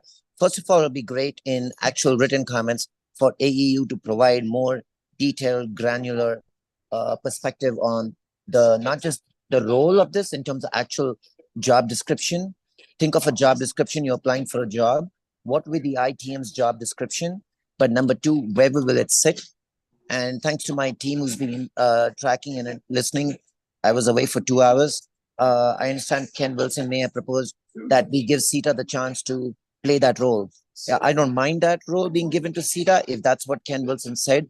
But even otherwise, I would have said CETA be given a chance to have a transmission analyst or an independent expert to review. And we go back to what PSCO's proposal was, when they come in with their transmission plans, we want to review. We want to review the solutions and where the differences are. Why don't we leverage the independent transmission evaluator, not monitor, to do that? When you put the word monitor, it goes back to my Catholic school days of enforcement. And then you have to think of PUC. Do you want monitoring for enforcement, or you want evaluation for assessment and better prioritization? Those are my reactions. And the last thing I want to bring up is, if you think about an ITM to play a role with a large RTO, that's a whole different conversation. You will have to think about what the role of the independent market monitor will be that has transmission functions in it. So I feel we should take baby steps here, since only Tri-State is planning to join RTO West, and none of the other two utilities are joining an RTO. Should we plan and focus on baby steps of an independent transmission evaluator and think of the right place it would land? And thank you. Yeah, thank you, and totally agree that we need to focus on things that the PUC has, authority over, and yeah, we're talking about it prior to joining an RTO. And Mr. Turner, I think you had some more to say, so please go ahead. Yeah, I just wanted to put in my 2 cents on some of the issues that have been raised in regards to this since I presented it.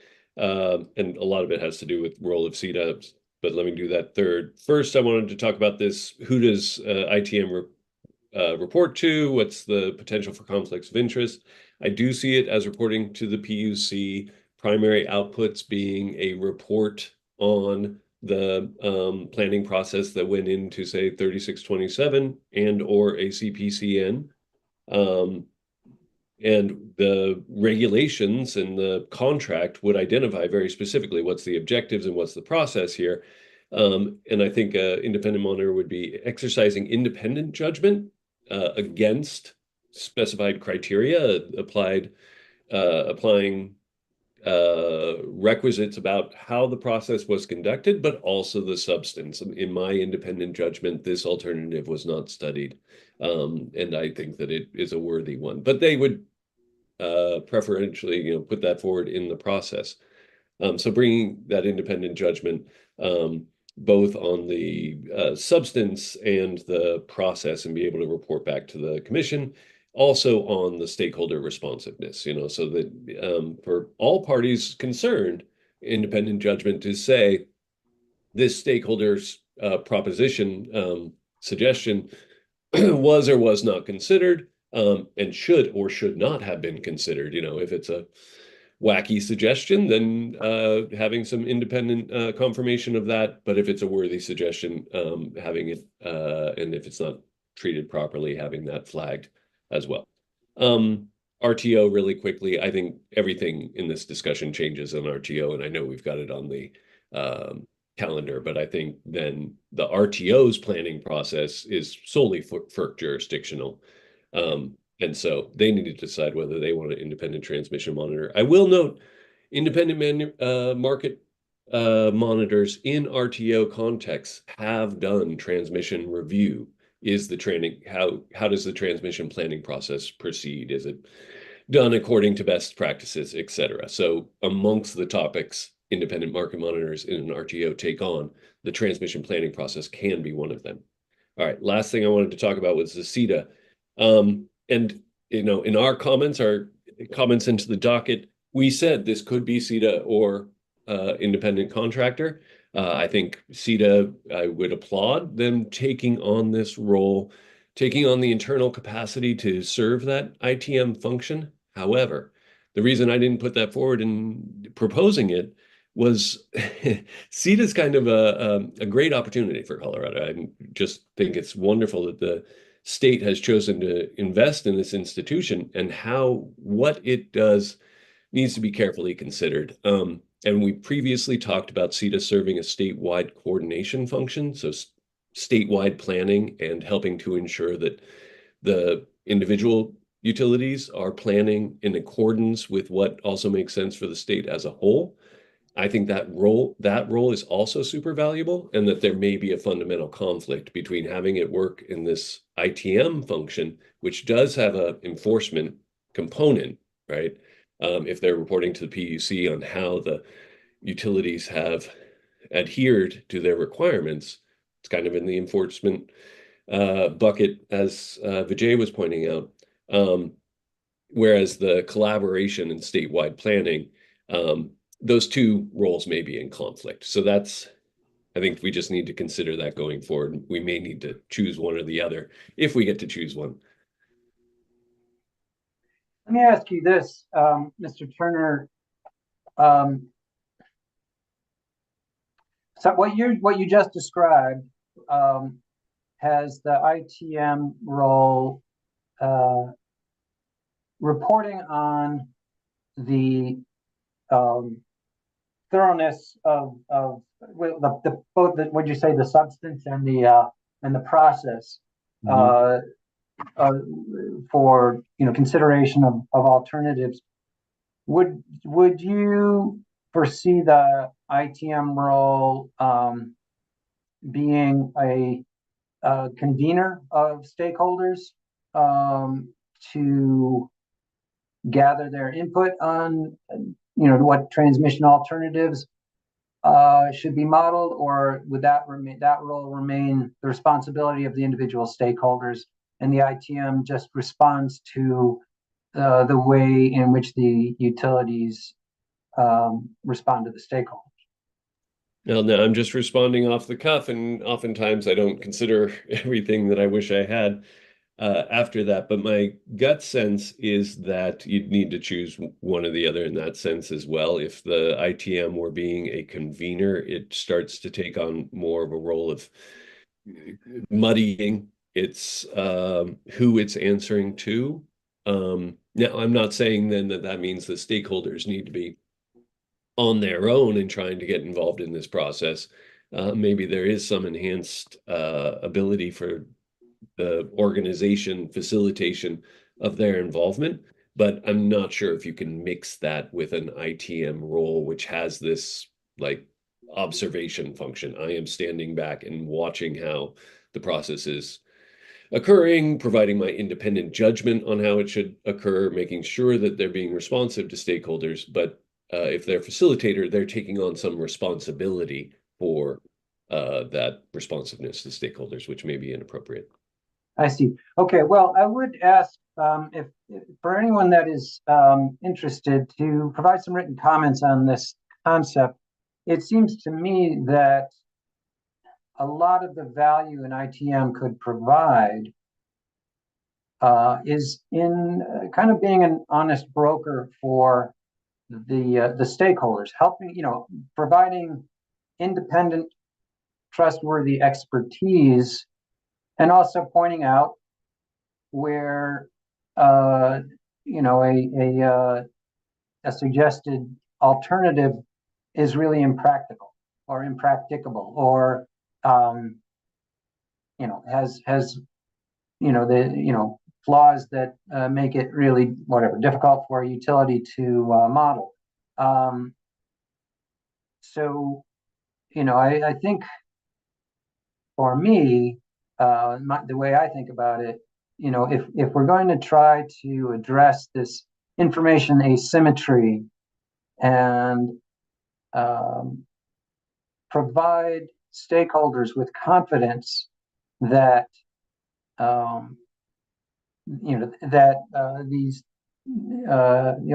alternatives are getting a fair shake, a thorough and accurate modeling.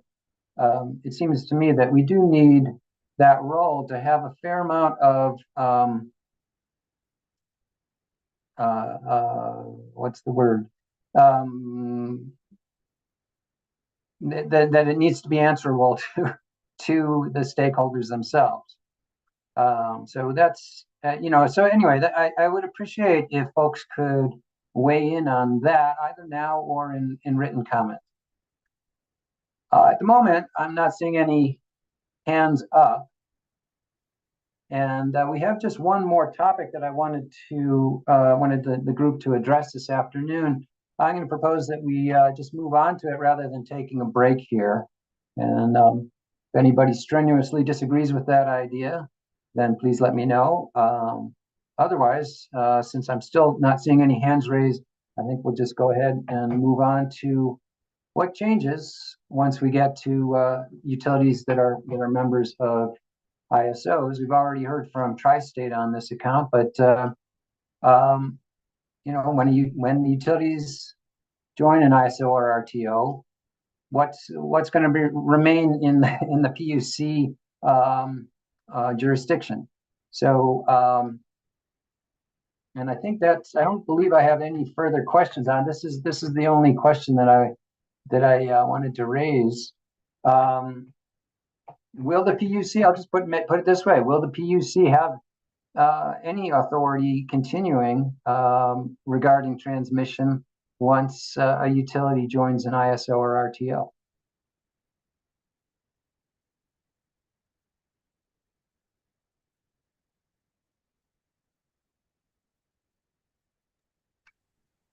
Mr. Hefner, please go ahead. Yeah, we did speak briefly to this before. I think from Tri-State's perspective, there are probably some areas where the PUC might want to continue having jurisdiction, such as with respect to audible noise and magnetic fields for transmission lines and that type of thing. I think the conversation around transmission planning and CPCNs will be quite different, given that will be the planning function will be centralized for Tri-State will be centralized into SPP, and while Tri-State certainly could continue to come forward with CPCN applications, we would essentially be repackaging something that had been determined through the SPP process and sort of presenting that to the commission, but without a tremendous amount of flexibility in terms of changing the project or revisiting the planning process. And so we would question whether that type of CPCN outside of the sort of noise and fields concerns would have a lot of value. And of course, if for whatever reason the CPCN were to be denied, I think we'd be looking at a situation where SPP might then sort of open up the opportunity to build the project to other potentially non-utility parties to build the same project anyway. So, but long story short, I think the process looks a lot different. And certainly if and when all of the Colorado utilities are in a ISO or RTO, I think the commission's role will be very different indeed. Okay, yeah, does anybody see anything different? Or does anybody want to support that statement or say, well, I think the PUC will retain some authority. So yeah, Mr. Neal. Yeah, I think the general thought is that the PUC will still retain authority on generation and have enough capacity to meet each utility's need. To the extent that transmission is related to that, then the PUC will could still have some involvement in transmission to make sure there's enough transmission to meet the generation needs that the PUC approves. Okay, that's interesting. So let's see if we can come up with a specific example.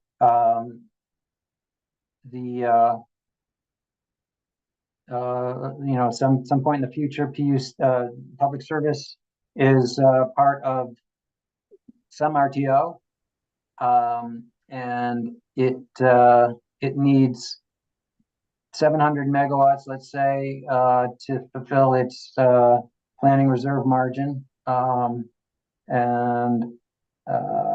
in order to integrate that generation, some transmission is needed. Wouldn't that transmission project go before the RTO? I mean, I'm just trying, I really am trying to understand, what authority the Colorado PUC has at that point, because wouldn't it be the RTO that's developing the transmission, and wouldn't that be FERC jurisdiction? I think a good example is the May Valley Longhorn extension. Okay. The RTO may say, you need to build that. And the PUC comes back and say, well, we didn't get any winning bids for that are hooking to that line. So the PUC says that line's not needed. The RTO says it is needed. And that's where the kind of fight might occur when the PUC says generation is not needed there, and the transmission says we want to build the transmission line without generation projects on it. Okay. All right. I understand. Okay. Let's see. Let's hear from a new voice, Ms. Roach. We haven't heard. Well, I guess you did speak up once before, but we haven't heard from you for a while. So please go ahead. Yeah. To that point, I was just going to offer an example of maybe one way that rules could potentially be used to help kind of retain the jurisdiction over generation and capacity to extend to transmission by using another state's example. So I also do work in New Mexico, and they have a megawatt threshold for transmission associated with capacity over a certain wattage. I want to say, I'm not going to try to guess off the top of my head. I can't remember for sure. But I think that rules oversighting that relate to transmission associated with new generation could be helpful. In New Mexico, they apply not only to regulated utilities, but also to independent power producers. And as a consumer group, CEC has a vested interest in making sure that the PUC retains, some authority to oversee the just and reasonableness of rates as the system gets built out. So that might be just one suggestion to consider in rules is adding more to siting requirements so that even if someone else comes in to meet a need, like it was just suggested, the commission might be able to still review that.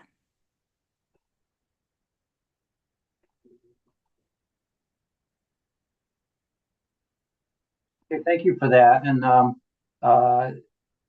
I think I'll look forward to CEC's input in terms of red lines on that as this process moves forward. Yeah, Mr. Turner.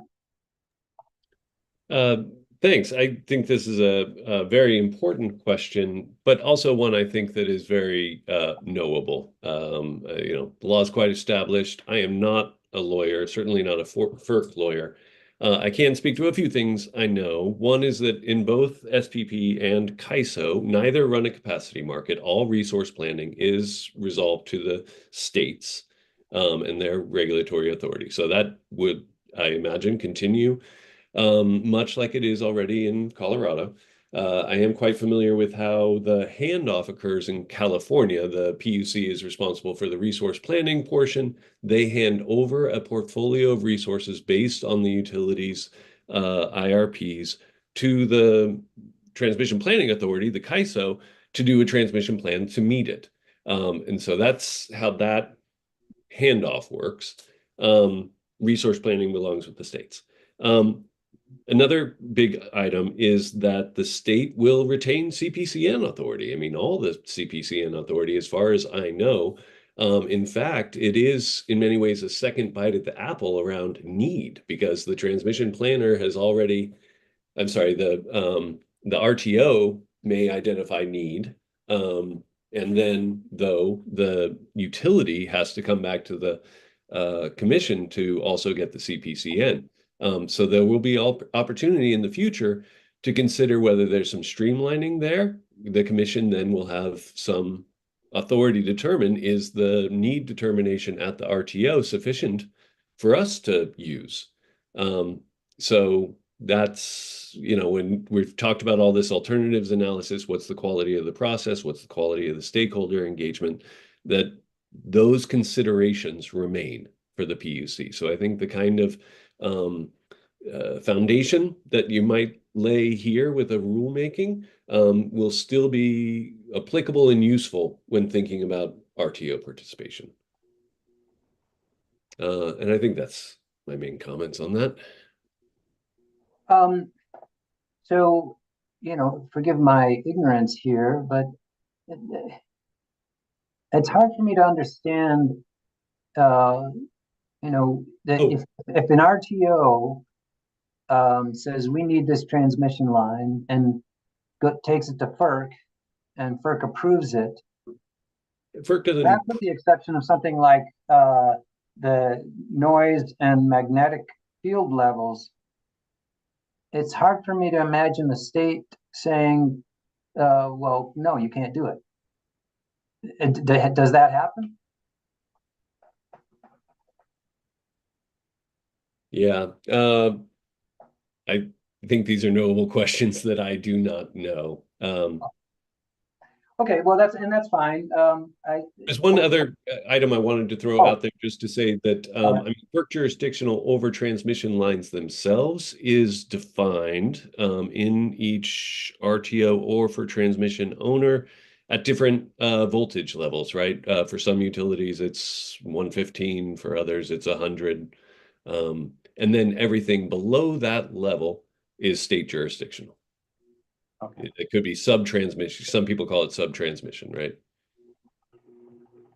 Okay, thank you for that. Yeah, Mr. Hubbard, please go ahead.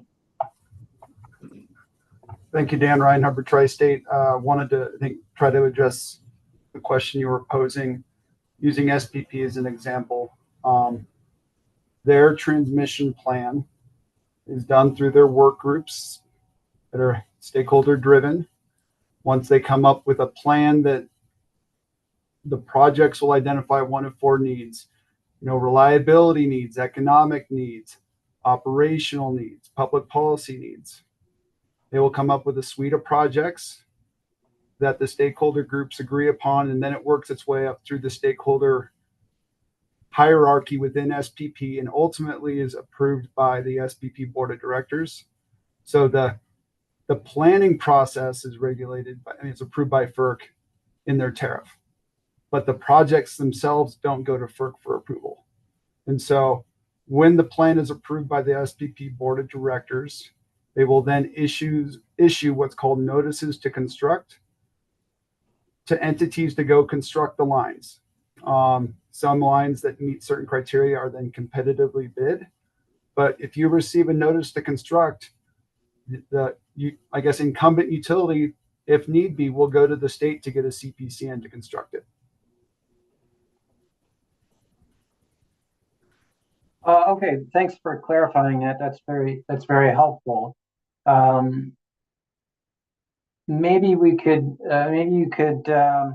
provide, and I understand, you know, you may not have gone through this yet yourself, but are there cases where a state has said no, we're not going to, we don't agree that there's a need for this, or that it costs too much, or whatever, that there are too many landowner, too much landowner opposition, whatever it might be. Does that happen, Mr. Hubbard? Do you want to respond to that? So Tri-State's been a part of SPP since 2016 for our facilities in the Eastern Interconnect. I'm not aware of any projects like that where that they ran into the state stopping a project. I mean, SPP's planning process, they have very well-defined cost-benefit metrics. And if it doesn't meet those metrics, it won't get approved by the board of directors. And that the benefits to a project are going to far exceed the costs before it makes it through the process. But again, not to say that there haven't been landowner challenges, but we have not run into that on our end or are aware of anything at this time. All right. Very good. Yeah, Mr. Satya, please go ahead. So I don't disagree with everything that Ryan said about the process at SPP. Let us be very clear about two things. In the RTO West, it's a whole new framework of planning with state policy goals and mandates that will have to be kept in mind. Number two, to your question about the authority, you definitely want to engage some of the legal experts, Elaine Ginoche for WRA. You want to bring in some other legal experts, Lisa Hickey and others who can speak to the state's authority with the jump ball that can help have a role and influence on the FERC approval of any transmission plan that an RTO will submit. This is a very separate question that requires its own due consideration that the RO West Pathways Initiative is factoring in and is giving states authority to have independent right of going to FERC if they don't agree with the transmission plan that has been submitted by utilities that are part of an RTO. I want to clarify that at the outset. This is not a no-brain. This is not, we put man on the moon. This is a solvable problem. The laws exist, processes exist. I just want to clarify that. Let's not muddy the waters. Your question is very simple and very important, is what happens for Colorado PSC in terms of their role in Colorado. They will have rights at FERC. If the utilities justify a good plan that they agree to with the RTO, and it makes cost-benefit sense, then so power to it. If not, the state commission can file a request and a commission lawsuit, a litigation, and a docket to FERC opposing it and give their justification. So that is the whole point of the RTO transparency if it's done right. Great, thank you. I really appreciate your educating me on this because I have zero experience with it. Great. Well, I do want to offer opportunity for anyone else to speak. Yeah, Mr. Lunar or Public Service. Hi, Mr. Chairman. This is Mike Pascucci. I just had a question for you, and apologies if I had missed the conversation at the beginning. Were we engaging this conversation with the idea of developing rules around what does or doesn't apply should a utility join an ISO or RTO? Or was this more of a educational exercise for us to discuss the concept? More the latter. I mean, but I will say that, ultimately it does go into informing whether any rule is needed in this area, or perhaps short-circuiting rules that are going to be inapplicable once a utility joins an RTO. Or another case would be, drafting rules that are flexible, that can remain both before and after a utility joins an RTO, right? So, I'm imagining phrasing that would say, until utility, a jurisdictional utility joins an RTO, this is going to be the process. Once the utility joins an RTO, this process will not apply. Something like that. Does that answer your question? It does, thank you, and that's helpful. What I was thinking about throughout that conversation was just knowing that each utility may wind up in a different organized wholesale market in the future, and maybe there isn't a utility in an organized wholesale market, depending on how things shake out, given the way the statute's written and the rules and things like that. And this is probably maybe best addressed in written comments. It might be better to, rather than put in rules, this rule does not apply if you join a utility, but that utilities upon joining an RTO should seek some sort of permanent waiver or file a declaratory order or address in their OWM application what transmission rules they believe no longer apply, and deal with it. That way we don't set a prescriptive rule that says, based on what we know today, in 10 years, this is what does and doesn't apply to anyone. It gives us the flexibility for each different type of organized wholesale market to be addressed in the specific context of that. So just a concept I've been thinking about here, and we'll put out there maybe for people to think about, but might be best addressed in future written comments. Thank you. I appreciate that. All right. Yeah, Mr. Satchel, go right ahead.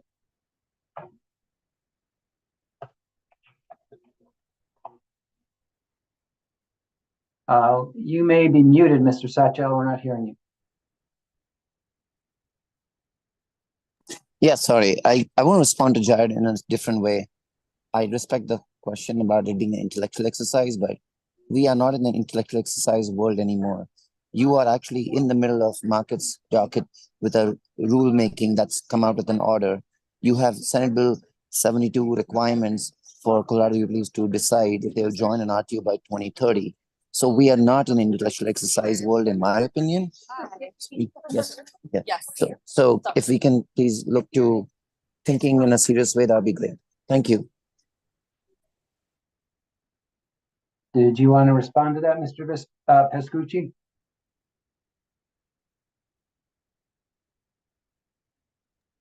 I don't think I disagree with what VJ just said at all.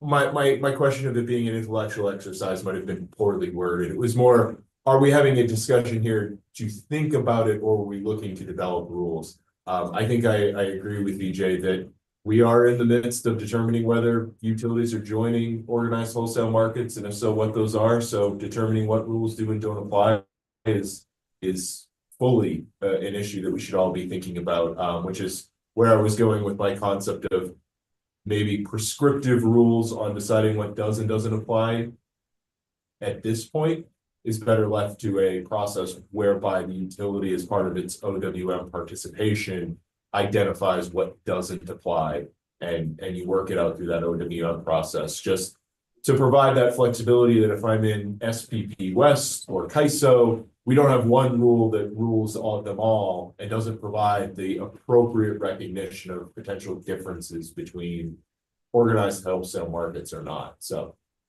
essentially, like I said, I don't think I disagree with VJ in any of his point there, that this isn't just a fun thinking exercise. This is something we should be considering. Okay. All right. Thank you. I appreciate that. And I do agree. This would be an excellent topic for written comments. We have come to the end of our agenda for today, and 2 hour, well, at least an hour early. And so I really appreciate the conversation we've had today. I really want to thank everyone for your input in the conversation. Reminder that we've got 3 more workshops coming up, as you see here on the screen, and look forward to your participation in those as well. Just a reminder, again, that written comments are very much welcome. And if you don't know how to do that, you can click on the link there. That'll take you to our e-filings platform. And if you have any issue with that, you can contact me at the email address that's there. And I believe we'll call that a day. And again, thanks, everyone. Have a great weekend. Thank you. Thank you.